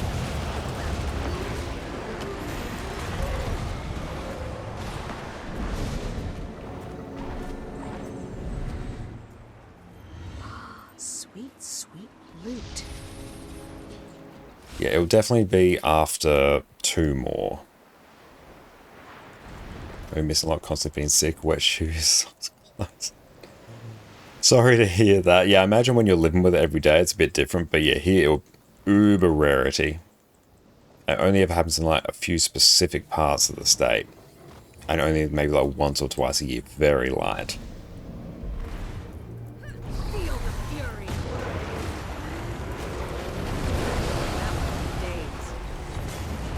Yep, so we'll do this rift, then one more, then that will be every single essence we need.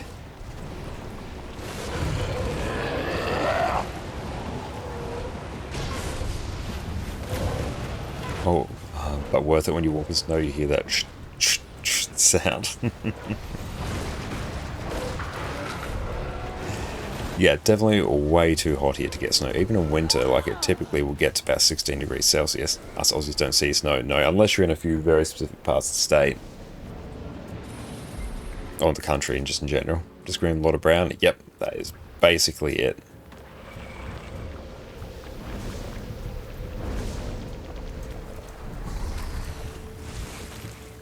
But how you going, Glorn? Welcome back in, mate.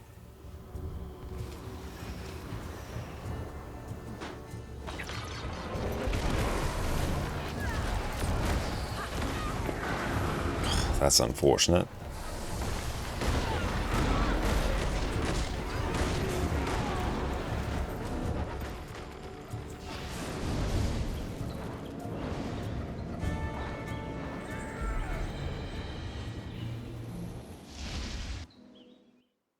Yeah, Janthir Lowland Shore is just so good for farming T1 rifts. Because they all spawn in a relatively small area around this waypoint. Like four of the 5 possible locations are just like within Griffin distance.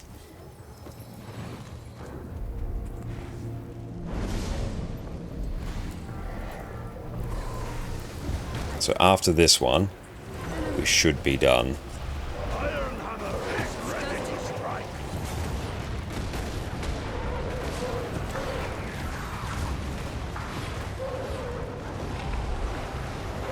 Got a Spirit Shard as well, like those are coming in at the rate of knots doing this.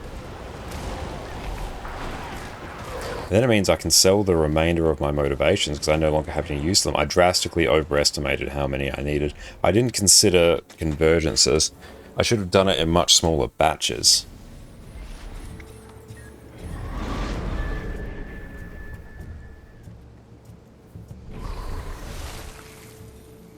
But yeah, we've still got, we'll have 41 to use after this. Doing good yourself, get enough rest after the big birthday stream. We're like a little bit tired, but we did have a good sleep after the amazing birthday stream. And thank you so much for all the support during that. It was absolutely amazing. But we're going for like another big day lined up. It's a good time. And now we've just ticked off a huge portion of our open world legendary armor. Because that should literally be every single essence we now need, and that's honestly, it's done. It feels good. We have a lot of lantern runs left and a lot of the map currencies that we still need to farm, but essences are done. 21,000 fine rift essence are taken care of. That's huge. So then let's just tidy some of this up. Give us a bit of room to work.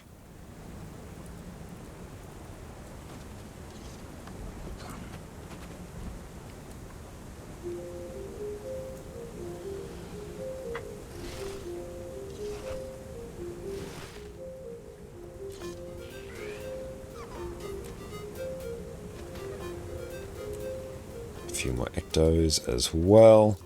Right. And all good, Aaron, thank you. And done any more of the raid today? Not Raid Wing 8, no. We'll probably pick that up later on tonight. Because we have Ura left to kill. I think we'll do that on EU. Because we killed the first 2 bosses last night towards the very end of our stream, which was absolutely amazing. But yeah, we'll pick that up later. And now these, I can just straight up sell. Yeah. 82 gold.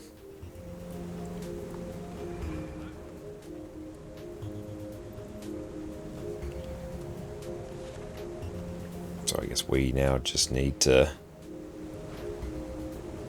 store all this for a bit.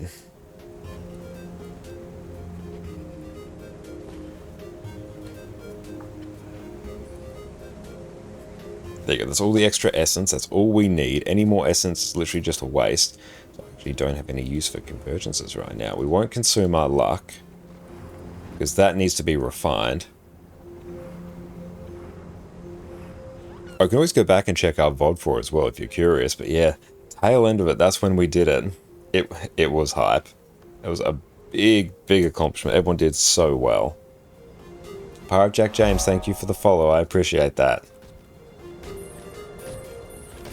And yeah, we need 6 stacks of luck. 1 stack of luck per each armor piece of the exotic luck. So yeah, we got to do this. Sweet, sweet loot.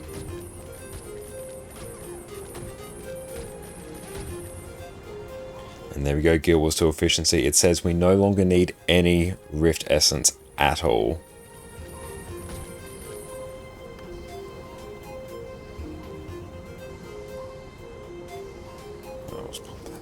Nice, and we'll get those in our bank as well, in our inventory.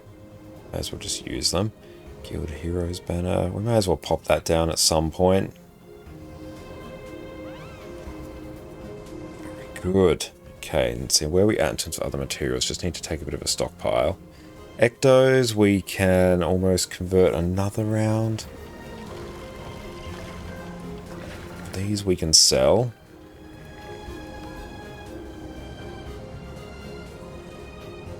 Honestly, at that price, we may as well just do that.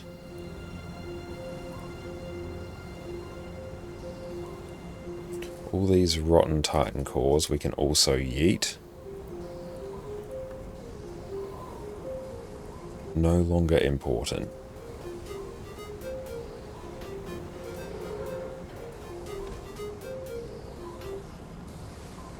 Code and cache keys, honestly? Do I just sell them? Yeah, might as well. It's fine. I just literally need the gold at this point. These currencies we no longer need. So they can be consumed.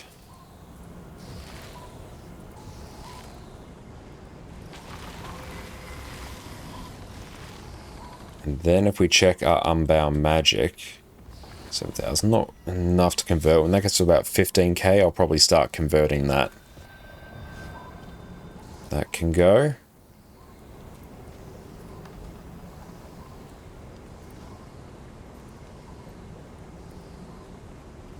That's free real estate. That can go. Just actually get some of that gold finally starting to flow in. We do need a lot more Dragonite ore as well.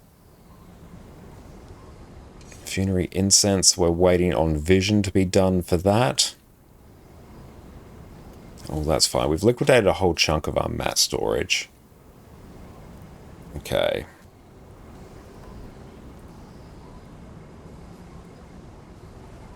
Wrong allies make for quicker victories. We do make a good team, don't we? Yeah, the LFG is very quiet. Where are we at in terms of events? Convergence is done, so we do need defensive enemy tasks, or can we leech our way into a Shuk Garant?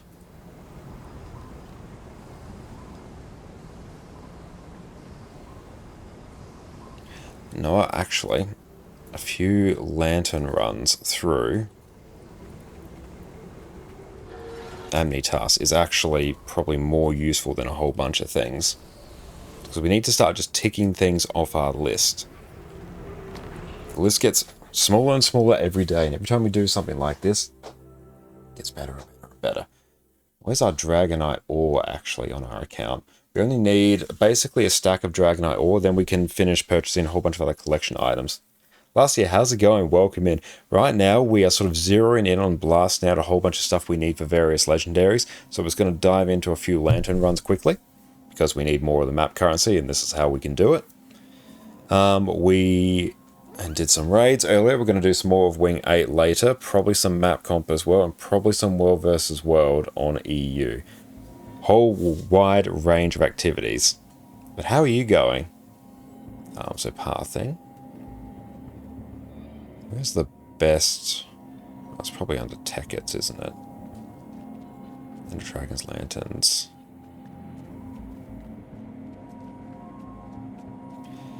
let's see if we can do...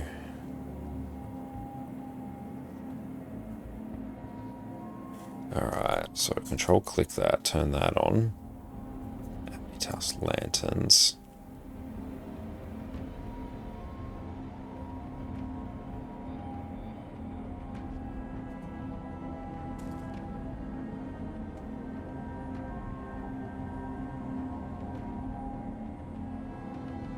Alright, so where are we starting here?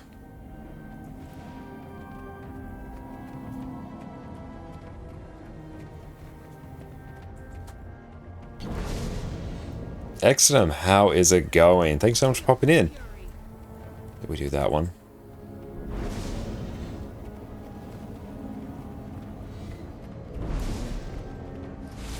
Oh, what's this add-on called? This is Blishhud. I certainly do. Blishhud, there we go. But yeah, excellent, we are going very, very well. Start off after a few hours of sleep, we dove into some arrays, just did a quick wing 1 and wing 2 because they popped up in the LFG. Absolutely blasted through those, realized we had the wrong relic on our Herald the entire time, which was unfortunate. Oh, the Sentry meta's starting now, Chris. Oh, thanks for the heads up.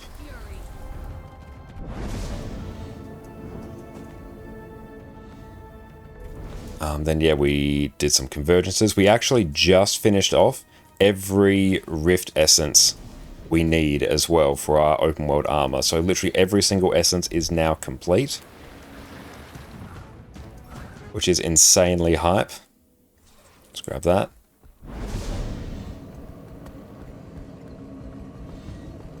And now we're just quickly going to dive into just a few lantern runs. For Blish, do you have all the stuff you have, or is it like add X files to add this add-on? Yeah, you basically just add everything within... You add everything within Blishhud, like it's all contained. You don't need to add anything yourself. Time to do some real damage.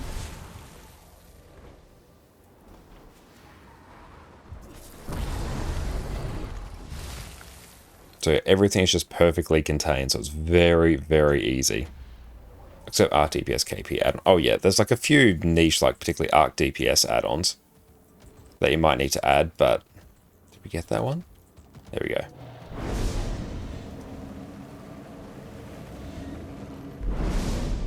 Yeah, no, it's not like that at all. I'll just pull it up just to show.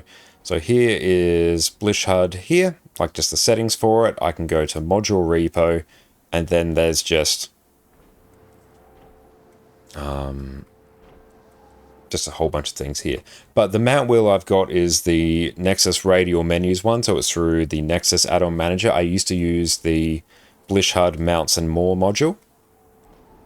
This one here, which is a mount wheel as well, so you do have that option. So yeah, you got loads and loads of options to work with there.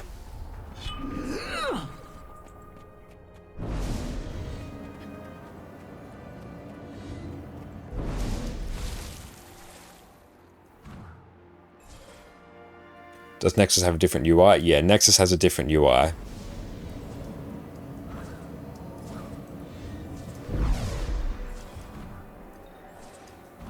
And yeah, you can just keep running while you channel these as well. It's a bit weird. You just have to... There's certain things you can't do. I don't think you can, like, remount and stuff like that. There you go. You just got to make sure you trigger it like that. You can unmount, but you can't remount. Yeah, Blishhud is just a package manager, so it will grab all the files it needs from like all the relevant GitHubs. So yeah, it's super easy to use. But yeah, Nexus has like a completely different UI there. And you can like add on, or select like a whole bunch of extra add-ons there. That works differently to Blishhud. But yeah, definitely I recommend getting Blishhud, especially if you want like certain achievement markers and stuff like that. I 100% recommend it. Just for stuff like this in particular, it's insanely useful.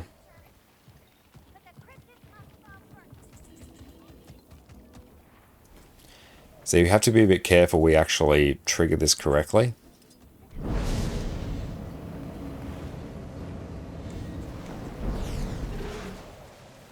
we'll see how this one compares to the Tez Trails one.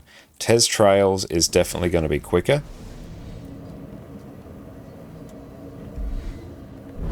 I feel like it's just going to be drastically quicker as well. Yeah, this one is certainly more chill. This is, I feel like, more only pay a portion of your attention and not like AF Cable, but like a watch Netflix kind of deal while you do it. Whereas Tez Trails are going to make far more use of extra like waypoints and stuff like that. So I think I'll probably go back to Tez Trails after this. Because, yeah, we have done that one a few times in this map, because it's one of the maps where we actually need a lot of these.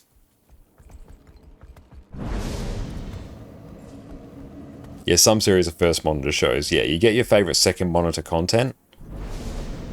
That one I should have skyscaled before.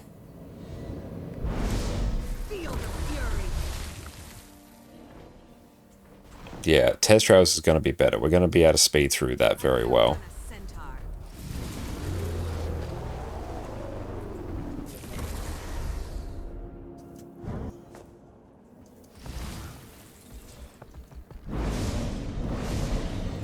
Does Blish Breaker need updates for big patches? No. No, Blish doesn't work like that. It's just an overlay. It basically runs on top of Guild Wars 2. So, unless you've got certain other add-ons within it, like maybe the interface for Arc DPS, it doesn't matter. So no, Blish basically never breaks. Certainly not like Arc does. And if Blish needs an update, it'll just tell you it needs an update. So no, it's very, very easy to use. I highly recommend it.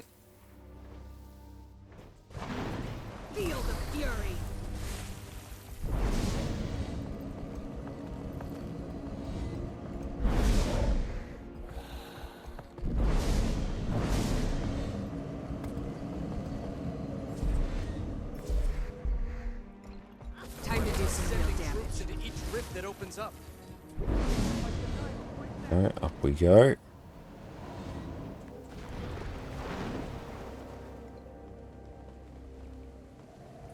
I could outrun a centaur. Hang on. Gotta go up a bit higher.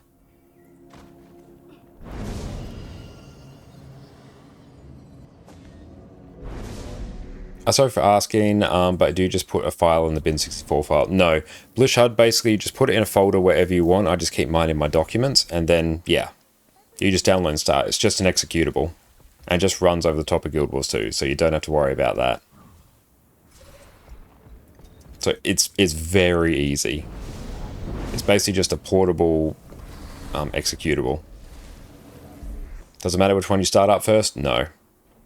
Does not matter.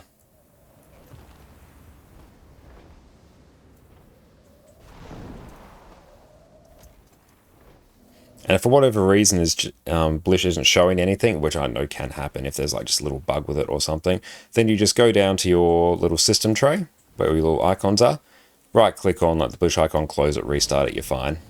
Yeah, it's kind of like YOLO Mouse. Yeah, it kind of works like YOLO Mouse.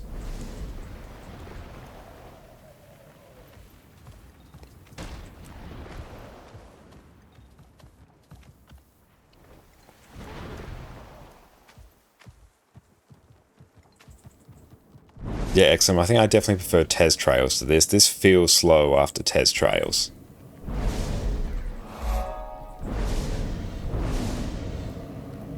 And just thank you for the follow as well.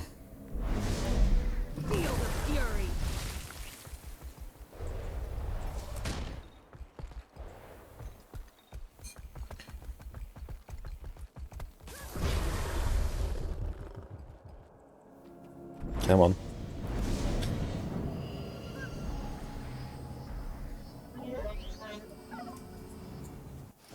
That one was annoying.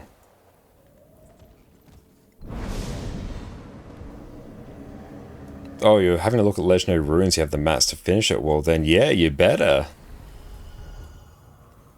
I know Tag says Australian, but you sound English. It's probably because I'm from South Australia, and we do typically have the slightly fancier accent. That does sound a bit more British, but no, I am very much from Australia. So I could crack out the, g'day mate, how you going? Hope you're having a bloody wonderful day. There we go. Then you get the full Australian experience. But no, then we revert back to our natural state. Yeah, Tekkets is more chill if you want to watch Netflix on the side, whereas Tez is much faster. Yeah, I think, yeah, especially after using Tez Trails, this feels like very slow. But yeah, I can totally see you just vibing out, watching something on the other side of your screen. And yeah, it's also because it doesn't tell you which mount to use, so quite often you get caught out. Whereas it's very easy with Tez Trails, like, yep, use this mount in this location. Here's the waypoint code, it's pasted to your clipboard, it's highlighted, just go to it, go to it, go to it, blast. So yeah, we'll definitely do Tez Trails, I think, because yeah, honestly, it's what we use for map completion. It's what we used here. Oh, and Tekkets Pass is up to date. Oh, you like Lady Elsa's Trails? Oh, nice. Do they have Lantern Trails? So I could always check that out. Because, yeah, we would run into that situation all the time as well. When we were doing them, where I always like miss one or two. They're pretty much everything. Okay. Go look at that one, because I haven't used that before. Very good package. Is that just a Blish HUD install, I presume?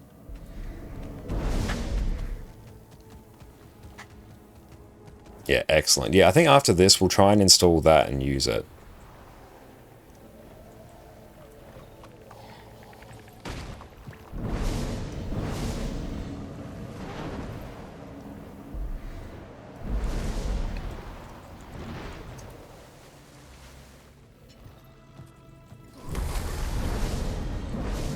Just wait.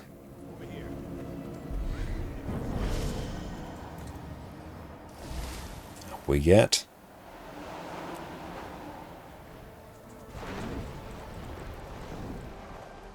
Feel the fury.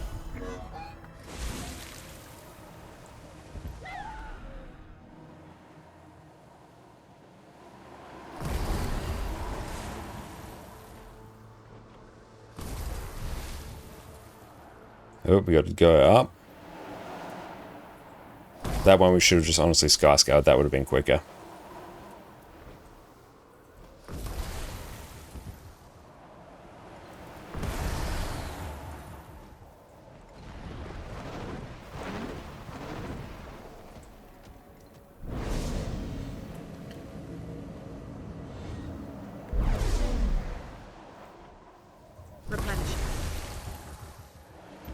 So if we just get better with the Skyscale to Griffin transfer, then honestly it's going to speed up our mapping a fair bit.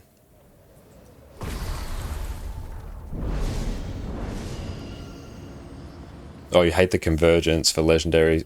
Convergence achievements for legendary speed. You don't like convergences. Yeah, that's unfortunate. Yeah, if you're stuck having to do it, I can see how you're not living your best life. Seeing some strange rift activity. Closest ward member, investigate immediately. Oh, we need two more. At least, do you have to do the Janthia ones, or can it just be any?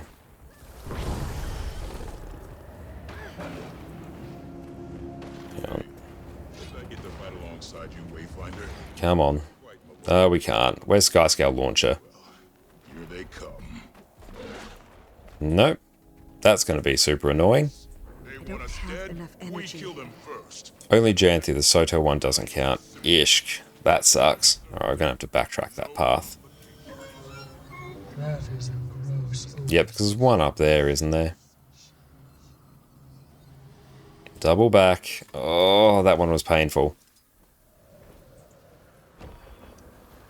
Oh no, not marked for death. Leave us alone. Oh, we have to do it 7 times. Ooh.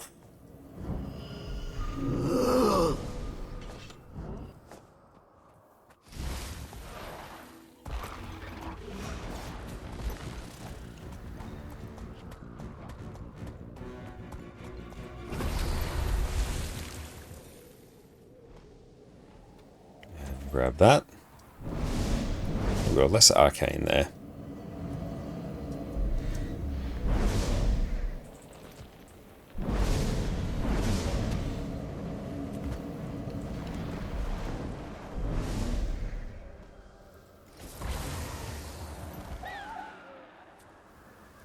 Feel the fury. Nice, that worked quite well.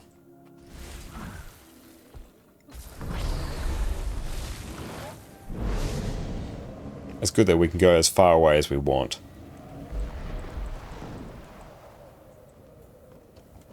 Honestly, once we just get better with inter-mount transfers, it's going to be way easier.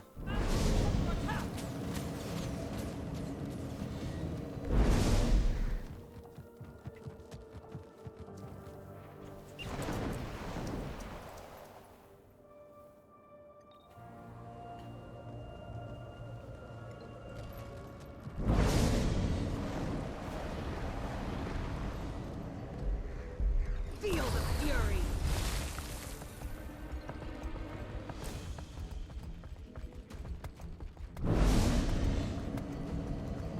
Yeah, Tekis is definitely chill. It's chill and doesn't require any waypointing, you just go.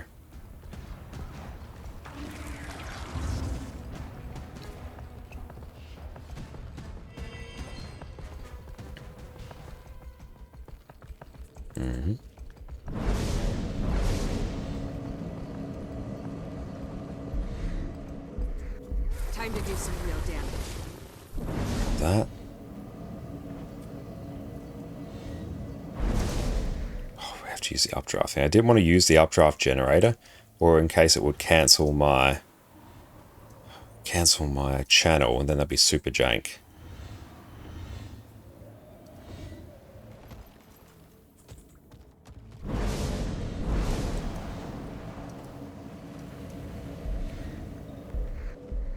$47. So we're almost done there.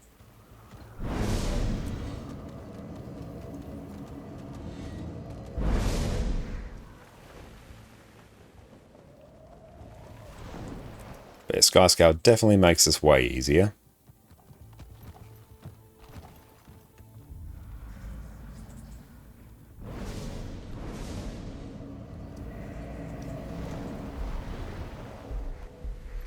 $49, 6 more.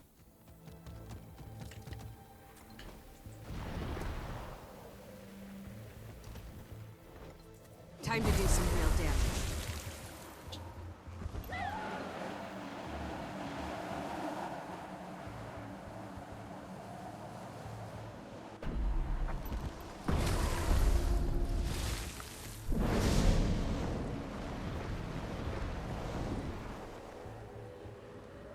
$50 or $55.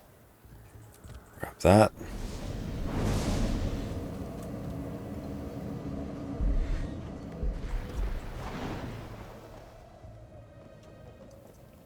So it feels like this is kind of just optimized for Skyscale.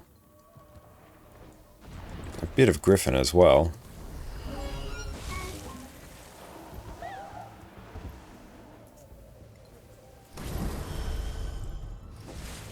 Yeah, see, that didn't work. That was the Skyscale one right there.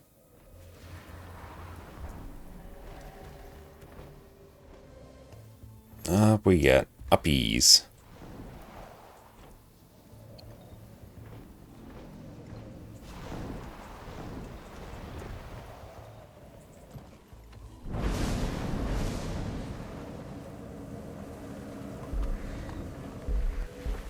$52.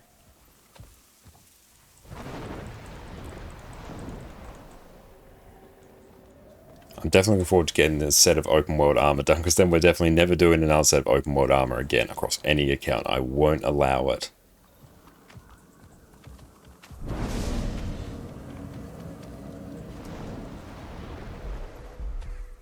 $53, 2 more.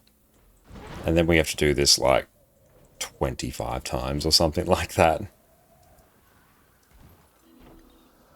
How long, Exodum, do you think you ended up spending on doing lantern runs overall, just ballpark estimate? And how smooth was your brain after the fact?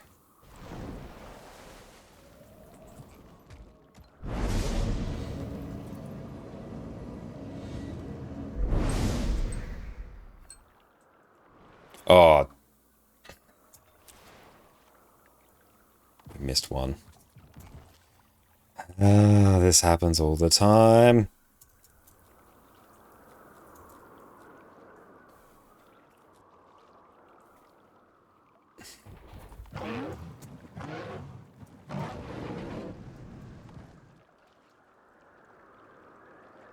It's easily over 100 runs. Damn. Yeah, we're not going to need to do that many, but still.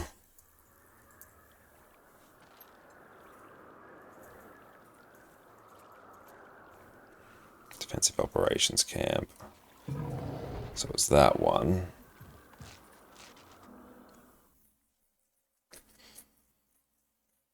Yeah, so what, you're at 100 runs. They probably take about, a conservative or generous estimate, 15 minutes each. So what you're at, 100 times 15, 15, divided by 60. Yeah, it's about 25 hours of just lantern runs in general. That is pretty damn crazy. I respect your perseverance for that. Probably more. Wow. Yeah, that is a lot. And this part here is sad as hell, where we miss one. Enjoy your water there, Addie. Good girl. That's good. It'll be time for us to take like a short break after, so we can take her outside so she can go to the bathroom. Yeah, the 1 week was the armor wars kind of. Do you regret doing it? Would you have preferred to slow it down? Or is it one of those things where it's like, now you can say you've done it? So there we go, we got that. Mine. All mine. Transmute charge. So let's take a look here. I want Blishhud. Okay, so it won't be there. It's going to be pathing. Download marker packs.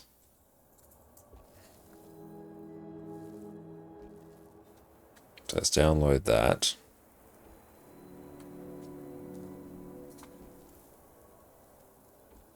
And get Lady Ellis's one there. Okay. So now if we go pathing, oh, back away from that. Wow, that's a lot of stuff. Oh, you would do it the same way again. Yeah, you would do it the same way again. You mean you did entire Obsidian armor set in 1 week from 0? You think that's kind of an achievement, so you take it? Oh, it's 100% an achievement. It absolutely is. Let's go pathing.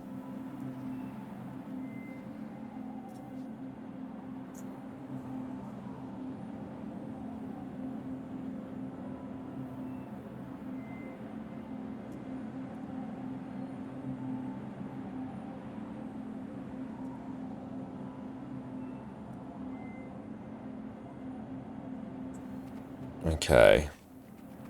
Yeah, we'll give that one a shot next. Okay, so we're going to take a break, go let Addie out, and we'll be back in a little bit, so we'll be back.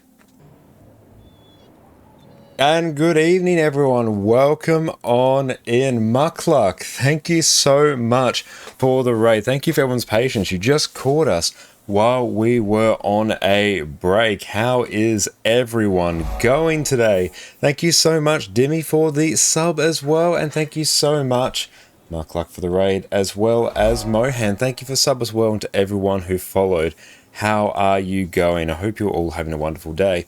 Muckluck, if you are still here, what did you get up to on your stream? Thank you, team, for kicking off a hype train. Really appreciate that. You are all absolute legends. Nogdog, what is up? It is so good to see you as well. Hope everyone is having a wonderful day. So yeah, everyone, my name is Josh O'Connor. Thank you, Exodum, for plugging all of our various YouTube videos in the background. I really appreciate that, mate. Where's Cat? We'll see if we can find Addie in a moment. Hang on.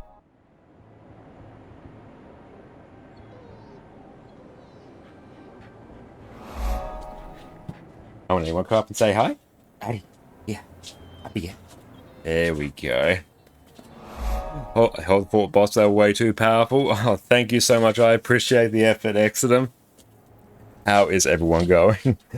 More pet streams? Yeah. At the moment, Jess is cooking in the kitchen, so Addie is very, very interested in what's going on there. Oh, you're back. We've got treats, actually. Razgris, thank you so much for the follow as well as you, Dr. Calgori. How are you going? And yes, how's everyone going? As an engineer, greatly relate with your bio. I agree, Guild Suit is a superior career choice. Good girl. Let's turn on. Where's the Addy cam button? There we go. We got you, sweetie. Yeah. Hope you're having a good day. It's been a very good day. Yesterday was my birthday, so we did an Omega 19-hour long stream. It was fantastic. We had an absolutely incredible time. Hang on, we're sitting in our chair here. Addy, a true star of the stream. She really is, yeah. Thank you so much, Knock Knock Steve. I really appreciate that. And thank you as well, Face Tap Fish, appreciate that. As well as you, Friar Tech, love the name as well, mate. Right now, we've sort of just been bouncing around doing, like after yesterday's stream, sort of easing ourselves back into it, making sure our voice can recover. And we've been doing some raids today, that's been good. We've been working on Soto Open World Legendary Armor, doing convergences, both Soto and Janthia Wilds. Done some strike missions. Now at the moment, now's a good time to blast through some lantern runs. I assume this is a lantern run here. We've just installed a new pathing pack, which we're trying. We're trying to find a nice mix between an efficient lantern run path, because, hey, we need to do like so many of these anyway to speed up a whole bunch of... Hang on, what's this? Do I have to... What do I have to do to get this started again? We've just done one. I swear I'm missing something. And the follower goal broke... Oh, wow, it did. Leave and enter map, that's the play. And Medalist, if you want the most efficient lantern paths, you're going to want Tez Trails. Yeah, I've used Tez Trails before. I've done probably about 6 or so lantern runs using Tez Trails there, and probably your own. Oh, have you got one as well? In which case, yeah, I'll definitely give it a shot. Because yeah, we tried Tez Trails, really good, really good, really quick. There was a few lanterns there that weren't quite accounted for, so we had to always keep that in the back of my mind to know where those ones were. So that was not like annoying, it's just a little bit inconvenient. We tried Tekkett's Trail as well. Tekkett's was very chill, as you'd expect from a Tekkett's Trail. And now we're trying Lady Ellis's Trail. I'm the Meat, thank you so much for the follow as well. Really appreciate that. Now, let us continue on.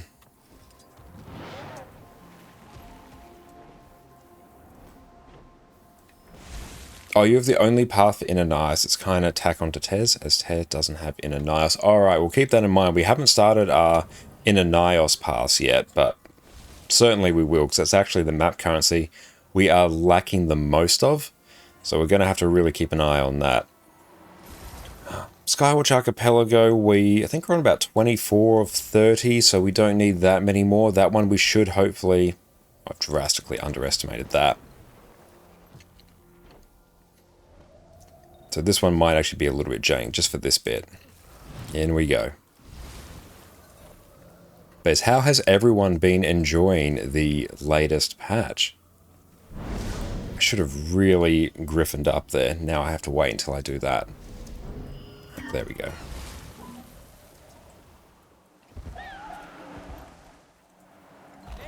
Oh, perfect. That was actually reasonably close. Oh, Annie.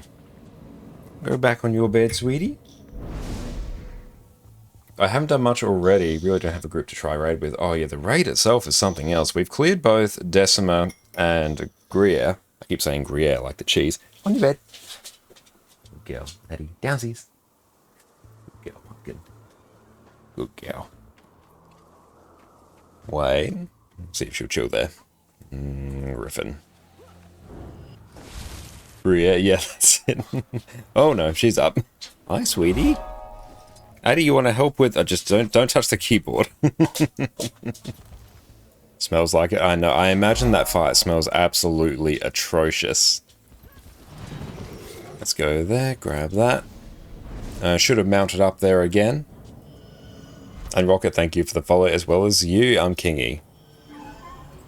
Yeah, we'll get a feel for what is like the best combination of mounts for this. The really good thing about Tez Trail is the fact it tells you what mount to use as well. Oh, the draw moment with Addy was the best yesterday. Oh, the sheer amount of disruption she caused.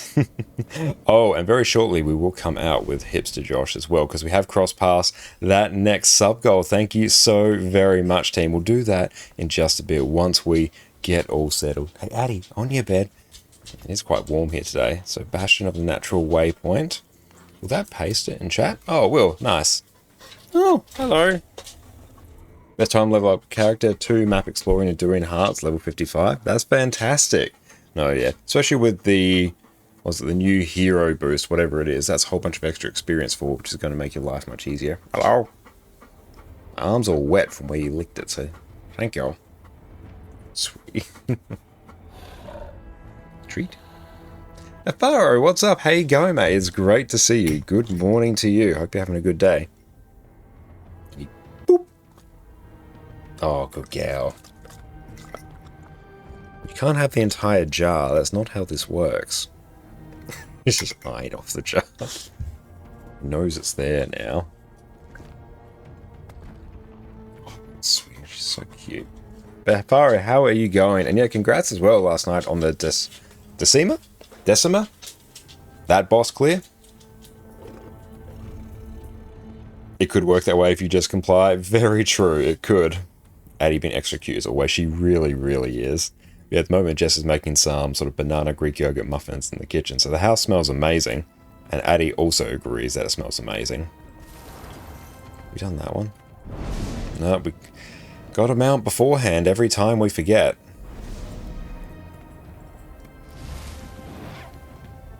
Did I press S on that, or F on that last lantern? You know what? It wouldn't surprise me if I didn't. I didn't on the last run I did as well. And then, yeah, we had to go back and find the one, which really cuts down on our efficiency. Cool, we can just run straight through there.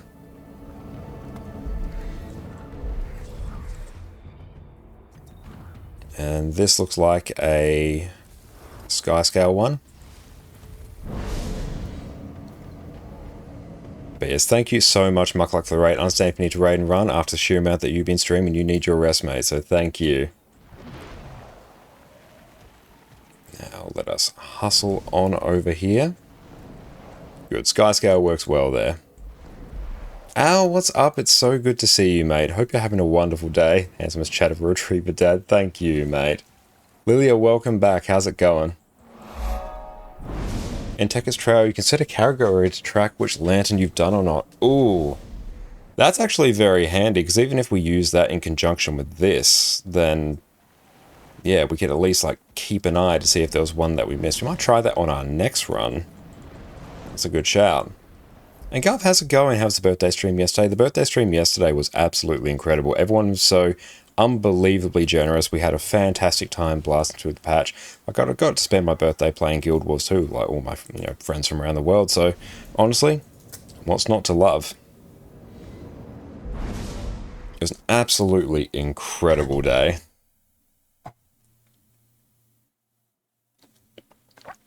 But excellent, we will come back in a moment as Hipster Josh.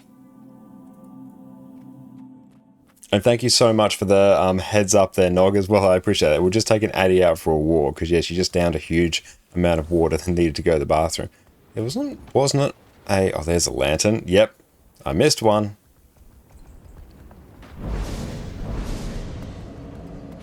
Oh, if you have Tekka's Guide, you can right-click the map and remove ones you've done. Cool. Yeah, we might do that on our next one. Or doing Soto Armor. Yeah, we've been working towards this for a while. We're actually working towards 11 legendaries at once and want to craft them all in a single stream. And we're quite close to finishing the Soto Armor. Honestly, a little bit of everything. Let's just bring our thing up here. There was an attempt. I appreciate that, mate. Yeah, you might have caught us just as we started our break as well. And Lily, you went to sleep slightly before you ended and slept through the raid train of Muckluck, RTO Muckluck, and woke up 5 hours ago. Wow. Well, thank you so much for ending up back with us. I appreciate that. But here's what we're working on. What's not included here is the Prismatic Champions Regalia as well. The PvE amulet. So we're working on all that. Using all our own materials. Need about 2,000 more gold, but we're going to craft two legendary weapons on NA, sell them, use that to fund this. There's all our stuff that we've already got. Here's the stuff that we need. This here is just a pure gold sink that will be dealt with by the sale of legendaries. And here is the account bound stuff to actually make this happen. So there's a little bit of stuff there to finish off Vision. So we've got a few tiny collections to finish off there. and a bit of world versus world. We have to do lantern runs as well to tick these off, and a mix of the daily metas and lantern runs to finish off the currencies to get your, like, Omega currency, whatever they're called. Spirit shards and a few provisions tokens, and then all of those can be crafted. We've got 3 things sitting in our bank ready to craft. Let's pull that up as well, just for completeness sake. So if we go down to our bank here, right here, we have everything we need for Conflux. We have everything we need for Aurora. We have everything we need for Coalescence. And we're starting to get everything we need for our armor just sitting there. So that is going to be very exciting. I consider getting back into this. Is it worth it? I've been playing a crazy amount on New World and got bored with ESO. I 100% recommend it. Guild Wars 2 is a fantastic game, and the fact that it doesn't have a sub fee means that if you do ever want to take a break from it, you just can, and it's fine.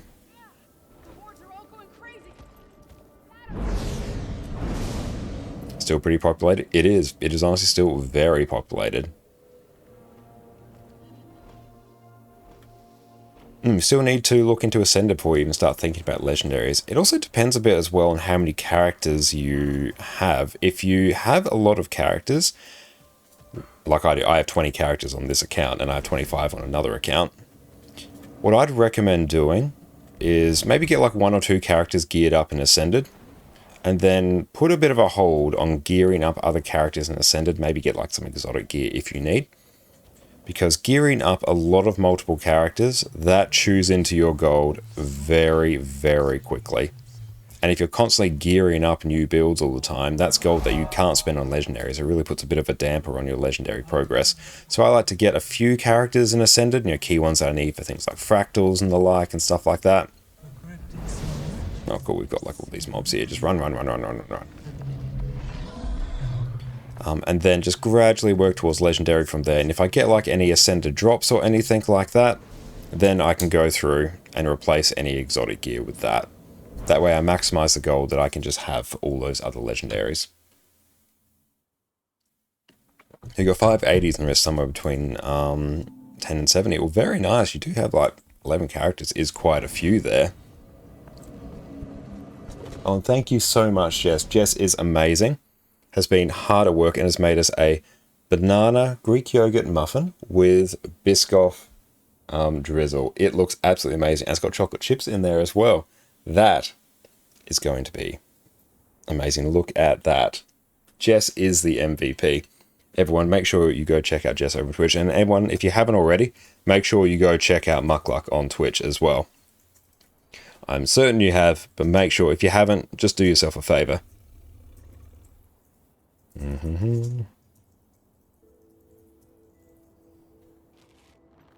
Yeah, I have to share a piece with everyone here. It's so good.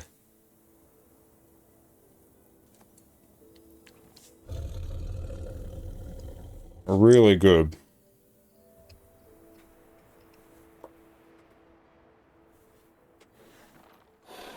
Made a bit of a mess. Bear with us.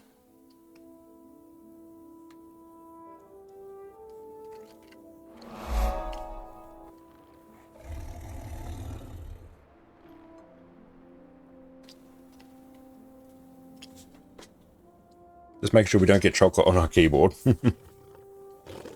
Dovercan, thank you for the follow. I appreciate that. It was a pretty good starter class for a new player. That isn't overly complicated. The ones I always recommend are Necromancer, Engineer, not Engineer, scratch that. Necromancer, Ranger, and Guardian. Necromancer because you've got the double health pool with Death Shroud, which is going to make your life much easier. Ranger, relatively simple to play. You've got an AI controlled pet, which is going to help tank mobs for you, also very nice. Just go in there, nice. And Guardian, because you've got a lot of really good defensive utility as well, which is going to really... Oh, why'd that not work? Because it's really just going to smooth your experience as a new player. Guardian bonk build is fun. Guardian is very fun. I really love Guardian. I play basically all classes to varying levels. Let's wait until we get out of combat. There we go. Into Elemental starting class, everything will be easy. Hardest class for a new player, Mesmer. I can see that because Mesmer's like a very different class compared to what a lot of other people would have seen. But yes, how's everyone been enjoying your drops as well? And what's everyone else been thinking of the expansion so far? I've personally really been enjoying it.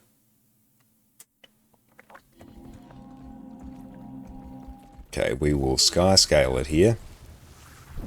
Grab that. I've probably missed a lantern and it's going to annoy me at the end. Better than Soto? I agree. I think Janthia is significantly better than Soto. Hassan, thank you so much for the follow as well. Where's this one telling us to go? Bastion of the Obscure Waypoint. Off we trot. You love your Santa hat, thanks. I'm glad you're enjoying it. Supplies are... Time to do some real damage. I suspect we'll need to get more creative. More fun stuff in this expansion, definitely agree. Like, I like homesteading. Haven't actually delved into it too much, but like the fact that it's in the game. New Convergence is nice. New Convergence is quite fun. We've done it a few times. It's been very successful. I enjoy it much more than the Soto ones generally. The fact you do have a bit more of a, I guess, more interesting like pre-event as well. I think it's quite nice.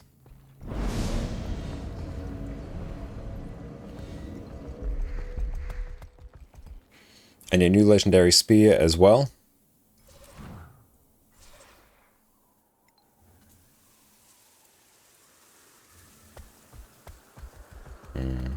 Grab that. Just trying to run away from these mobs. Bastion of the Obscure. Back here. You try and decide what mount skins, weapons, and mini pets will go with the Winter Solstice outfit. I imagine there's probably... Oh, do we have to go up there? I could outrun it. You know what? I have no idea. Let's just follow it.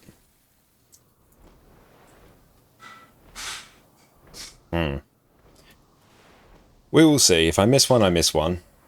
Is that a Warclaw in PV? It is, yes. No, Warclaw with Janthia Wilds got a massive buff.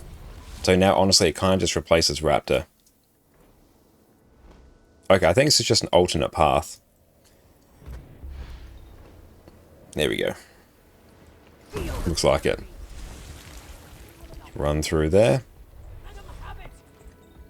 Interact with that. Run away.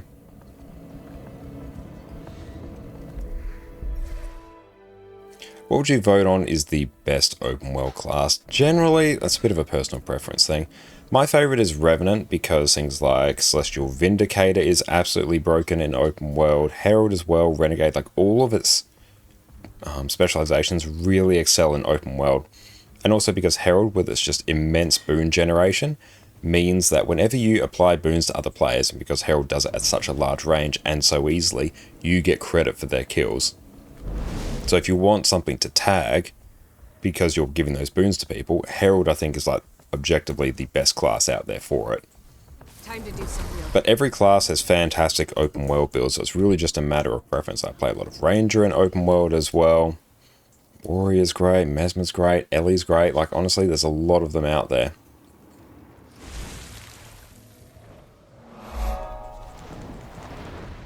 And thank you, Serenity for the follow as well.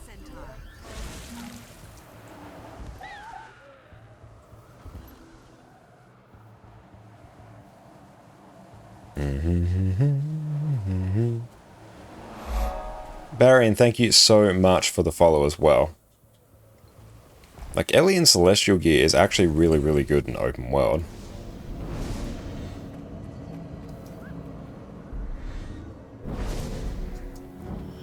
Down we go.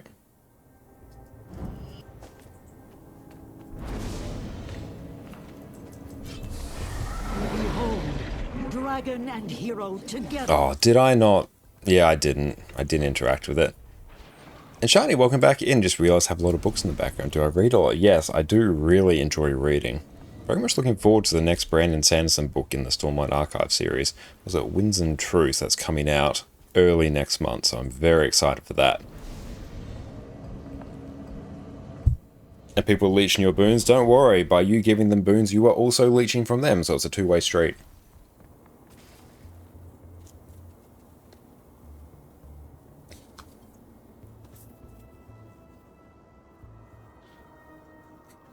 His green screen.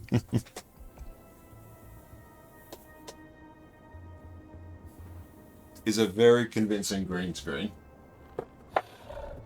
Oh, can't put it back.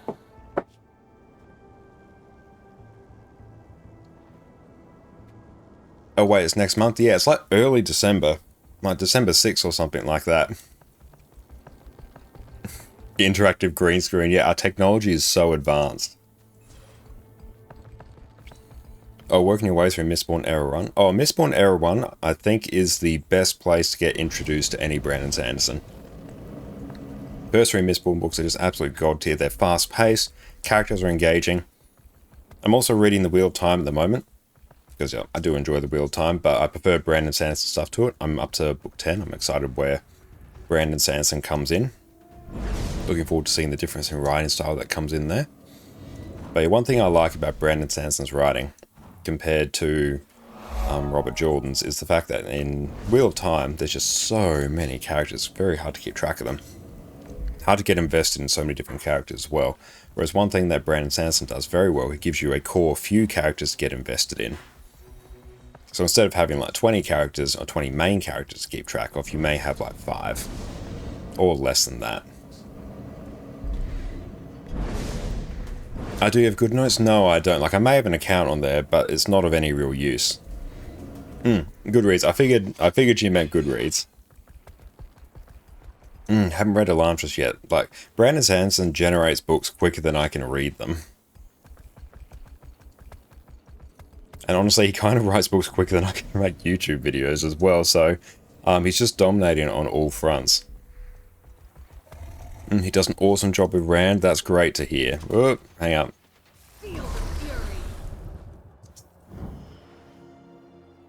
I have seen, like, he's got the trilogy of graphic novels. Haven't read them, but the dude just generates books at such an unbelievable pace.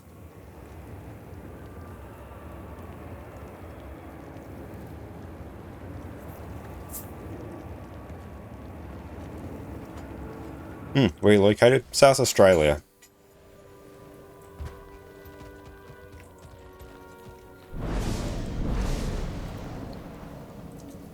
A White Sands also part of his Cosmo World. Yeah, he's just gone and created his own like variant of the MCU just because he can.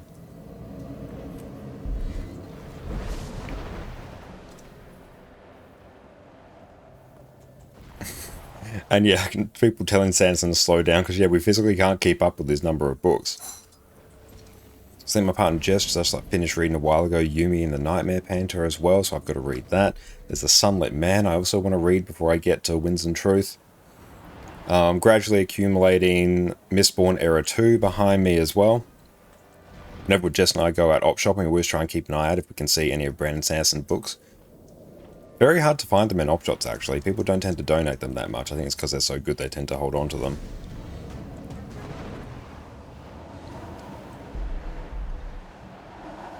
Oh, where we go? We're going this way. I think I've missed one lantern and it's going to be super annoying in a bit. I actually got all his fantasy books too, 4 of them signed. That's really cool. And yes, definitely go join our Discord as well. Thank you, X. And we have a channel there for book recommendations as well. So if anyone there has any books that they think other people should read, feel free to recommend them there. He's also working on a tabletop RPG. What I find funny is that there's so many, YouTube channels, blogs, articles about how to be productive, how to write, 2,000 words a day, and there's Brandon Sanderson just like laying there with his absolutely absurd working and like sleeping schedule. Dude even has time to play video games as well in the evenings. You hear him talk about his work schedule, and yeah, he like works until like 2 in the morning, plays video games for an hour each day, and yeah, he's just generating books quicker than anyone can possibly consume them. Brando Sander goes, I care not for your productivity hacks, I will simply do. Yeah, how many books do you plan to write? Yes.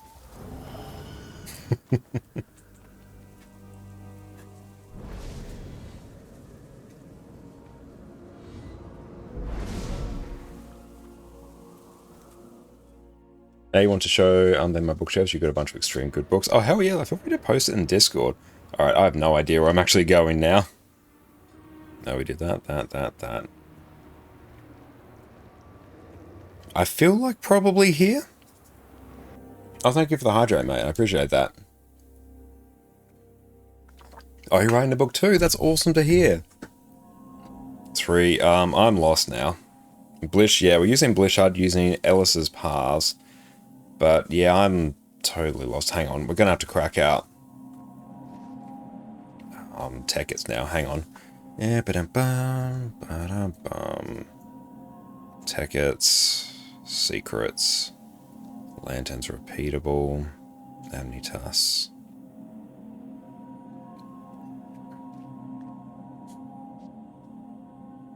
So we got lanterns here.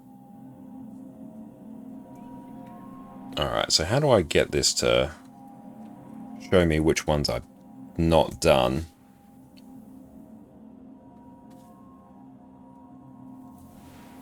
Oh, you're in Chicago, you got to get to bed for work. Well, thank you so much on Friday Tech for popping in, I really appreciate that. Oh, you write it for many years now, still only 60%, always unhappy with the result. You wish you was Brandon Sanderson. You're probably...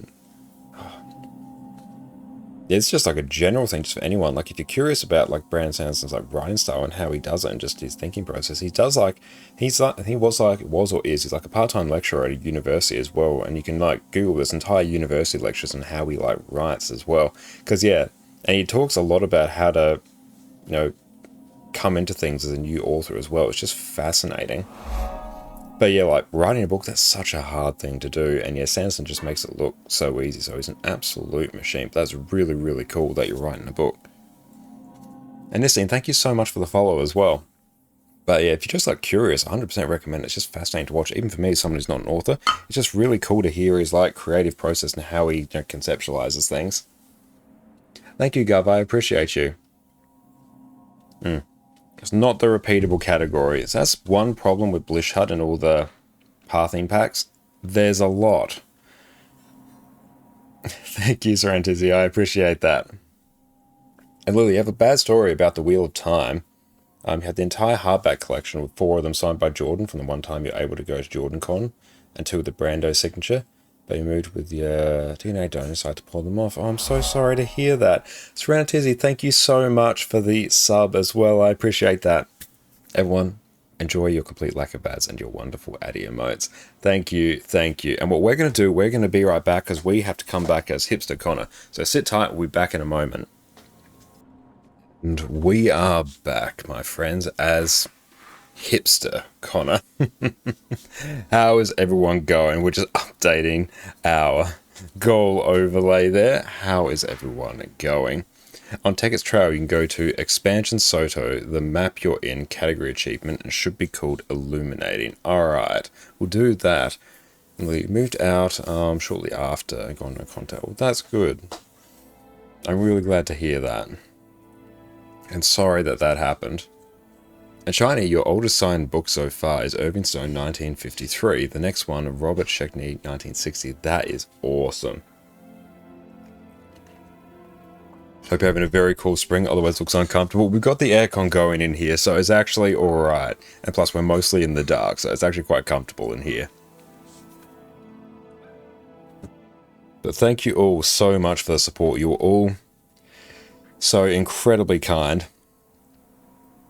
Now, Teket, Soto, just in general, that's Expansion Soto, Amnitas, Illuminating Amnitas.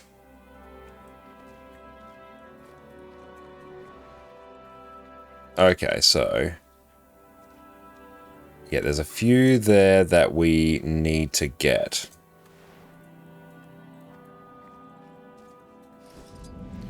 Zoom in a bit. And Ethan, thank you for the follow. I appreciate you, my friend. Thank you so very, very much. Now we have to find this one. Can we zoom in a bit more?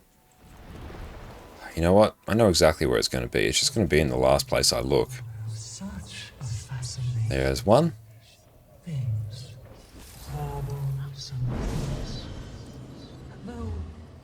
So hopefully that disappears. Have to be very careful not to turn that off, because that happens all the time. Okay, cool. So they disappear. Excellent. I sent a video with your bookshelves to the Discord. Hell yeah.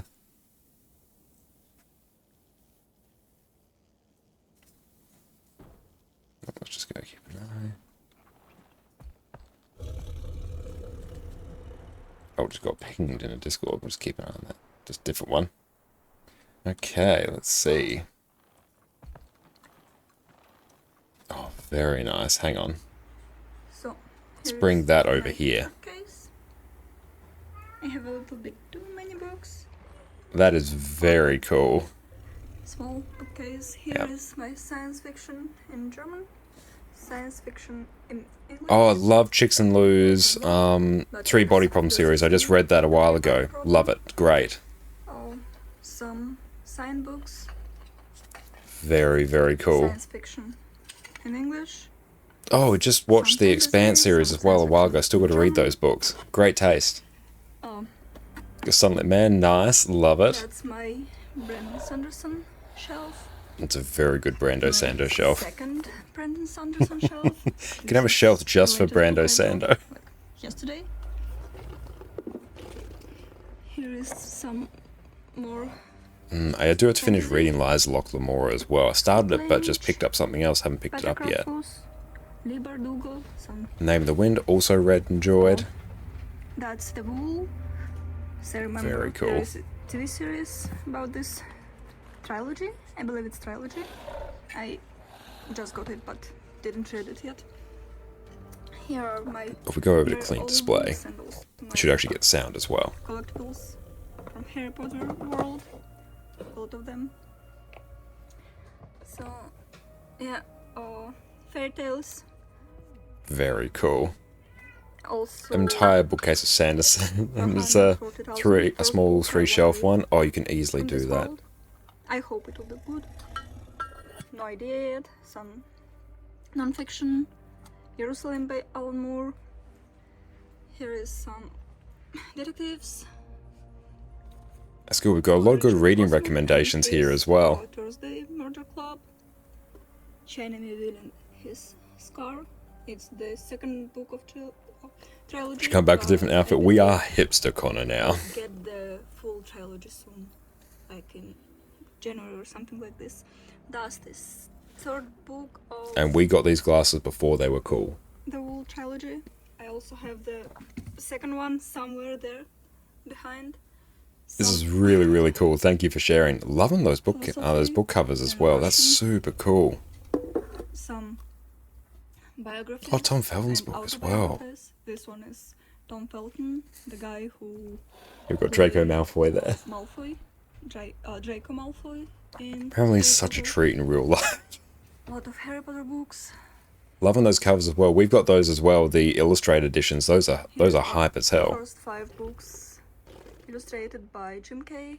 Yeah, we're still waiting on the Half-Blood Prince to get released there. Yeah. Cassandra, thank you for the follow. That are my works I 3D printed. Here are lots of books. Oh, 3D printed works. I love Most it. of them are signed. Like this one, for example, is signed by Keanu Reeves. That's and very Jenny cool. Mann. This one by Irwin Yalom, Rebecca Kwong, and all this stuff. Here is also. That's a one solid signed book by collection right there. I respect that. Yes, this one came just yesterday. This. Oh, that's cute. The Niffler. Ken Liu's Dandelion Dynasty. I didn't read them. Need to check out some more of Ken Liu's stuff as well. And all of them are Practice signed. also signed. Hell yes. Also, this I one love the by Niffler. Arkady Martin is signed. That's the trilogy. More Harry Potter books. There's so many different versions of the lots Harry Potter of books. Harry Potter ones. Love the wand cases. That is so cool. One more. Got Lucius's walking stick wand combo. That's awesome. Thank you for sharing that. Okay, we got to put that back where it went. Come on. Well, that's going to be a bit weird. There we go. It's just because we got so many things on our computer. It's just going to take a hot minute. There we go. Excellent. Very, very cool. Thank you for sharing that.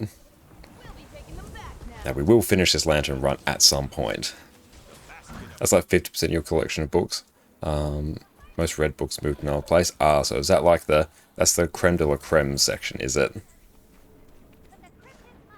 But yeah, that's a very respectable collection. I can still recommend Peter V. Brett's Demon Cycle series, top 3 for you personally. That's very, very cool.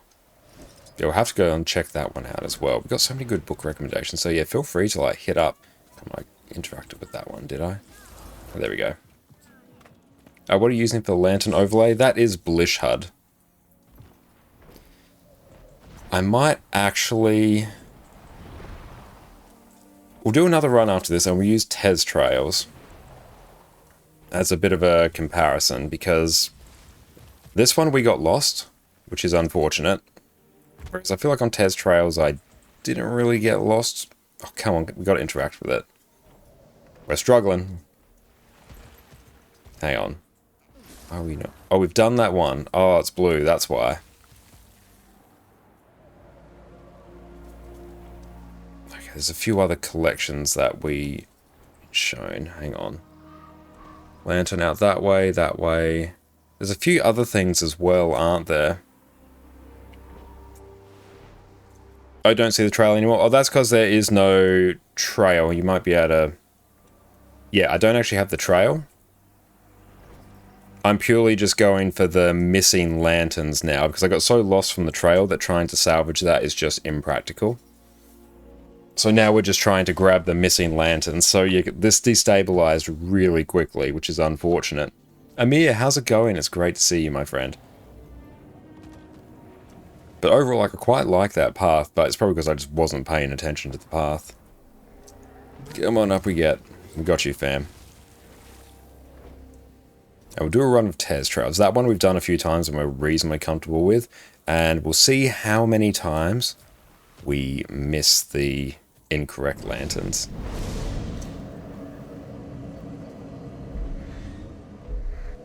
$53 of that. We got another one there.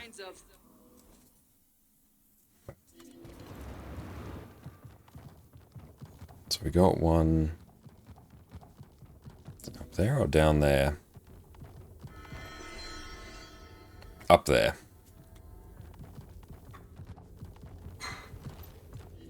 Oh, one series you've really been trying to find is the Dragon's Crown Saga by Michael A. Stackpole. Never heard of that. We'll have to keep an eye out for it.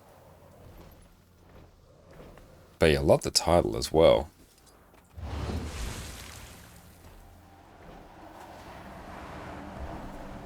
Because yeah, this was definitely not the most efficient lantern run I've ever done. The best I've done on this one's about 18 minutes or so. So now there should be one more.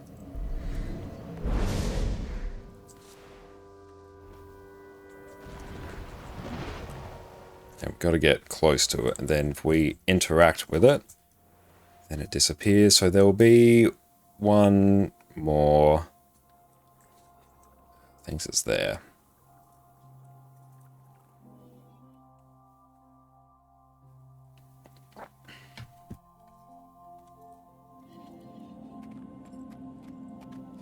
So this is over here. Yeah, I think it's up there. Up we get. Perfect. Oh, nice. Let it right in the spot. I'm so happy that we're done with all of our Rift Essences. It's crazy to have that completely finished now. I kind of thought that. No, we have that one. Okay, let's interact with it nonetheless. Hang on. Okay, just ignore that one. It's not disappearing. Oh, there's one more. I should really wiki it.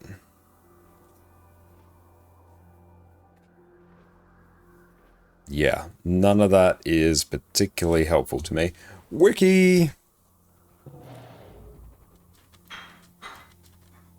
Concoctor's Lab.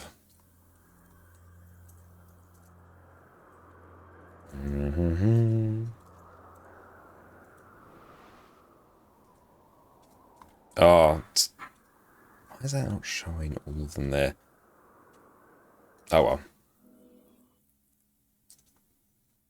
Naomi Novik's Dragon series is also great. Playing in the times of Napoleon and what if dragons were part of the war? Oh, that's a really cool idea. I like the sound of that. It's early modern fantasy written between 2000 and 2003. It's a 4-book series with a trilogy and a prequel written afterwards. Sounds super cool. Has anyone here read Emily Roda's Del Toro Quest series? That was like peak, you're a fantasy enjoyer growing up in Australia right there. It's like a, I wouldn't even say it's young adult, it's probably the stage before that, but oh, I have such fond memories of that book series. I feel like if you grew up in Australia, you've read those books. And cool, we've done that. Success. Very good. Does this give you a chance for Black Lion Keys? Hey, the Wizard, thank you so much for the sub. I appreciate that. Enjoy your complete lack of ads and your wonderful Addy emotes. You have every one of those books signed by Rhoda herself. That is so cool. Hell yeah. Yeah, I still need to read, I think there's the 3rd series now. I read the first 2 series when they came out, but yeah, I've got to go back and read the 3rd.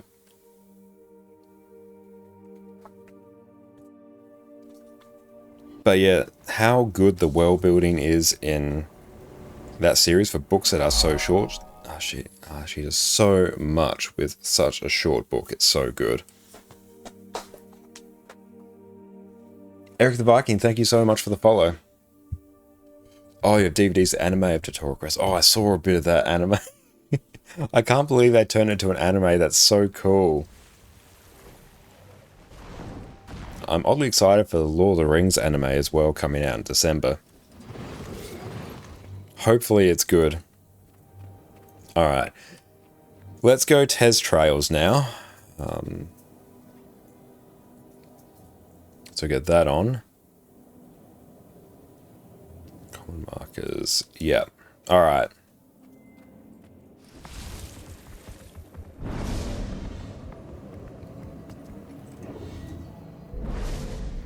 Hope so too. You plan to watch it on the big screen? Hell yes.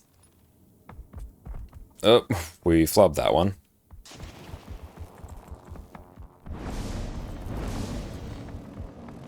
One thing people don't realize is that other book series Rowan of Ren is in the same world, just over the sea from Del Toro. Damn, I'm gonna have to check that out, because yeah, I absolutely loved her writing when I was growing up, so yeah, I'd be very keen to check that out. Can I waypoint here?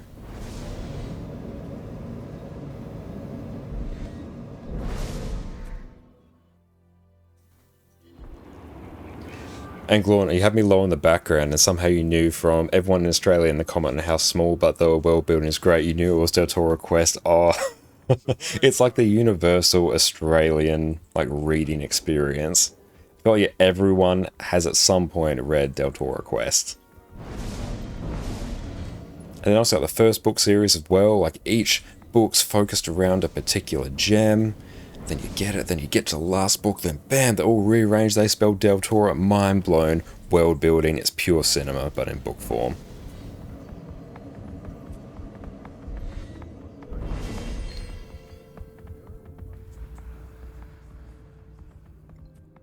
Spoilers. Oh, the City of Rats stuck with you even today. Oh yeah, some of them were terrifying.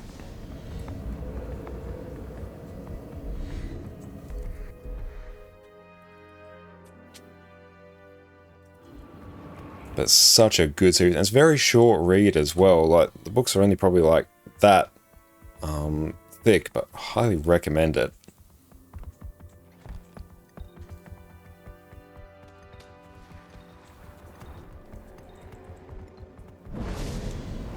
So we actually get to use Jackal here. Honestly, we could probably use Warclaw.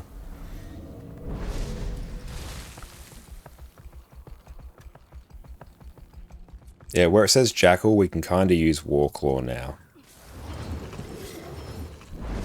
Also, you got recommend to watch me? Oh, that's wonderful. I'm really glad to hear that. I wonder if you'll be able to get 130 books in 2024. That's a big goal. I do ever sleep. We had some sleep in between our streams last night and today. And we're doing alright. We're on our second coffee now. We had a wonderful banana muffin covered in Biscoff drizzle from Jess. It's been great. As an Aussie fantasy book fan, you've either read Del Toro Quest, Legend Song, Obnetwin from Isabel Carmody, or any of the Tencent books. Oh, I need to check out some of those, because yes to Del Toro Quest, no to the other ones. Del Toro Quest was my jam. Oh yeah, 400 books now thanks to 2024. That's a huge one. A huge collection. That's amazing. Oh, to read. Ah, nice. And I'm currently listening to The Fellowship of the Ring, narrated by Andy Serkis, on Audible as well. Very much enjoying that. Yeah, Andy Serkis does a fantastic job.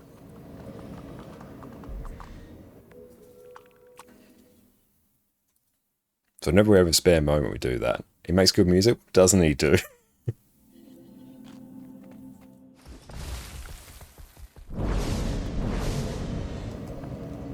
Isabel and Sarah are more like young adult to Rodder's child. Nice. Yeah, I'll definitely have to check them out because yeah, if it's the same sort of like my writing style and just a bit more aged up, I'm here for that. Yeah, Del Toro Crest core memory unlocked. Yeah, it's the core memory you never know you had, and then it just wakes up and just floods you like, oh yes, I remember everything about those books. You get like, oh, make a plot twist at the end. Oh, so good. There's going to be one of these I missed, so we'll try and figure out which one. I vaguely remember where it is. They're full-size books written for young adults. Hell yeah, that's really cool. There's one right here. Got to be careful not to miss that.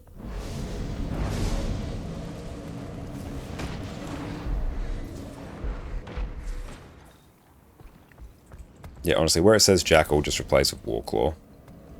So your Library of Fantasy and Edgar Allan Poe. Very, very cool. That is amazing. Oh, there's none there, so I don't need to go in there. That one's been moved.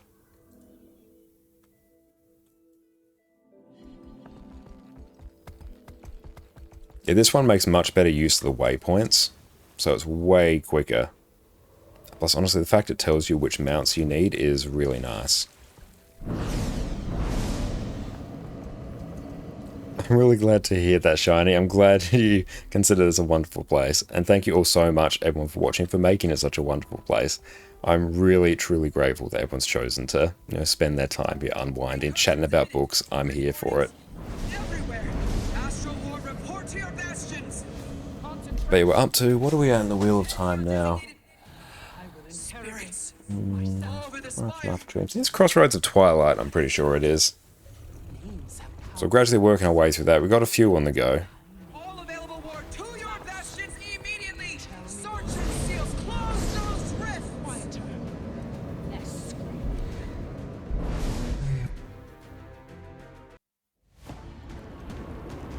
I'll grab the blue path. Oh hey, if we can like grab this meta as well.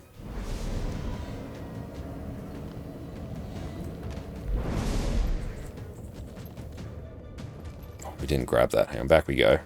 Rewind. Come on. We can do it, we can do it, team. Interact with it. There we go.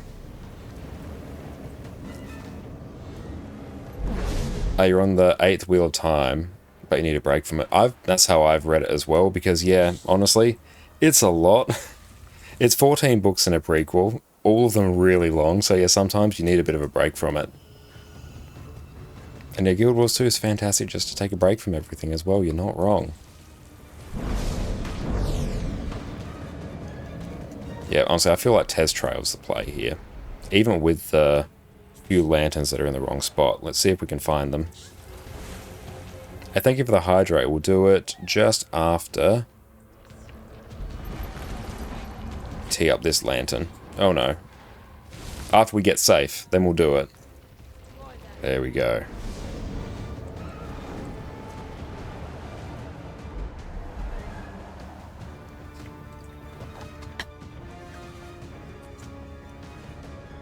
And then...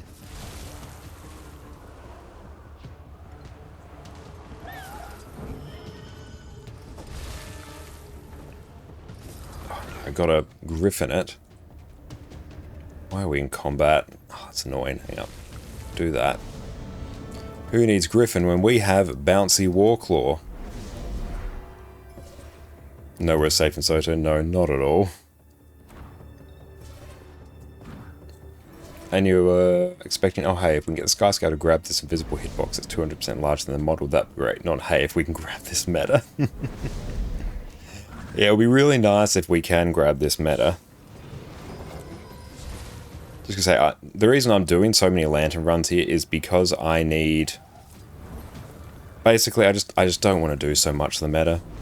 Because this one's actually a bit annoying to find sometimes at the time zones I play.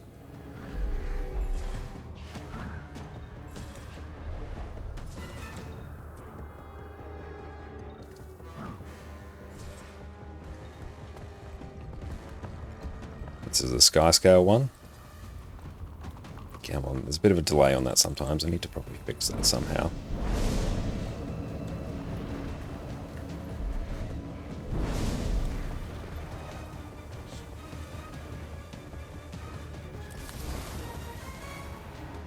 I need to assign that or that combo there to some easier to access buttons. When you're planning to read Stormlight Archive in January with a huge community, oh, that's going to be awesome. That will take you a while. That's going to be super impressive. A series you enjoyed, The Thief Who Pulled on Trouble's Braids, Thief Who Spat in Luck's Good Eye, and Thief Who Knocked on Sorrow's Gate by Michael McClung. Ooh, very interesting. I do like the sound of that.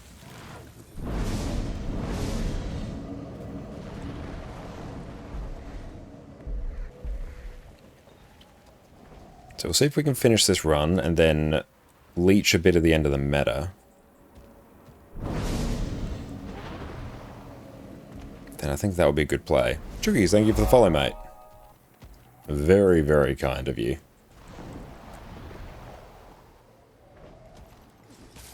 Ooh, a Zaitan skin for Skyscale would be great.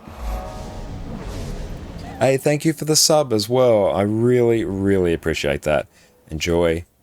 Complete lack of ads, and your wonderful, wonderful ad emotes. Thank you so much, Jess, for making them for us as well.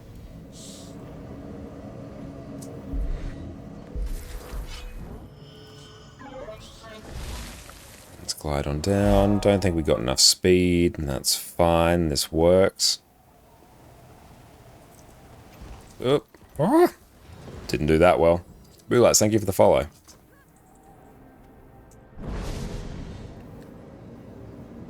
Speed is key. Yeah, it is there. We should have been a bit more aggressive there and gotten an extra flap in for the speed.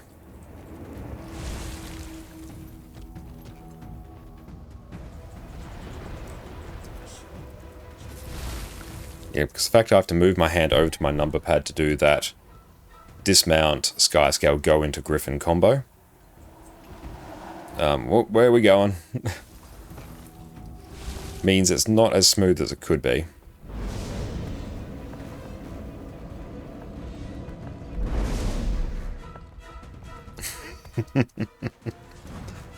That's a good enough motivation as any. Oh, yesterday you got a book from a friend of yours that you were told was a good thriller. I just ordered it on Waterstones and it came signed by the author. Damn, that's awesome. I'm so excited. They usually tell if the book is signed when you buy it. There was nothing that came out 2023, so I wasn't expecting that at all. That is so cool. This one we can get some speed.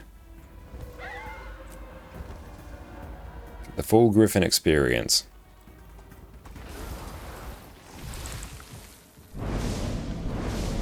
Best way to spend karma at the moment? Karma's honestly a bit of a weird one. Unless you're doing a whole bunch of legendaries, it doesn't have a huge sink. There are some ways to convert it to gold. Probably the best overall way I would say would be to do your Pack Scout mapping materials each day, because I think that should burn through something like 100k karma each day. Something to that effect. And that's generally the most profitable way. Ice Shards. Ice Shards is like a good one to do as well, but the problem is you can only get like 10 per day, so it doesn't really put a dent in the amount of karma you have. But yes, like that's a very profitable thing to do. Buy Ice Shards each day if you can. But even then, like I'm crafting so many legendaries this account and karma's still just building up. I know Buried in Twin is a 8-book series. It started in 1987 and ended in 2017. The main problem with Caminute, she writes a lot but doesn't write one series from the start. It's multiple series and splits time between them as inspiration hits. So if you're only reading one, it can be annoying. Oh yeah, I can see that's annoying. See, at least with Brandon Sanderson, even though he's writing multiple series at once, just the sheer productivity and rate at which he generates his books means it doesn't really matter. You don't notice the difference. You wouldn't know that he's working on like 17 different book series. What to do with excess Eternal Ice Shards? What you're going to do, grab that. You're going to go into Bureau Marches, or the vendor in either north if you have it unlocked. You're going to buy the Curious Stones of Afar tab, buy Living World Season 4 currency. Then you're going to consume that Living World Season 4 currency for volatile magic. Then you're going to buy trophy shipments. That's how you convert Eternal Ice into gold.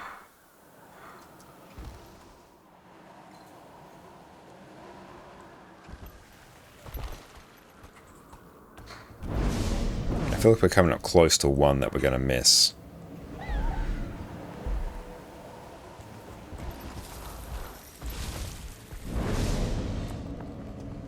And thank you, I'm glad you appreciate the beard.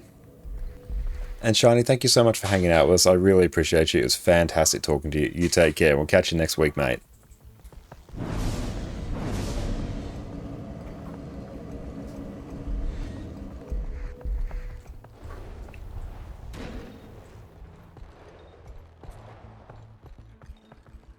So Hipster Connor, when we get Viking Connor, we need to get the materials to actually become Viking Connor. Just had to go to a Viking fair a few years ago. That was really, really fun. Had a great day there.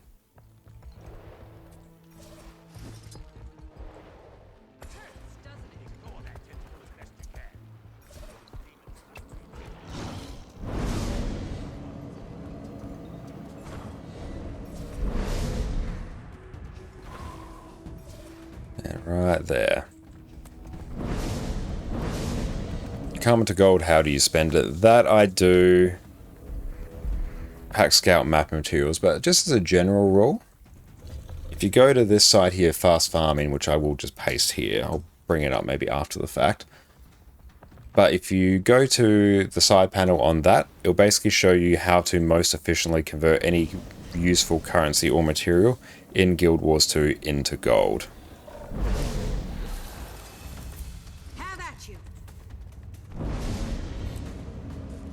And that will do the same for Karma.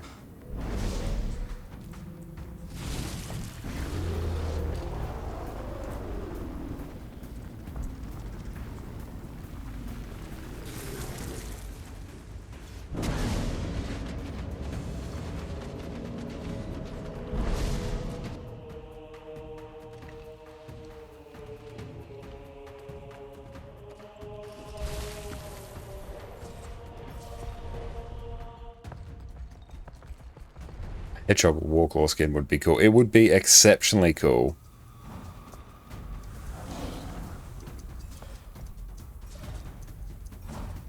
Come on. There we go. Not one there anymore.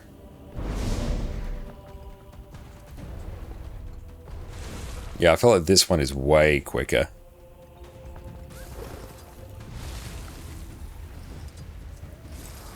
Oh, wrong side. Up we go. Down we go. Horse mount for Guild Wars 2 as a starting mount would be a very cool idea.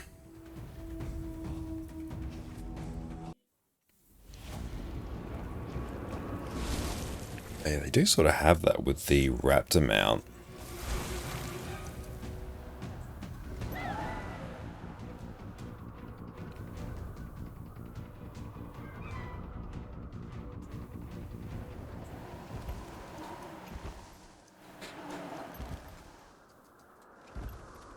Yeah, I would maybe like, even if the Raptor was not necessarily on the trial, but if they just gave you like the base Raptor, once you reach, yeah, like your level 10 or something, maybe keep it as that, but maybe they'd had it as the, like, not a trial, because yeah, people always get very disappointed when they have it removed.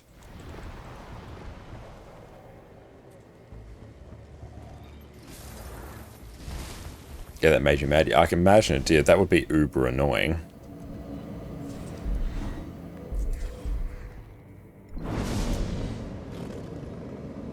Oh, been free to play for a year. Damn, it's a long time to be free to play. How do you enjoy being like a free to play player for a year? Where are we going now? We missed one, I believe. There's always one, isn't there? Spellcrafting workshop.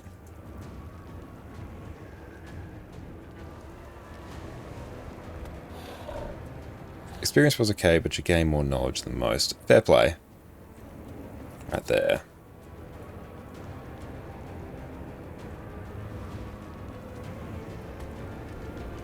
I think same as the rest of us, enjoy it, just excluding a lot of the masteries for quality of life. Yeah, like if you don't have the quality of life to begin with, then I guess you kind of don't really know what you're missing.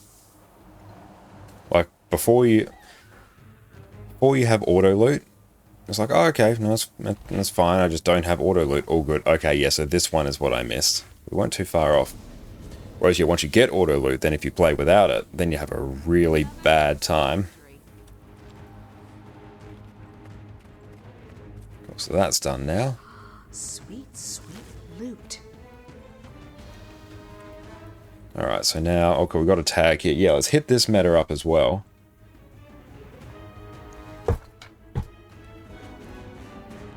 And we can turn off pathing now. We don't need it.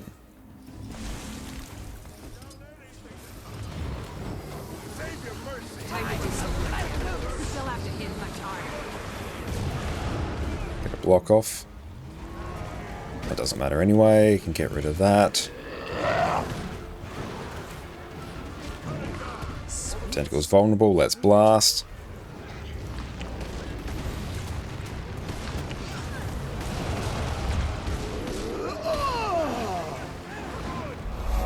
Close the rift. Yoey and Ashita, thank you for the follow. Yeah, Uber Demon focused expansion here. We got that, so let's go.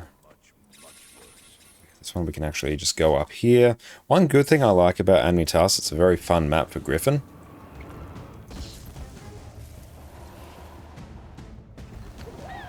Because you can go up to that high waypoint, you just glide everywhere. Oh, you're in Ananias? Nice, yeah, that uber demonic map.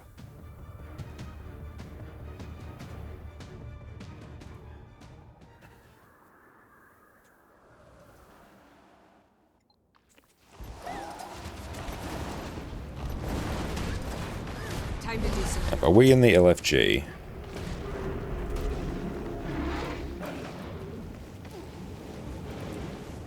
We are, okay. If anyone wants to join up for an Amnitas meta, we do need some more bodies, so let's make this happen.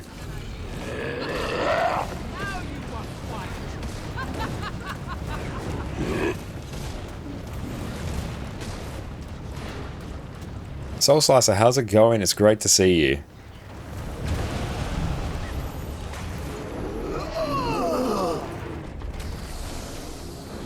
Gotta keep pushing back the Cryptus. Let's make this happen.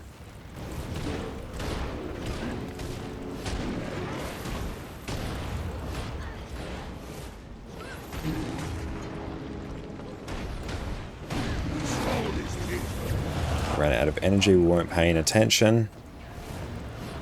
Attack my target. It has been too long. Allow me to act.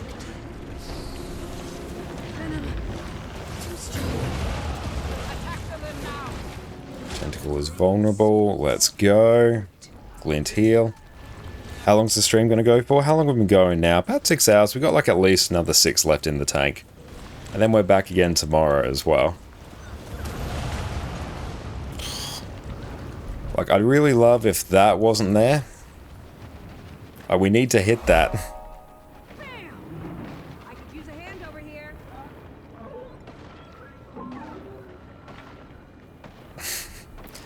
That's really just committing to we shouldn't be surviving that.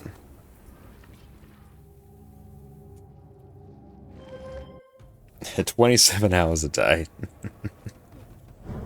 And let's go over to... Why am I unable to change template? There we go. Let's run over to Herald. Yeah, that's fine.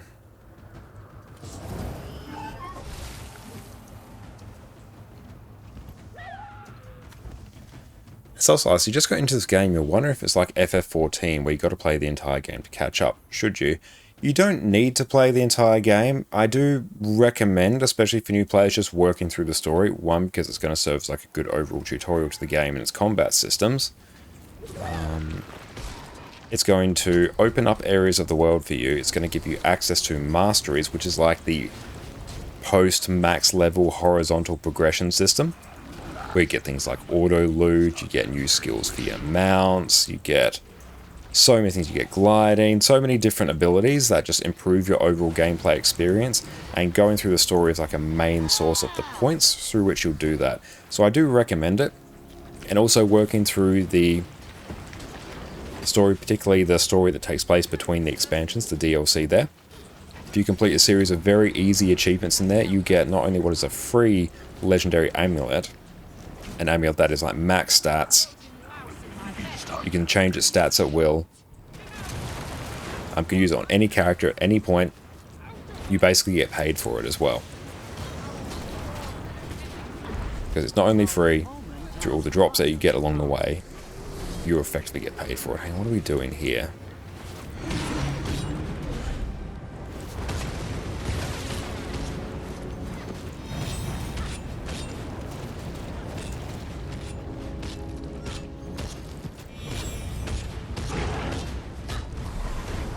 Okay, so we need this to start going down. Dodge that.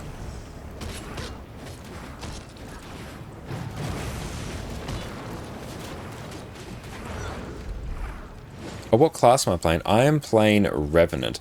Revenant is one of the classes that came out with the first expansion, Heart of Thorns. And think of sort of almost a Death Knight type deal. But yeah, Revenant is my personal favourite class, but I play basically everything to varying degrees.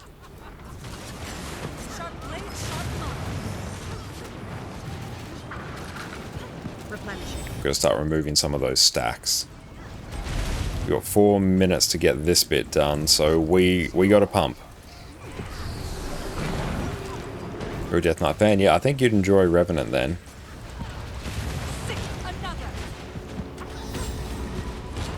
There we go, we can start actually landing some damage on that now.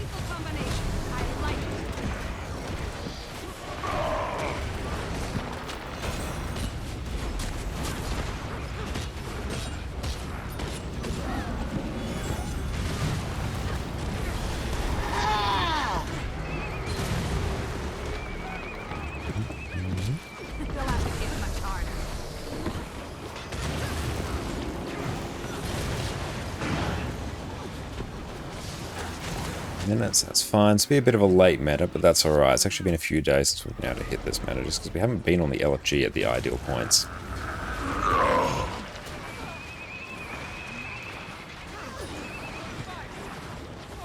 And Gleeks, welcome in! /D. Done. Cool, that's done. Oh, Operation Mosaic Wrath. Cool, we're up to the final stage in this now. How are we on currencies? We can buy 2 more. Nice. But you love the Mage Hunter vibe you get from the Willbender. Yeah, honestly, there's a lot of really cool aesthetic choices that you can pick up as well. Elementalist is a very overwhelming class for new players to wrap their heads around, so don't worry, that's pretty normal. So Elementalist usually isn't one that I recommend for new players. The 3 I typically recommend: Ranger, Necromancer, and Guardian as the ones that are the most sort of new player friendly. Revenant's not like too far off, but you do have a few resources to manage as well.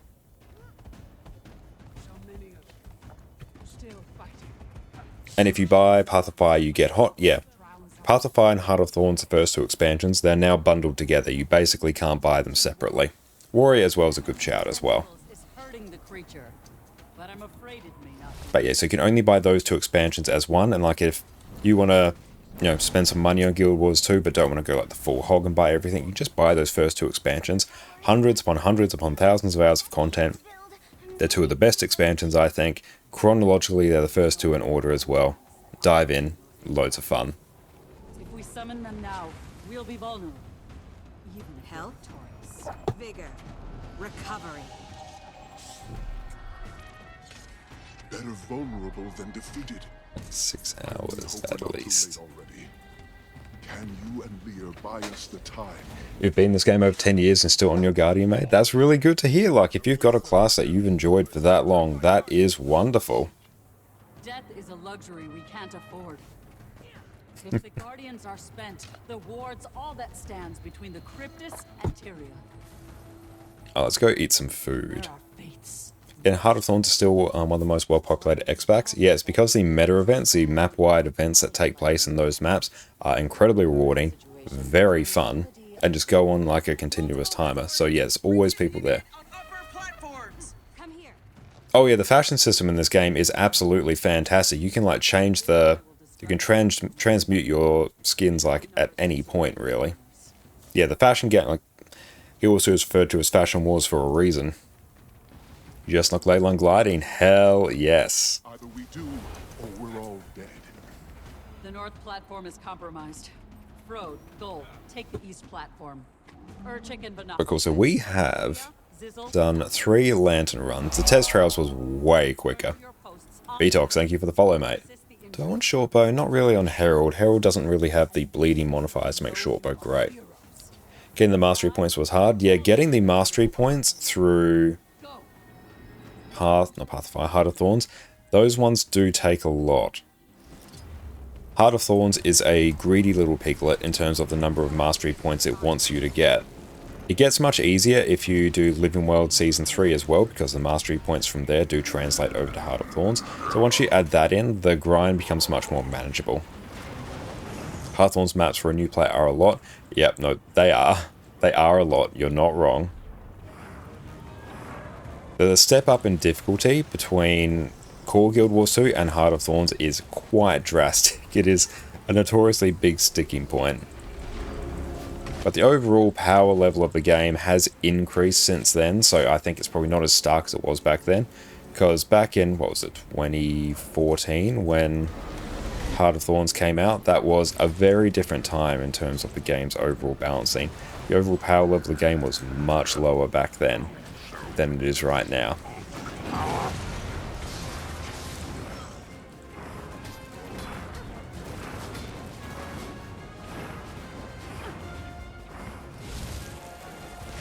Let's go pick up some of these. Yeah, we got so many more of these we need to kill. Let's go. Let's go to town.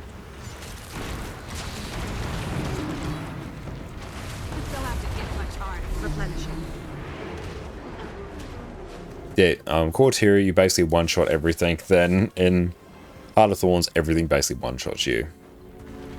Yeah, you actually use your flame out for more than just movement. You actually need it for quite a few events here. Guild Wars 2 has like a really cool mount system. Honestly, you've got the first mount that you'll get quite early on, at least for a little trial. You've got your Raptor here. It's basically just long-range leapy boy. You've got Springer, which is the one you'll use for like vertical jumping. You'll get Skimmer. Think like a Manta Ray. So here you will go, it's basically this one will let you go over water and eventually underwater as well very quickly. Let's just kill some more mobs here because we actually do need this meta event to succeed.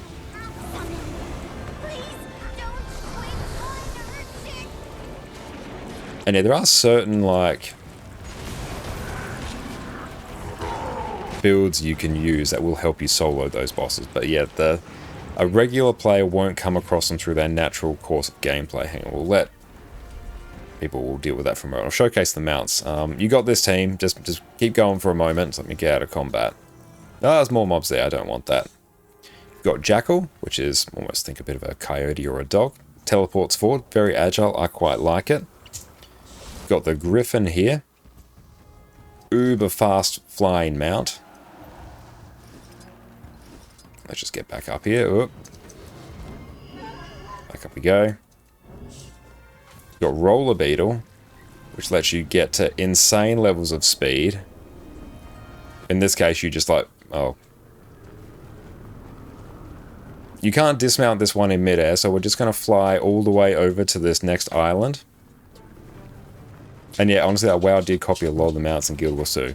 There we go. We're back. Get back over here. Yeah, Eddie. What's up, Pumpkin? Hello? I know you've seen my costume now, haven't you? Hello. Don't press the keyboard, whatever you do. I don't think there's a stop streaming keybind there, but if there is, you will find it. Addie says hello, everyone. You got your ducky, you're happy. I don't want it, though. By the time it is. We've got Warclaw. This was originally like a World Best World, like a large-scale open-world PvP mount. It has now been... I've got my shoes down there. It's now been reworked, so it's like very fast. It sort of replaces the Raptor a bit. But yeah, you can do basically mid-air jumps. We've got Sky Scale here, which is what you've seen me use a fair amount. It's a flying dragon. This is the one that WoW really copied, the one that really kicked it off. And then we've got the turtle, which you can get like 2 people in. It's got cannons on its back. It glides a bit, goes underwater. It's a bit of a different mount. And yes, it's 31 degrees C right now. No wonder you want the aircon on. I know, and especially with the computer going so much, it is a bit toasty. Thank you so much. 31 degrees is it's a decently warm day here. Oh yeah, and the oven as well. Yeah, it's a bit toasty. You're roasting, yeah. The fact the computer's just been like encoding all day as well, it's pumping out heat. Let's go. Can we go up here? And though you feel for the Uber driver to take for your Woolworths order, you have a maximum of 72 items. You have to do like 4 trips up 3 flights of stairs. Oh wow, that is some dedication there. Cool. Now let's go actually do the meta event. Is that one still going? Yeah, we won't bother going to that one. We'll go to this one. But the mount system in Guild Wars 2 is phenomenal. And yet the game doesn't have a sub fee. You buy it once, you own it forever. So you can just take a break whenever you want. You don't feel like you're missing out. So there's no need to worry about FOMO. There's no gear grind as well. So again, you can take breaks in the game and not have to like grind to catch up to people. The gear I got back in 2012 is just as good now as it was back then. Was vulnerable. Let's go. So here we go. We're doing a big meta event now. This is one of the sort of map-wide meta events. This one's a particularly easy one. This boss really doesn't do too much.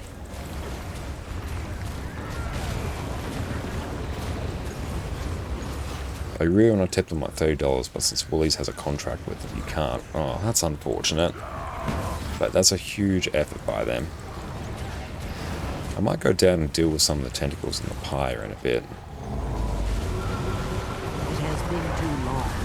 Allow me to act.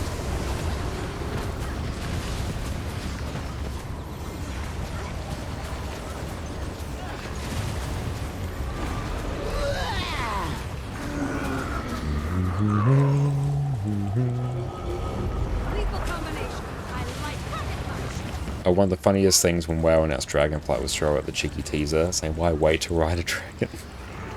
That is still quite funny. Because yeah, the fact that the Sky Scale, the dragon mount in Guild Wars 2, does have like a bit of a long process to get it.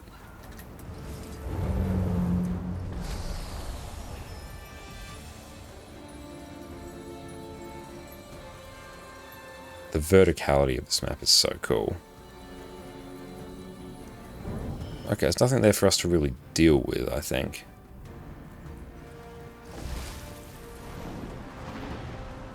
There we go, let's just use this to make our way back up.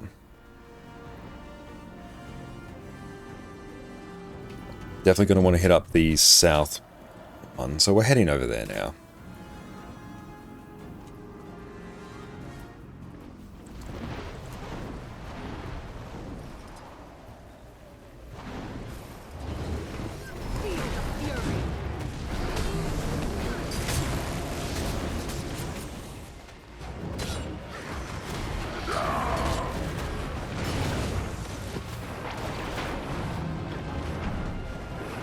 Got Tentacle of Norris here. Do I need to deal with it? You know what? I don't know. do.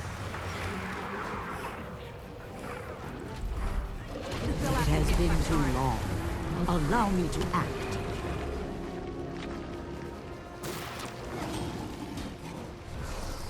Dodge.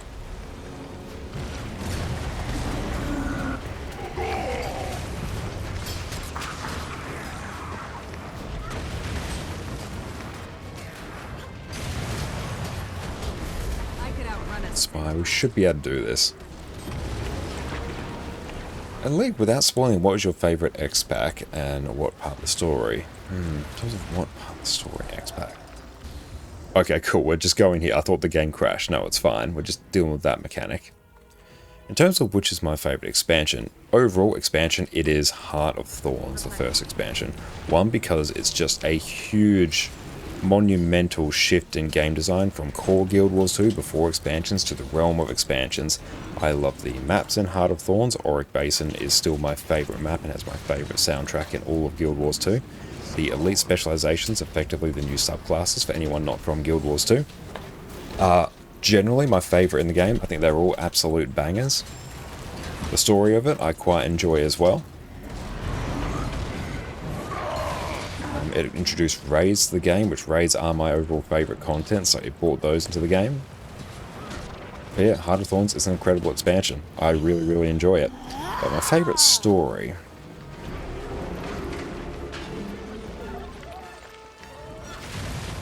might be a bit of a hot take, but I kind of feel like... favourite story... End of Dragons is probably the most fun I've had playing through the story in Guild Wars 2, I think. I enjoyed the characters in it, I enjoyed it being the quote-unquote climax to the story we've been building to in Guild Wars 2 for years. I love the final mission. I enjoyed the Cantha landscape as well. So I had a really good time with the story in that one. And yeah, Path of Fire, Living World Season 4, yeah, that's like amazing story as well. That's like generally regarded as the best story in Guild Wars 2. But for me personally, if you ask me, like, you know, gut feel, what's my favourite? Probably have to be End of Dragons, I think. That might be a bit of a different take than what most people would have.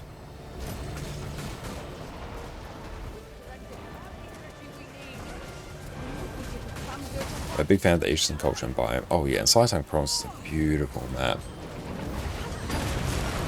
And thank you so much, Eric. I really appreciate that. And yeah, I stream so I can chat to everyone about my favourite game and just vibe out with everyone here. So yeah, we'll always do our utmost to engage with everyone as much as we can. Oh, you didn't like the extreme verticality in... do you mean Heart of Thorns? Oh, you're buying the bundle? Great. Absolutely recommend it. If you enjoy Guild Wars 2, the expansions are the best purchase you can make. Without question. That should be the first place you're looking to spend your money. And like Heart of Thorns becomes much easier to navigate as well once you get access to mounts. So sometimes, you know, people will go into Path of Fire, the second expansion first, and then get mounts, and then come back. They might have a bit of an easier time. That's all good, Damien. Like, get all the rest you need. There's a chance we'll still be here when you get back.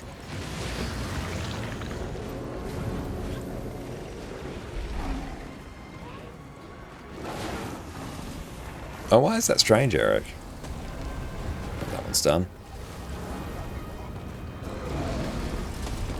And yeah, it's because they introduced a glider mechanic, so they designed the maps around it. Mark for Death, gotta use that.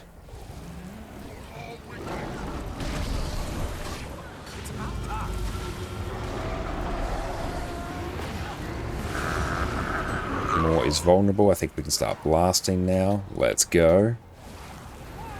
Go stand in here. And yeah, if people want like the, dare I say, the true or the original Guild Wars 2 experience, I do recommend going from Porteria straight into Heart of Thorns, because then you get that difficulty spike. You get the navigating the Heart of Thorns maps without mounts. And that is one thing they did very, very well, just through the design of the world, the enemy placement, the danger of the enemies, they really instilled that sense of danger as you're traveling throughout the world as well. Which does, when you have mounts, because you can just blitz past every mob, you don't get that feeling. So that spike in difficulty, I think it was a really deliberate decision to try and portray the danger of the jungle. So I think that's a very cool experience, which you only get if you don't go into Heart of Thorns without. If you don't go into Heart of Thorns with mounts. Now here's a very less dangerous thing. We're going to do yoga.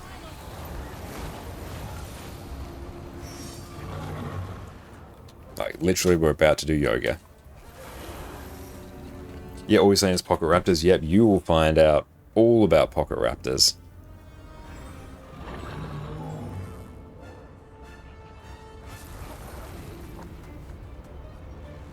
And thank you, Seth, I appreciate that. And yeah, keep an eye out, because our Legendary Crafting stream, where we do our 11 Legendaries, it's probably going to be in the next 2 to 3 weeks, I think, at the rate at which we're generating our Legendaries.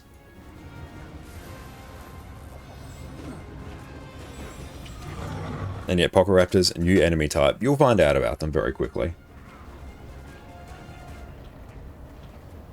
They're like one of the most famous Heart of Thorns enemies. Is your ear hurt while wearing the muff? No, not at all. No, I generally prefer just having one ear in and one ear in the headphones and one out. It means I hear my voice much clearer, and generally I find it comfortable. It's what I've done for years. So no, it's totally comfortable. I'm going to use our Sky Scale to shoot fireballs at its eyes. Condi Scrapper and Condi Daredevil thing. Condi Scrapper, I think it could be a build. Condi Daredevil, definitely. Condi Daredevil absolutely is. I've loved playing that in the past. Let's check. Like, there may be... There's a build that it might work.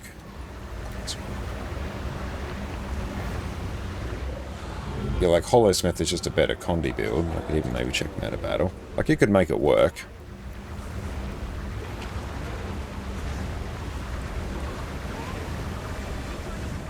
Like, Condi Mech is one, Condi Hollow's one, Condi Core NG I think's one.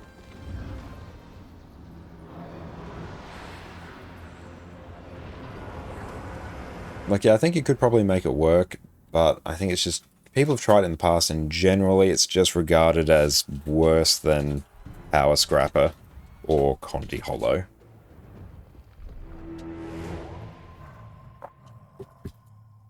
Gives much better situational awareness. It really does, yeah. It just makes me feel more comfortable. Especially because these ones are noise cancelling as well, so it's very much like you're in a bubble. Which is very good, like, if you're in an office and you need to tune out the noise, whereas here I don't need to.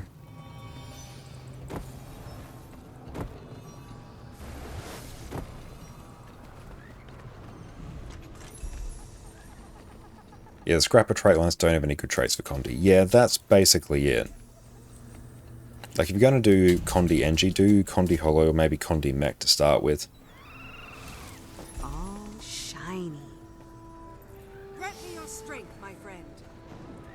Okay, so we've done that. Not destroy, we're using that.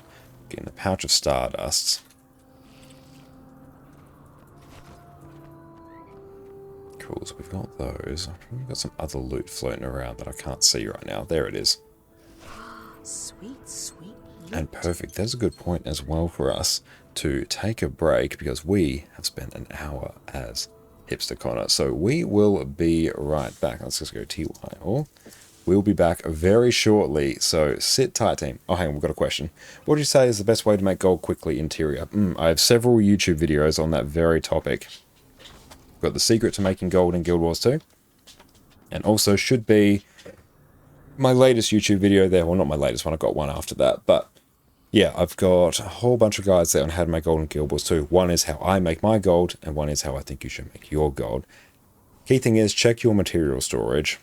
Generally, just play Guild Wars 2, do the content you enjoy, because Guild Wars 2 doesn't reward you in liquid gold, it rewards you in materials and currencies, and it's the selling those materials and the use or converting of those currencies, that's how you really make the gold.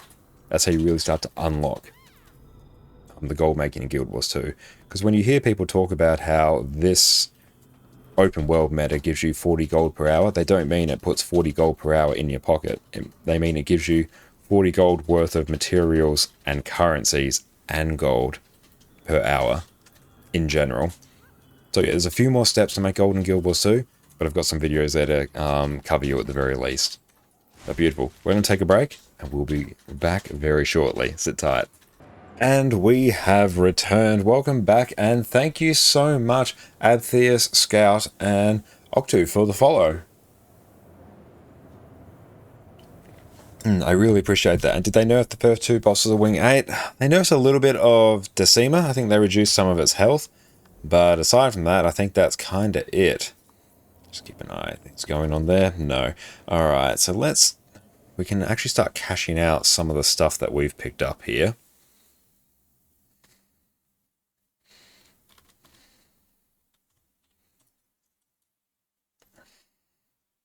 I think one got nerfed from, I think it was like 83 million. Decima was nerfed from that to 83 million to 70 million.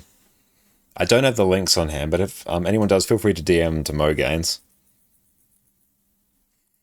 I think it might have been at the bottom of a patch note or something. It wouldn't surprise me. Now, let's go convert some of these. Impact, how's it going? It's great to see you. Have a good rest? Yeah, we had a pretty good sleep. We got about 5 or 6 hours or so, but honestly, Guild Wars 2 is a rejuvenating activity, and we're having a great time. They nerf Greer's health too? Not that I'm aware of. I'm not saying they haven't, but I don't know. Let's see. Which one of these? Okay, the Horde of Naguma bulk exchanges? Let's see. Okay, so here, what can we exchange essences for? Okay, so we can exchange any extra we have for map currency. That is good to know. Tyrian defense seals. Can do those as well. That's cool. Currency exchanges. Where's the thing? Ah, here it is. That's what I want.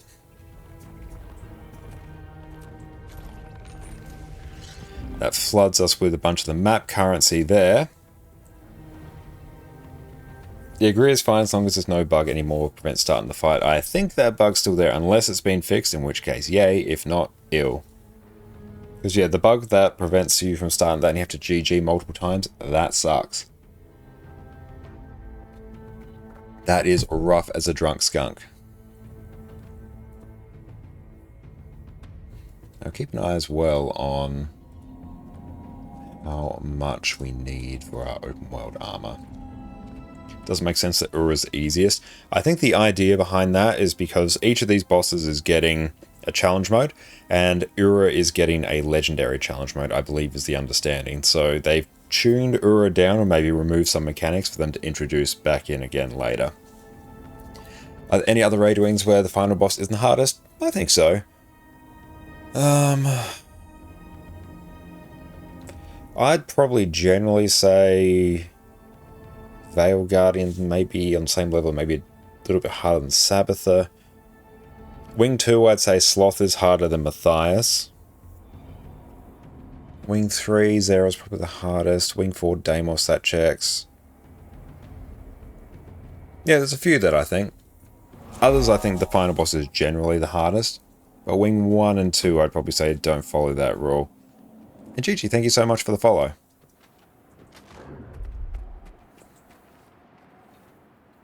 Proficiency token. I could do that. Oh, it's 1 per day. Yeah, let's do that. Pouch of Stardust. So we have 16 in mat storage. So let's get 4. That gets us on 20. Mordrum with Hardened Sue 1-2. Yeah? I feel like it. Mordremoth isn't necessarily Harlan Sue 1-2 for anything else other than jumping.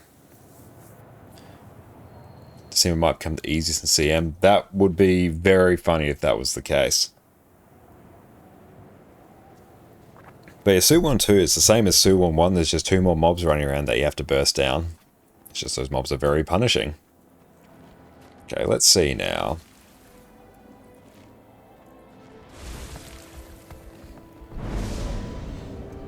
Lanterns, round 2, electric boogaloo. Try jumping with 20 milliseconds ping. You can do it. The thing is, you just have to have consistent ping. If you got that, it's not too bad. You just learn your timing and you're good to go. Because yeah, like, I'm very comfortable jumping the shockwaves on Morgemoth with, and I like have 250 ping as well. You just get used to your timing. It looks really weird to anyone else though. So other people, I've got comments like all the time saying, "How are you jumping those?" I'm like, it's just my timing. It's when I need to jump. I don't have a choice. Supplies are dismal. You jump earlier than you'd expect.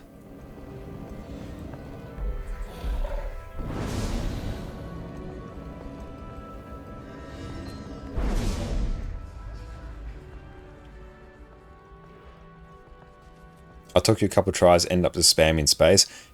After a while, you do get used to your very specific timing, so you won't need to spam space. But yeah, it's not the easiest. Picking a boss in the wings with a final boss isn't the hardest. Sloth is greater than Matthias. Yeah, I completely agree. Yeah, I mentioned that one before. Quit your jibber. How you going? Welcome on in, my friend.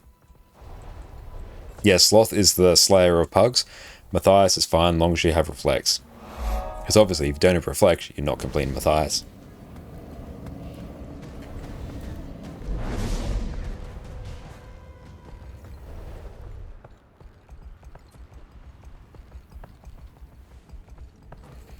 Oh, with the way we were spreading, if I missed the first jump, we'd both die, but I was never worried. Oh, that's very kind of you to say. I appreciate your faith in me. Thank you, TT, for the follow, and thank you everyone for pushing us past 7k followers. We're officially in the 7k club. Thank you all so very, very much. I really appreciate that. And once we got towards the later parts of our progression, we'd jump the first shockwave or even just distort it if we could, and then dodge the next ones. Like, I'm perfectly comfortable jumping it, but it's just so much safer dodging it. The invulnerability window is so much wider. You miss HD Sim already? I miss it too. It was really, really fun. It's great as well now that we've got it on the weekly clear. And probably in the new year, I think we could even maybe start incorporating that into like weekly clear night. Twisted Castle is greater than Zera. Oh, thank you for the stretch as well. We'll stand up and do such a thing.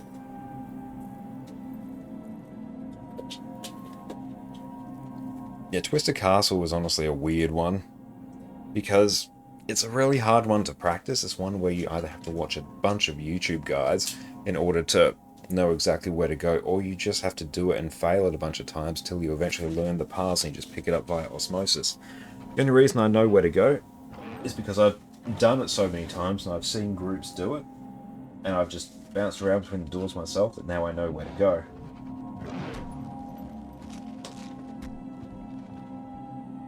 Hey Eddie, I'm just sitting right there. Excuse me, can I get in? Thank you, sweetie.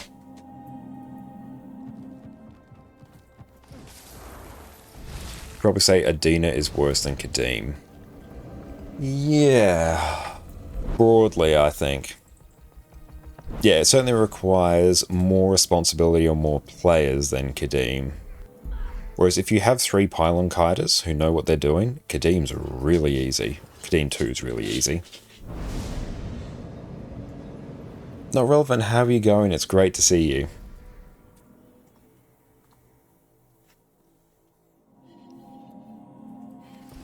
But yeah, I'd probably say Adina is harder than Kadim 2 as well. The only really annoying part as a commander is you need to have people who can kite the pylon, or do pylon kiting, which itself isn't a particularly hard thing to do. They just need to have... It's not even the gear setup, because the gear setup's pretty chill. We didn't actually get that one. That's annoying. Hang on, back we go. This maze is impossible. And we're going to just follow that path again, honestly.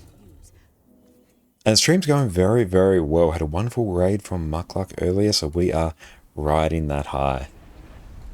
What mount add-on do you have? It is the radial menus add-on from Nexus. Did we get that one? We didn't. But yeah, so that's what you're seeing there when I push in my middle mouse key. Oh, I take that as a compliment, Sven. Not sure who Chris Vance is, but let's say that's the highest form of compliment. So yeah, installed, it's the radial menus add-on there within Nexus. It's very, very nice. There's a similar module within Blishud called Mounts and More, which I have used in the past. So I think I go this way now. We can't port, but that's fine. Samrog might be worse than Deimos in Pugs. Yeah, I can sort of see that. If Samrog isn't harder, I'd definitely say they're on a similar level of difficulty. Although you really do figure out who enjoys drilling for oil on Deimos. I believe it's an actor. Hang on, let's do it. I figure it's an actor. No, he looks fairly handsome. We'll take that. Why, thank you. Oh, Soulless Horror is more difficult than Doom for some groups. Oh yeah, Soulless Horror as well, actually. Yeah, I didn't think about Soulless Horror. Yeah, that one, honestly, I have more trouble in pug groups with Soulless Horror than Doom. Because Doom, once you have the people who do their greens, everything else is basically a DPS golem, and you occasionally run to the other room to get rid of a bomb. It's fine. Good Screech intensifies. I'm gonna bring some freedom. I've been playing Guild Wars 2 for a year now. That's a solid amount of time. Oh, so Nexus allows the middle mouse button? Yeah. But yeah, the mount add-on is so handy. But yeah, I have a video on how to set one up for Blishud as well, which will work very, very similar. Oh, we're in combat. Dang it.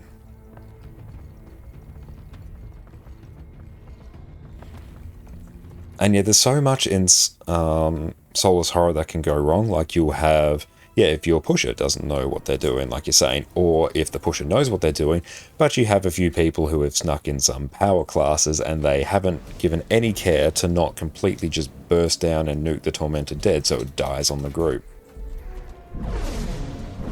That one, the pusher can, like, obviously influence and control it to a degree, but if that happens, if they burst it down, it's not really the pusher's fault.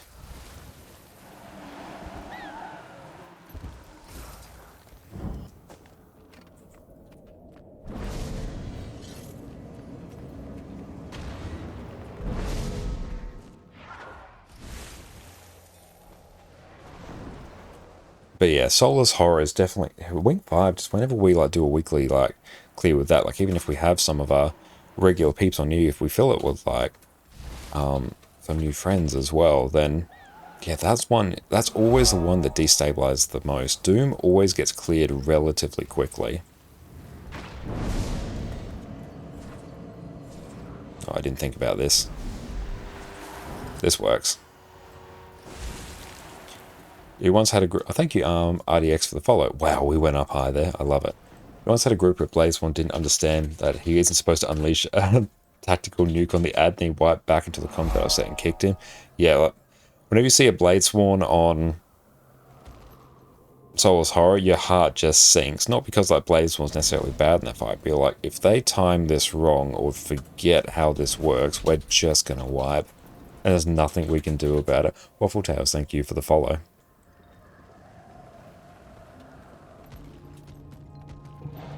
Kadeem as well is also another really annoying one for pug groups because there's so many key roles that you need.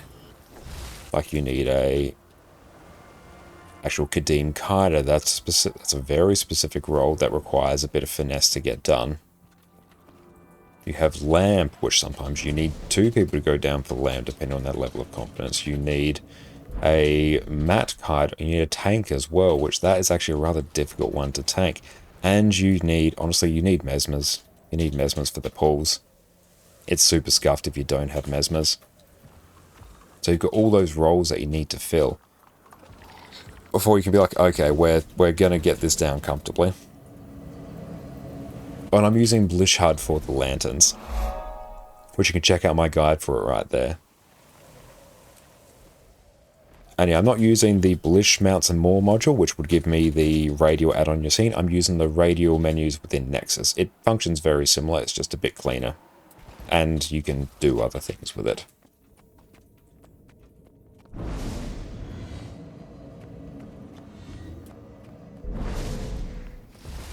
Same as Sloth, time your burst, especially AoE, the poor mushrooms enjoy a lot. Yep, Sloth is another one. That's why Sloth is also just a bit of a pug slayer.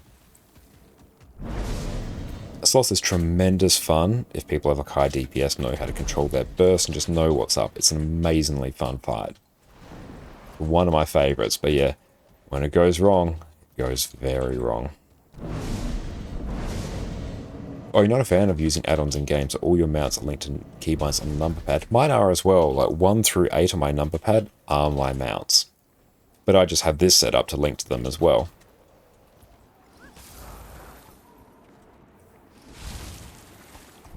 So you occasionally see me use it without it, it depends.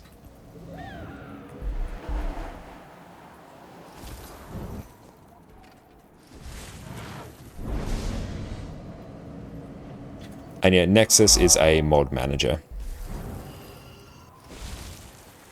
Okay, here we're going to struggle because we're not going to have enough height. Actually, no, this is fine. Slagathor, thank you for the follow.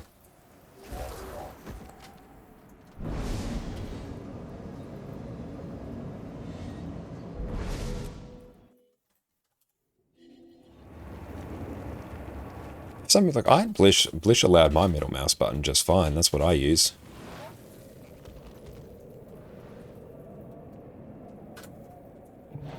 Did I miss one? Oh, no, I didn't. No, I did the blue one. Afara, you're so glad decided not to do more than one piece after of open world armor. I know, like...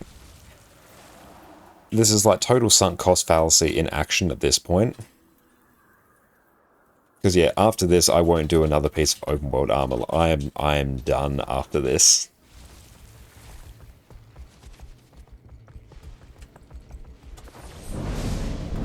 But there are positives for it. The fact that you can just farm it at your own leisure. You aren't really time-gated in any real way beyond what you are capable of grinding. So that's a nice distinction between other sets of armor. Like raids, you got to do your weekly raid clears. Oh, no. Raids, got to do weekly raid clears. PvP, you got to do your PvP leagues, world versus world. Skirmish tickets.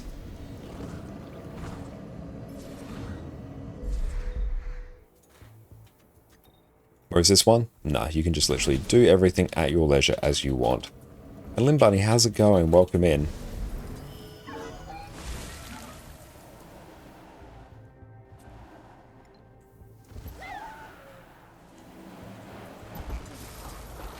This'll be fun.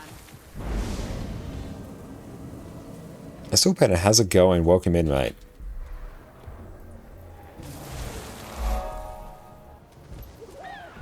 Give ourselves a bit of height.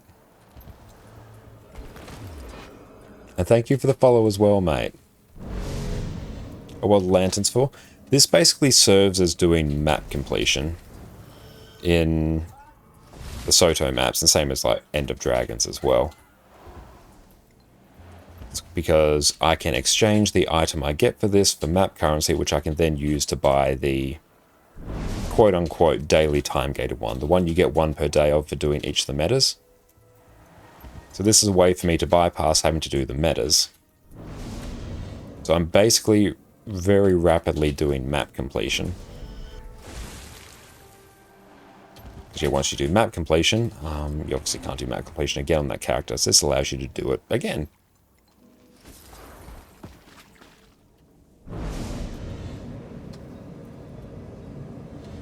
I like the Tez trails for this one. We just need to remember which lanterns aren't actually on the path or removed since it was created. There's 2 of them, so it's fine. Senpai, thank you so much for the follow.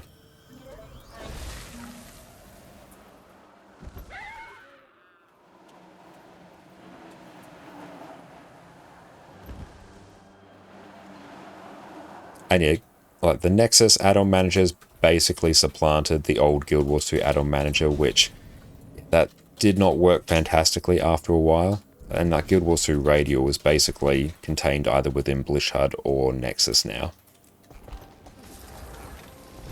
And thank you, Quit, for the follow as well.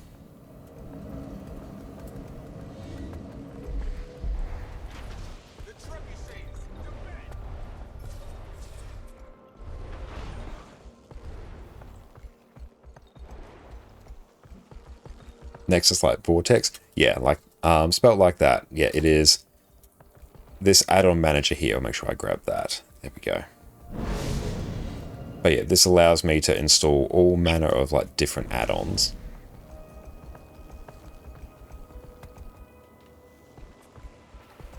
Yeah, Blish isn't necessarily, well, it's not necessary, but it gives you such quality of life like this.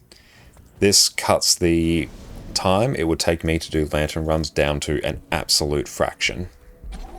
And just general map completion, because I've done like core Tyrion map completion, I think somewhere I've at least done it more than a dozen times across different characters easily. I want it done as quickly as possible now. Yeah, once you have Blish, like, you can't live without it. Theriatica, thank you so much for the follow as well. That's really, really kind of you. Thank you. We're just going to make our inventory small boy there.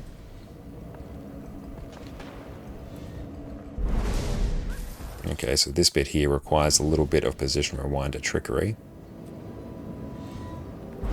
Time to do some real damage.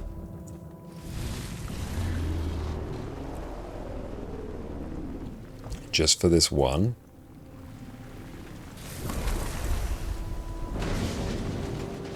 Leave us alone. Got it, back we go. Oh, the biggest sellout is the way it shows your map entrance, similar to Dark Souls, Elden Ring. Don't know the name. The Mist Door. I haven't used that one myself, but that does sound very, very cool. There you go, Addy. You get settled, pumpkin.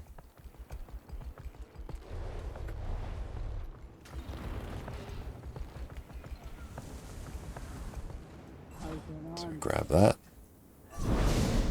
There's not one there that we need to worry about.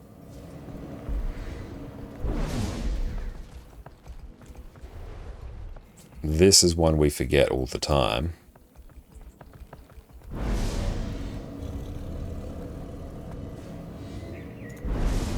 You'll have to try that out at some point.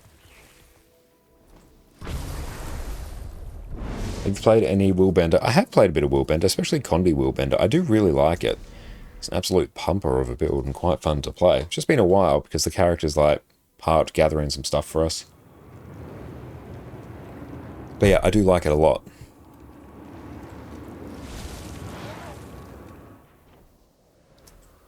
Yeah, obviously you have great DPS build, it's ranged for the most part, you have all the amazing Guardian utility, so yeah, what's not to love? It's pretty great. It's relatively simple to play as well.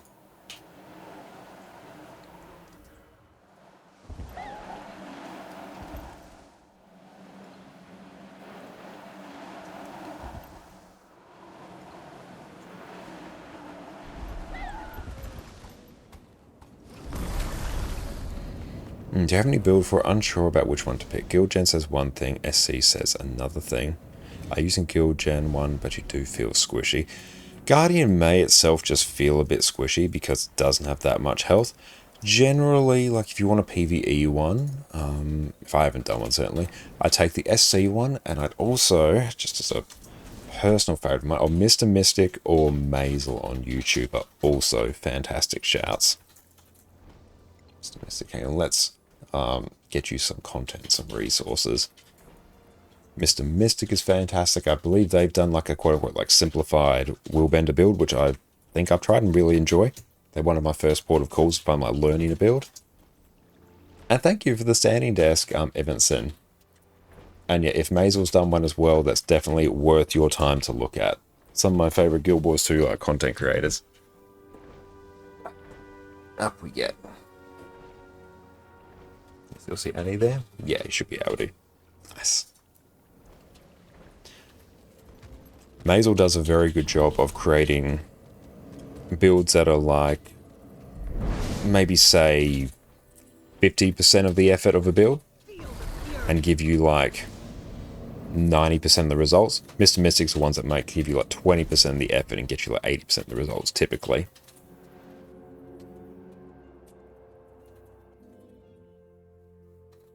Do you need a level 10 bot? Not strictly, no. Level 6 is fine. I also look at M4K build. Haven't seen their build. There's always one. Which one is it now? It's always a different one. Great debate. Or actually, no, I know this one. I think it's over this way.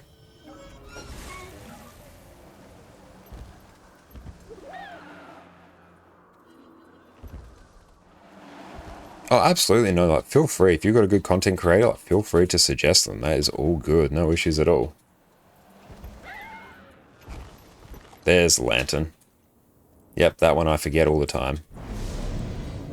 And Woofers, thank you so much for the follow as well.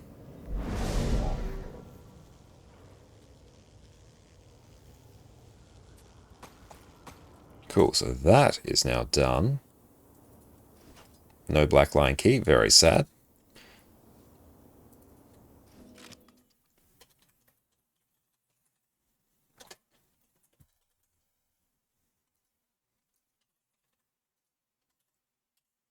Keep an eye as well and see what other meta events are up.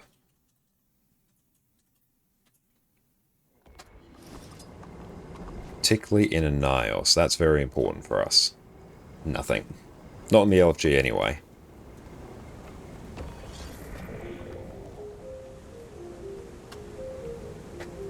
Oh, Hellmask. Oh yeah, no, Hellmask is fantastic. How much gold have we got there? Yes, much.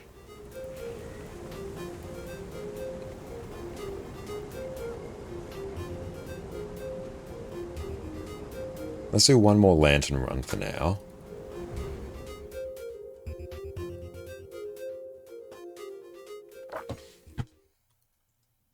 Yeah, Hellmask is also the one who's got like 50k AP as well. Like one of the top people in terms of AP in Guild Wars 2. Okay, now let's try and do a lantern run where I don't miss anything. I missed one immediately.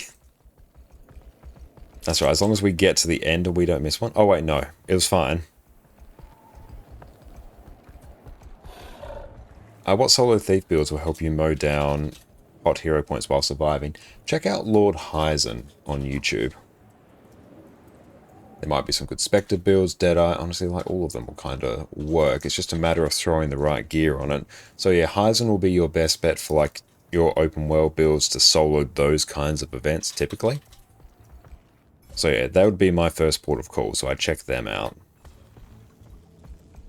Yeah, Hyzen's builds are the reason why I love Revenant as much as I do.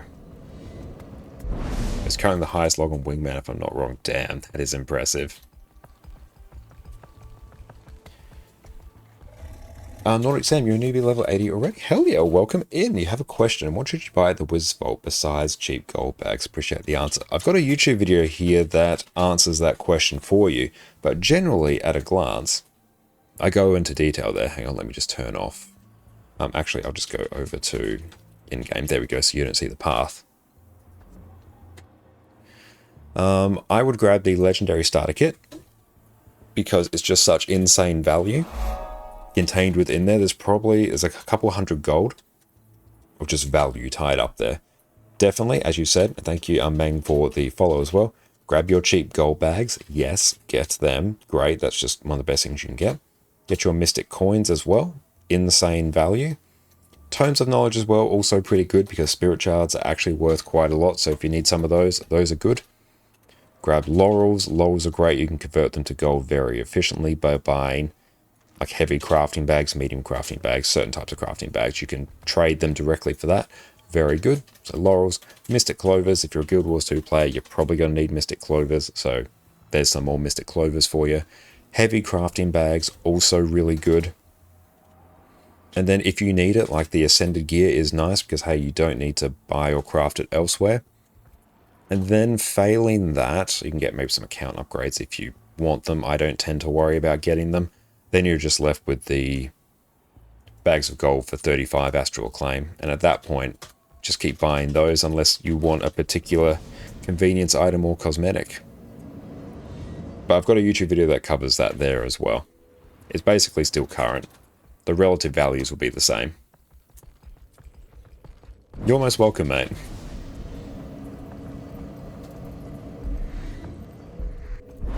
We've done that one. Oh, lesser arcane chest. Nice. 4.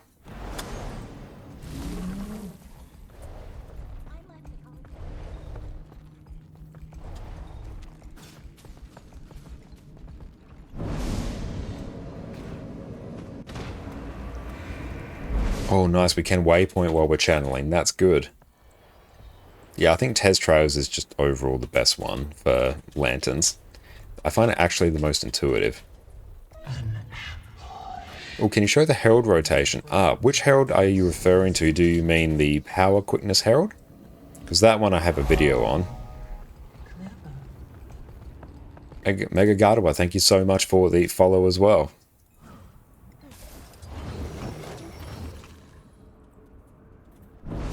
Anything you want to do today, just Convergence maybe? I'm actually... Convergence aren't that high on my list at the moment because I've literally finished all of the Rift Essence I need for my open world armor. We finished that today.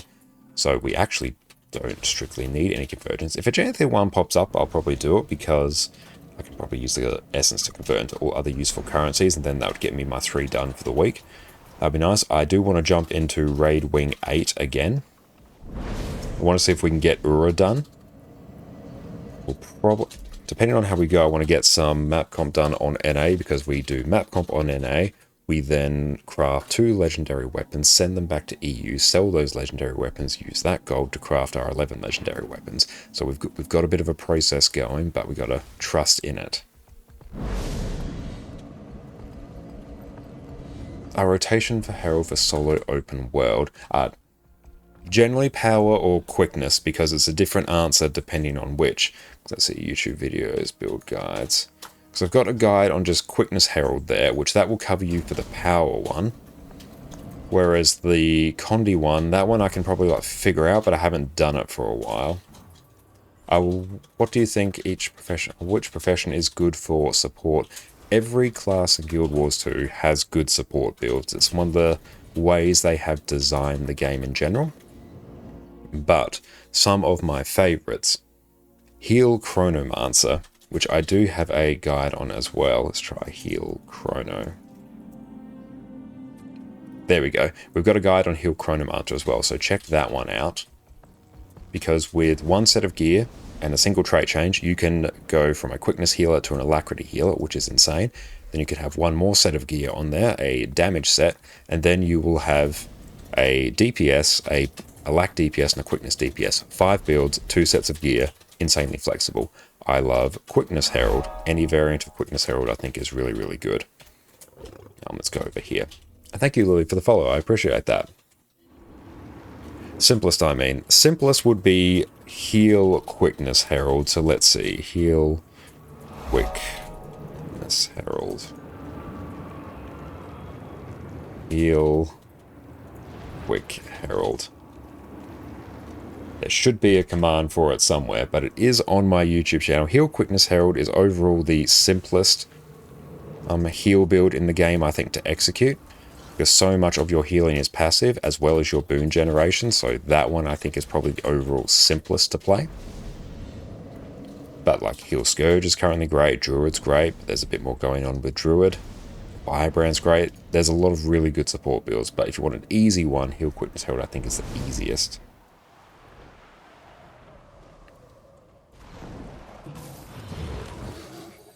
No, we'll just sky scale here. Asakumi, thank you for the follow. And so Lugami, new question here. What is your favorite profession and favorite thing to do in game? My favorite profession is Revenant. That is the one I'm playing now. I just love the aesthetic of the class. I love the overall playstyle, the resource management of it. I love it. I love just the chatter the legends have with you that you channel. Just the ambience of it is nice. I just like how the build plays. Simply enough. My favorite thing to do in game is endgame PvE content, so things like raids, fractals, strikes, but generally I'll partake in like most areas of Guild Wars 2.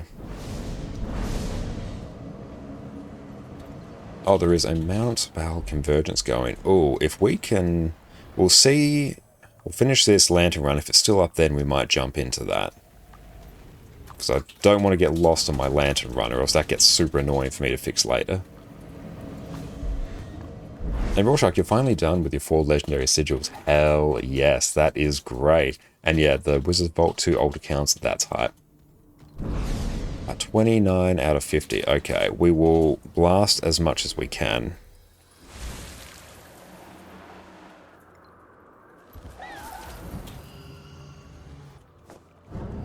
So we should be done with this in, I don't know, 10 minutes or so. And if we can sneak in, that will be great.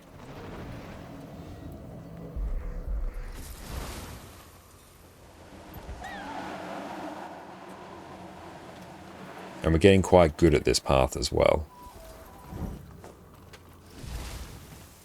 Always mount up before you channel. So if you mount up after you channel, 1, you might not be able to, and 2, it will break the channel. You have to go back again. Super annoying. Time to do Hearts from Draconis. Best of luck.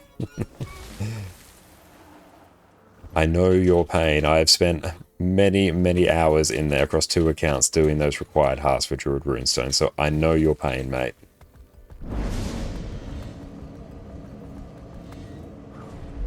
I think we've reached the flow state with this lantern run. I think we've done it.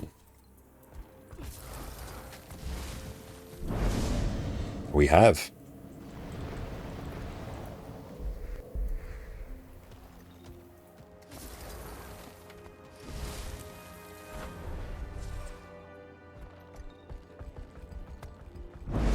Oh, you joined No Impact? Hell yes, that's great to hear.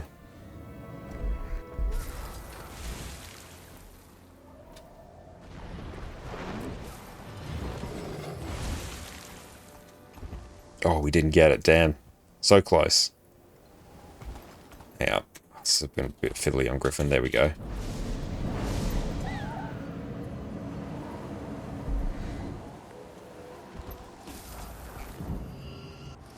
Down we go. Yeah, we've reached maximum wrinkles for maximum flow. Very true. Oh, we don't have enough height. Not quite flow state. Yeah, we haven't reached Exodum levels of brain flow yet. But we will get there.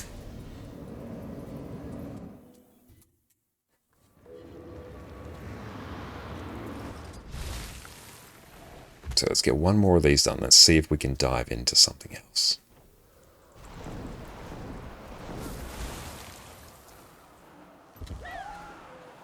Now, remember, we have to go left as we go through this door.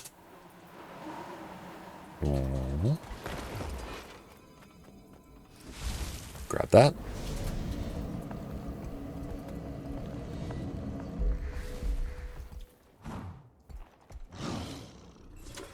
Seven spots left, don't think you'll make it. That's alright. This lantern run is more important for my legendary journey than essences right now, because we are done with essences. Oh no. Didn't think about that. Don't go into water as well, that also breaks things. Azongs, how are you going? Great to see you.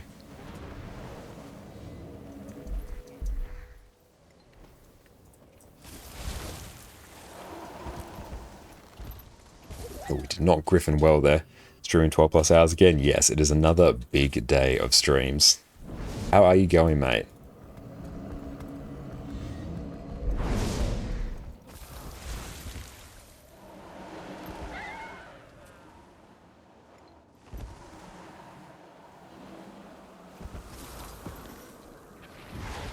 Oh, why did we get in combat there when we did that? There we go. And Toothy just got back into Guild Wars 2 after quitting for several years. Any idea if Reaper is good? Yes, Reaper is very good. Do the Wards stay even after stream? Or do you have to claim them during it? They will stay after stream, so yeah, you don't have to worry about that. And yes, to answer your question, Reaper is very good. I have a great build guide on Reaper that I recommend you check out. Reaper is one of my favorite DPS builds.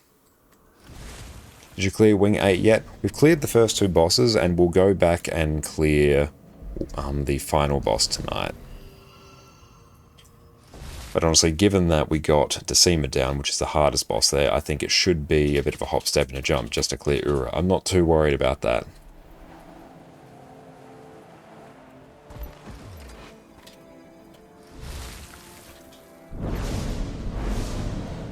And thank you as well, Casmonks. Yes, it was our birthday yesterday. It was an absolutely fantastic stream. Thank you all so much for the support.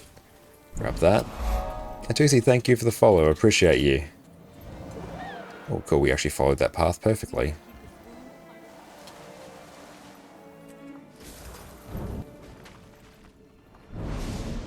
Back we go. Oh, you basically have all gifts for the Janthia Spear. That is awesome, mate. Congratulations. And Jude, thank you so much for the sub, mate. Appreciate that. Thank you. Enjoy your perfect ad-free viewing experience and your incredible ad emotes. Thank you. PD, what is up? How are you going? It's so good to see you, mate. Hope you're having a wonderful day. Everyone, make sure you go drop Perfect D a follow over on Twitch. We'll be right there in just a moment. Let's just grab that. Just blasting out a lantern run right now. Let's grab that. Shout out at Perfect D. Everyone, do yourself a favor, go drop PD a follow. Long time friend of mine, an absolute all-round legend. But yeah, we've just also been a fantastic day here so far. We are pretty well rested. The coffee is flowing. The vibes are ticking along. And yeah, we're mostly focusing on our legendary journey on EU today. We've finished all the essences we need for our open world armor. That is done. I mustn't forget this one. I always do. We are now doing lantern runs, getting some more of the currencies that we need. But yeah, it's been a very good day. Did some raids as well. We're going to dive into Wing 8 on EU. Got the first 2 bosses down yesterday, which was very hype. The Seema is a lot, and Greer is buggy as anything. And what's up, Leandro? Welcome back. But yeah, the Test Trails path here, now that we've memorized where the ones in the wrong spots are, we're good. Hey, thank you so much, Clown, for the sub as well, and thank you for kicking off a hype train, mate. I appreciate that. Thank you all so much for support. You are all absolutely incredible, my friends. Thank you, thank you. Enjoy, no ads, and your ad emotes. And Plumleys, thank you as well for the follow. And Sheep, thank you for the sub as well. Thank you, my friends. You are all far too kind.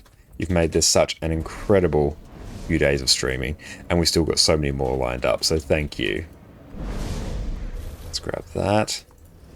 This one here does take a little bit of contemplating. Roller beetle time. We must very quickly get to this one over here. Channel. Yeah, we're getting very quick at this lantern run, so this is good.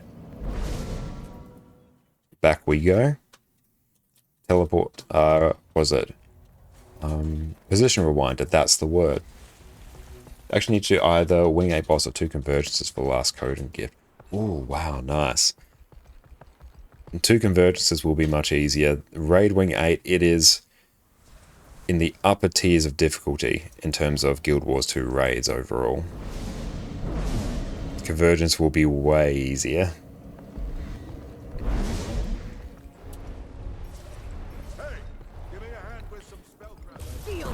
So we will sky scale here. Grab that. But thank you all for kicking up a heart train. I really appreciate that.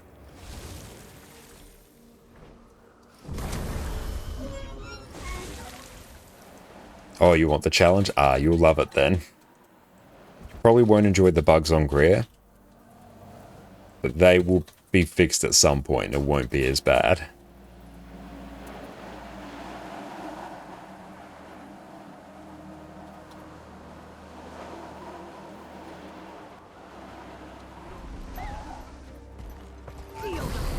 Greer and Ura are pretty easy, I feel. Yeah, Greer, once you just throw enough Ventari Heralds at it, it's pretty chill.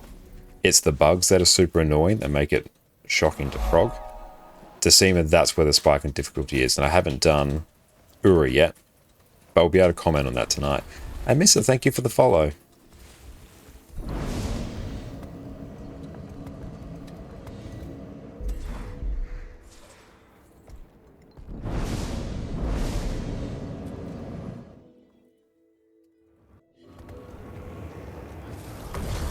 Where are we going for this one? The path does not show us where to go. Because I think it's bugged. Right. I thought we did pretty well on that, but turns out we did not. Grand Library of Amnitas. Oh, that's the Giants one. That's the... Library, Scarron's Tower. Where is it? I'm missing something. That's this Wing 9? Not quite. Maybe next X-Pack. Yeah, the path has just disappeared. That's unfortunate. So, for that, Grand Library of Amnitas. So I just need the POI, and then I'll be able to find the rest.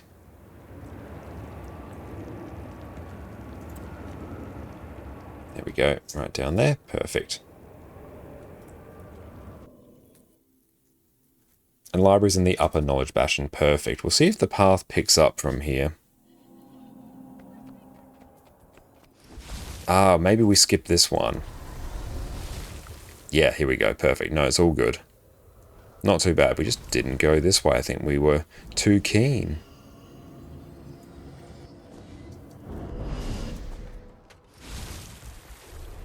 Why did we take such fall damage there? That was very weird. Didn't like that. Is Urchik ever glad to see you? We got big problems here. Small problems too. Andrew, been lurking for 7 hours. Well, thank you so much. I appreciate that. Thank you so much for the lurk and your support.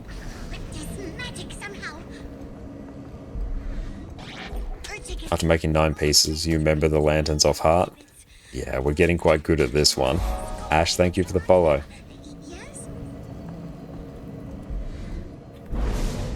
Good, so we got that one done again. Wonderful. Lovely jubbly.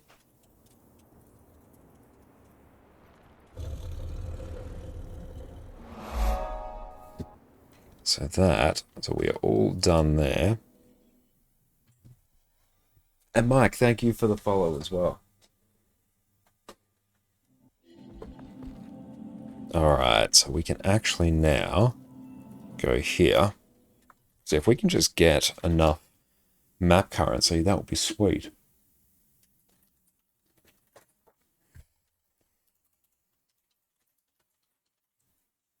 We'll have to see how long that actually takes us. We might time the next one.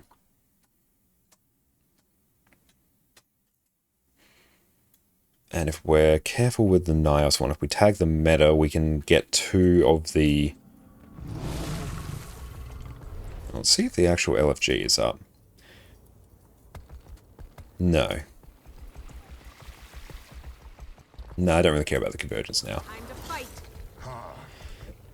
Map currency exchange is down the bottom. So we bought more of those, so we can buy 2 more of the daily thing. Awesome.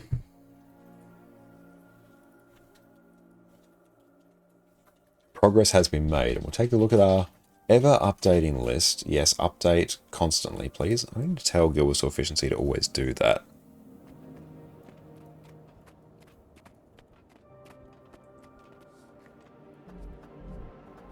So buy more pouches of Stardust.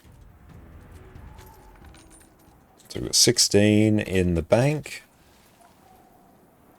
How many do we have on us now? 6, so we are on 22. Nice. That's pretty good. Keep an eye out on Nyos. We've done the meta there. Okay. Let's see. Actually, I can turn off Blisshup now. Don't need you right now. DK, thank you for the follow.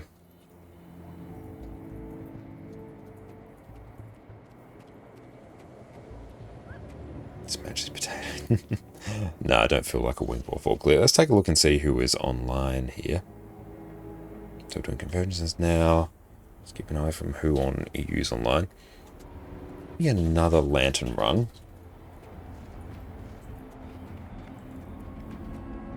because at that point then we can probably, that convergence will be done, then we can probably start forming up for raids, and that will be a good point for us to take a break and then form up for raids. Yes, content planning, love it.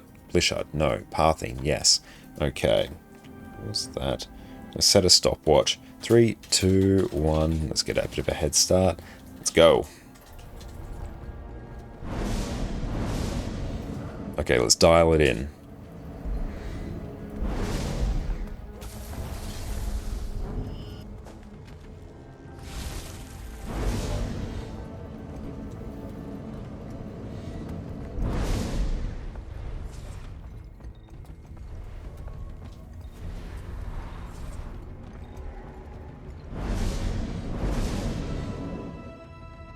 And cool, it's good to know that we can just blitz past these.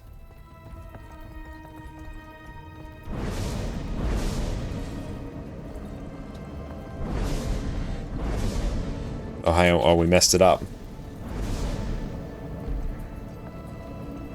Let's wait for it. There we go, now do that one. We went too quick. Oh, what's that guideline? This is Blishard. Overall, do you like Wing 8? I really enjoyed Seema's fight design. I think that's very fun.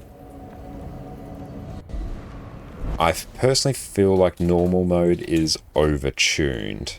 Like, it's good to have difficult content, but I feel like, because we're getting a challenge mode and a legendary challenge mode for it, I feel like they have tuned overall, especially to Seema, too high. And the fact it is a bit buggy at the moment, which that will be fixed. I'd probably give it overall maybe a 7 once they fix the bugs, I think. It's not my favourite raid wing. And Gruyere, I think, is just a obnoxious amount of condies. Like, truly, it's an irresponsible amount of condies. I think Sarah says that. Enough of hard content. I'm glad to get like more hard content in Guild Wars 2. It gives the endgame community something to strive towards, which is great. Oh, it won't be fixed today. They had the day off due to weather events. Oh, okay. Yeah, I was wondering why we weren't getting any like patches when I logged in today. Because like on a patch day, we normally expect a few of them. Like honestly, they come every few hours or so. I was quite surprised at that. But yeah, it's rain events. That's all right. 2 more days to finish sprouting Druid Stone. Need 2 more Druid Stones. Hell yes. Congratulations.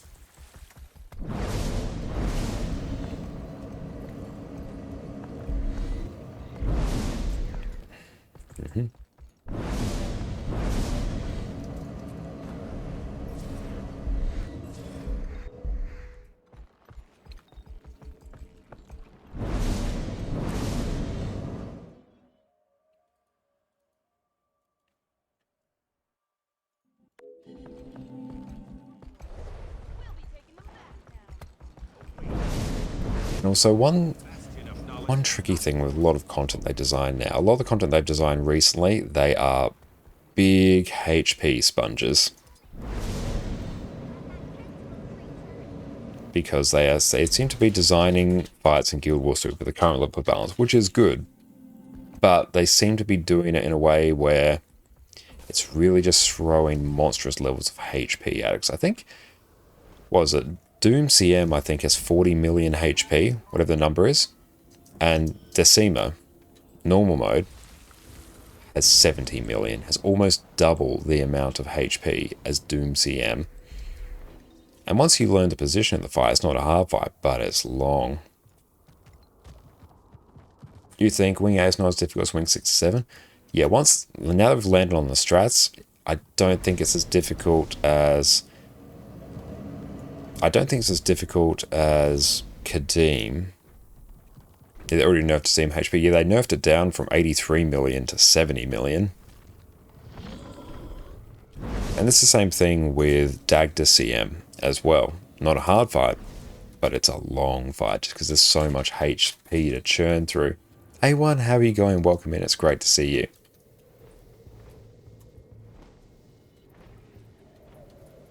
And Doom CM is done too fast, so Decima can be done even full Trailblazer builds. Yep, that is true. People could bring those. Don't know why Automod got that, that's a bit weird.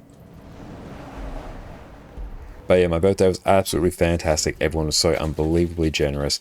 We had a fantastic time. It was great vibes all around. It was just a great way to spend my birthday. I'm so grateful for everyone.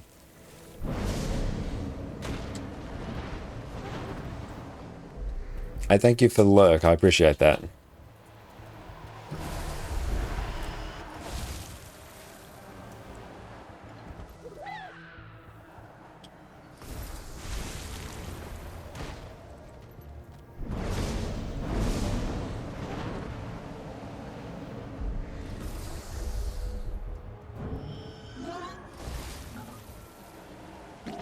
Attention nearby ward. Anomalous rift detected. Defend the bastion. Yeah, we're getting much quicker at this, which is good. And yeah, Silent Surf CM's the same deal as well. Yeah, more health for half the group. So Silent Surf, yes. A good thing about... Yeah, it's especially... You're right, it's especially stark with... Fractals in particular, things like Lonely Tower. I haven't done Lonely Tower CM. I need to get around to doing that. But yeah, Silent Surf's the big culprit of it. It's just long. Like, it's not a hard fight, but it's just long. It's too long. And Sunkwa Peak feels like a fantastic fight, and it's uber fun to play because it's the right length. It's the right length for Fractals. And Barry, thank you so much for the standing desk as well. We'll do it once we deal with a port here. So we're trying to see how quick we can blast this out. Too many particles? True, yeah. What marker pack does use? I am using Tez Trails right now for this.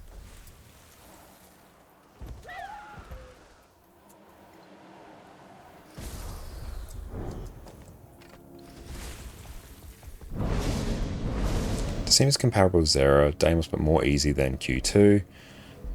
Twin Lagos, Q1, and Doom. Yeah.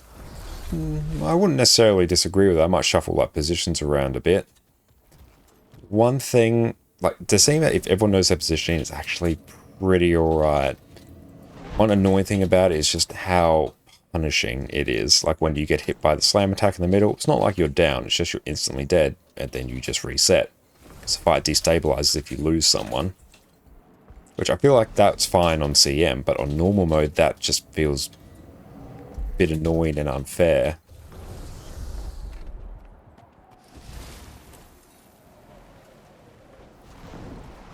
Like, you learn not to do it, you learn not to stay in the hitbox, but the number of wipes you have where it's like, oh, someone just stood in the hitbox. Rip, we're going again.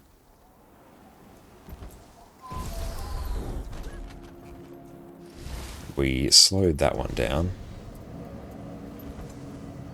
Oh, this one is very efficient. Tez Trails it's like the marker pack they use if they're going for world record map completion.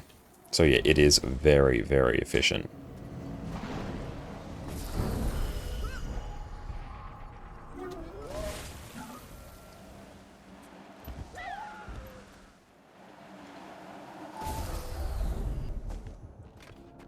And yeah, for whether it's difficult for a static or difficult for pugs, they're sort of two different things.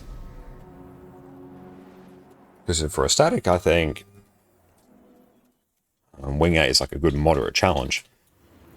But pugs, it feels like a bit of a nightmare right now.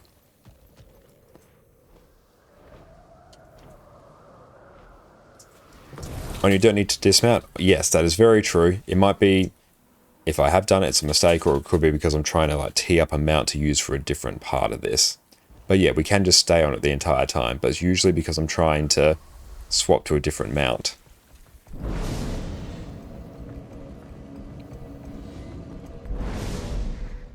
And eventually once people figure out the strategies for Decima, Gria, and Ura, then yeah, the pug experience is going to be better, but right now, pugging them is brutal.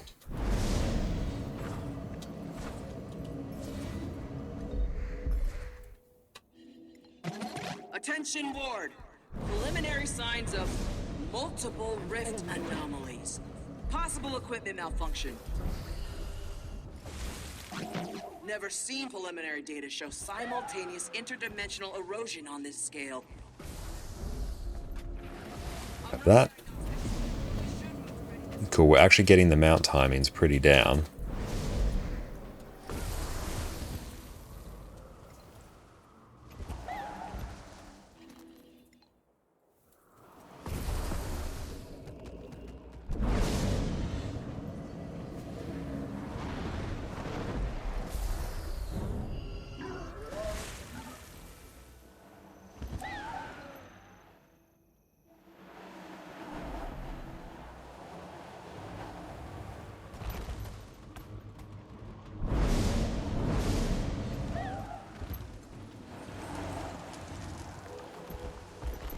Perfect.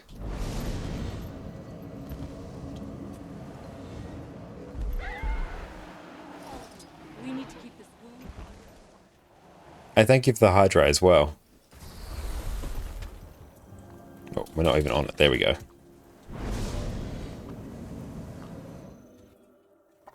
I just like the notion of saying stuff is hard and then afterwards specifying it's for pugs, because with that in mind, any boss can be hard if you expect people to fail. Yeah, and overall, I totally get what you're saying. I think overall, like say Greer, that's trivialized by your comp choice. Once you get the comp choice right, that's fine. That's mostly fine for pugs and for statics. Decima as well. Also, once you figure out where to position, it's not too bad. But the tricky thing with like pugs is when fights get chaotic, that's when pugs start to destabilize. It's why Slothazor is a bit of a nightmare fight for pugs. It's why, what's another one? Doom's not too bad. Soulless Horror, that's another chaotic one as well. Got shit hits the fan there all the time. Probably going to meander my way to a point here. We'll see where we go. Not quite sure where it's going. But yeah, I think there are certainly fights that are hard, and the fights that are like harder for pugs because of the additional level of coordination, which isn't present in those groups with more random people. And Decima, that will be mostly trivialized by knowing where to stand and having just range classes in general. It does feel a bit like Doom range strat though, what we're doing, which I think for pugs, that may be the way they land on it. Because obviously, Deimos in... Did I say Doom range strat or Deimos range strat? Can't remember.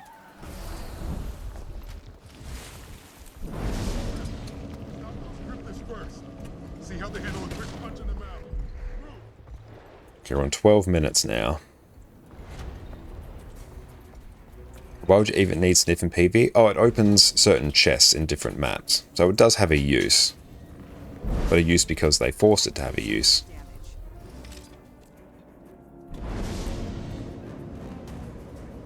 I could outrun a centaur.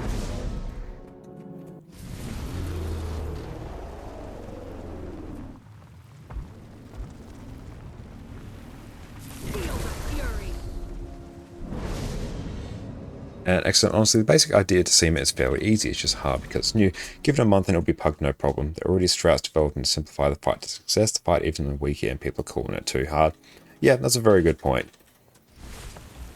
Fights are always harder on release. Like HTCM is... I wouldn't say HTCM's not puggable.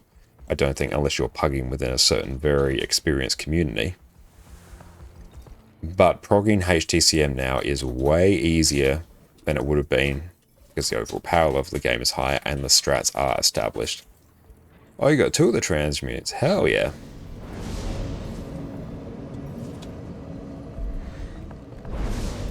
Are you saying you want the difficulty of raids to be that so you can go from not knowing anything to clearing just within a few pulls? It's a very good question. I feel like for normal mode raids, I think for a group of...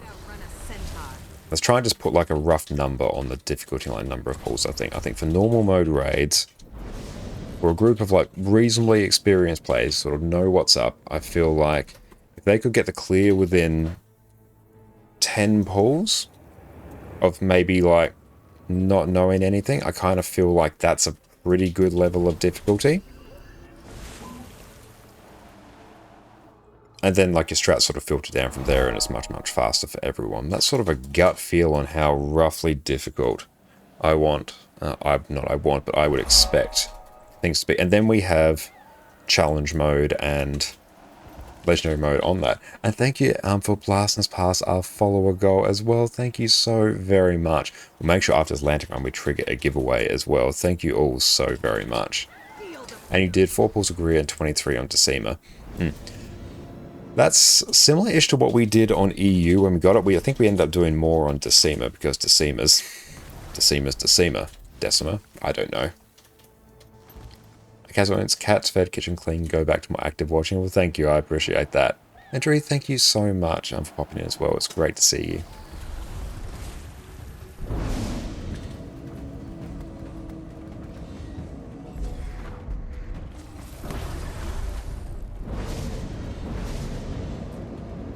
Where are we off to now? Back here. In the moment, there were pugs that killed the raid, but you'll mostly hear about the bad pugs on Reddit, forum chats, and more. That's why I talk about the good and allow people who can call it bad. It's easy to do that. Oh yeah, that's very true. Oh, what did we miss? Oh no, did we actually do it perfectly? We did! We finally did a perfect Lantern Run. Almost. That was 15 minutes.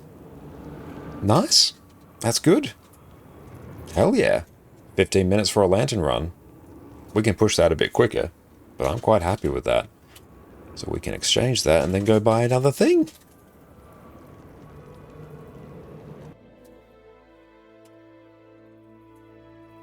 And also the worst thing about pugging, and also even just progging,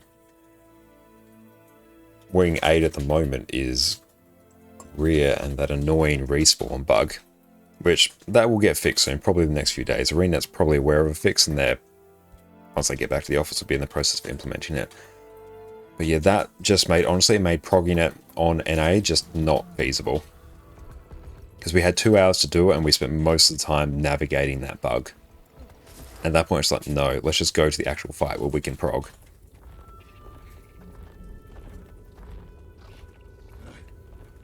Oh, you need inspo, Dr. Calgary, for anything special to cook this weekend. Any suggestions, favourite dishes? Well, if you want some good food inspo, my fiancée Jess has a website called carbonara.com which has some wonderful recipes on there which I think you might enjoy. Pasta is always a very good shake. You can always do some homemade pasta. That's always very nice. Should I come off that website? I should. You're right, Exodum. I absolutely should. Let's go down here as well. Map currency exchanges. Buy one of these. Many map currencies.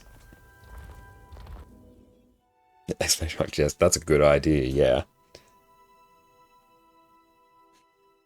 But honestly, like, pasta's always just a very good meal. That's a great choice.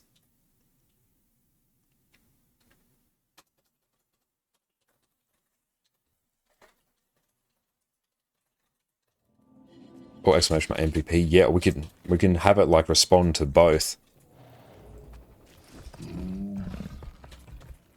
Okay, so let's grab currency exchange. No, we don't need that. That.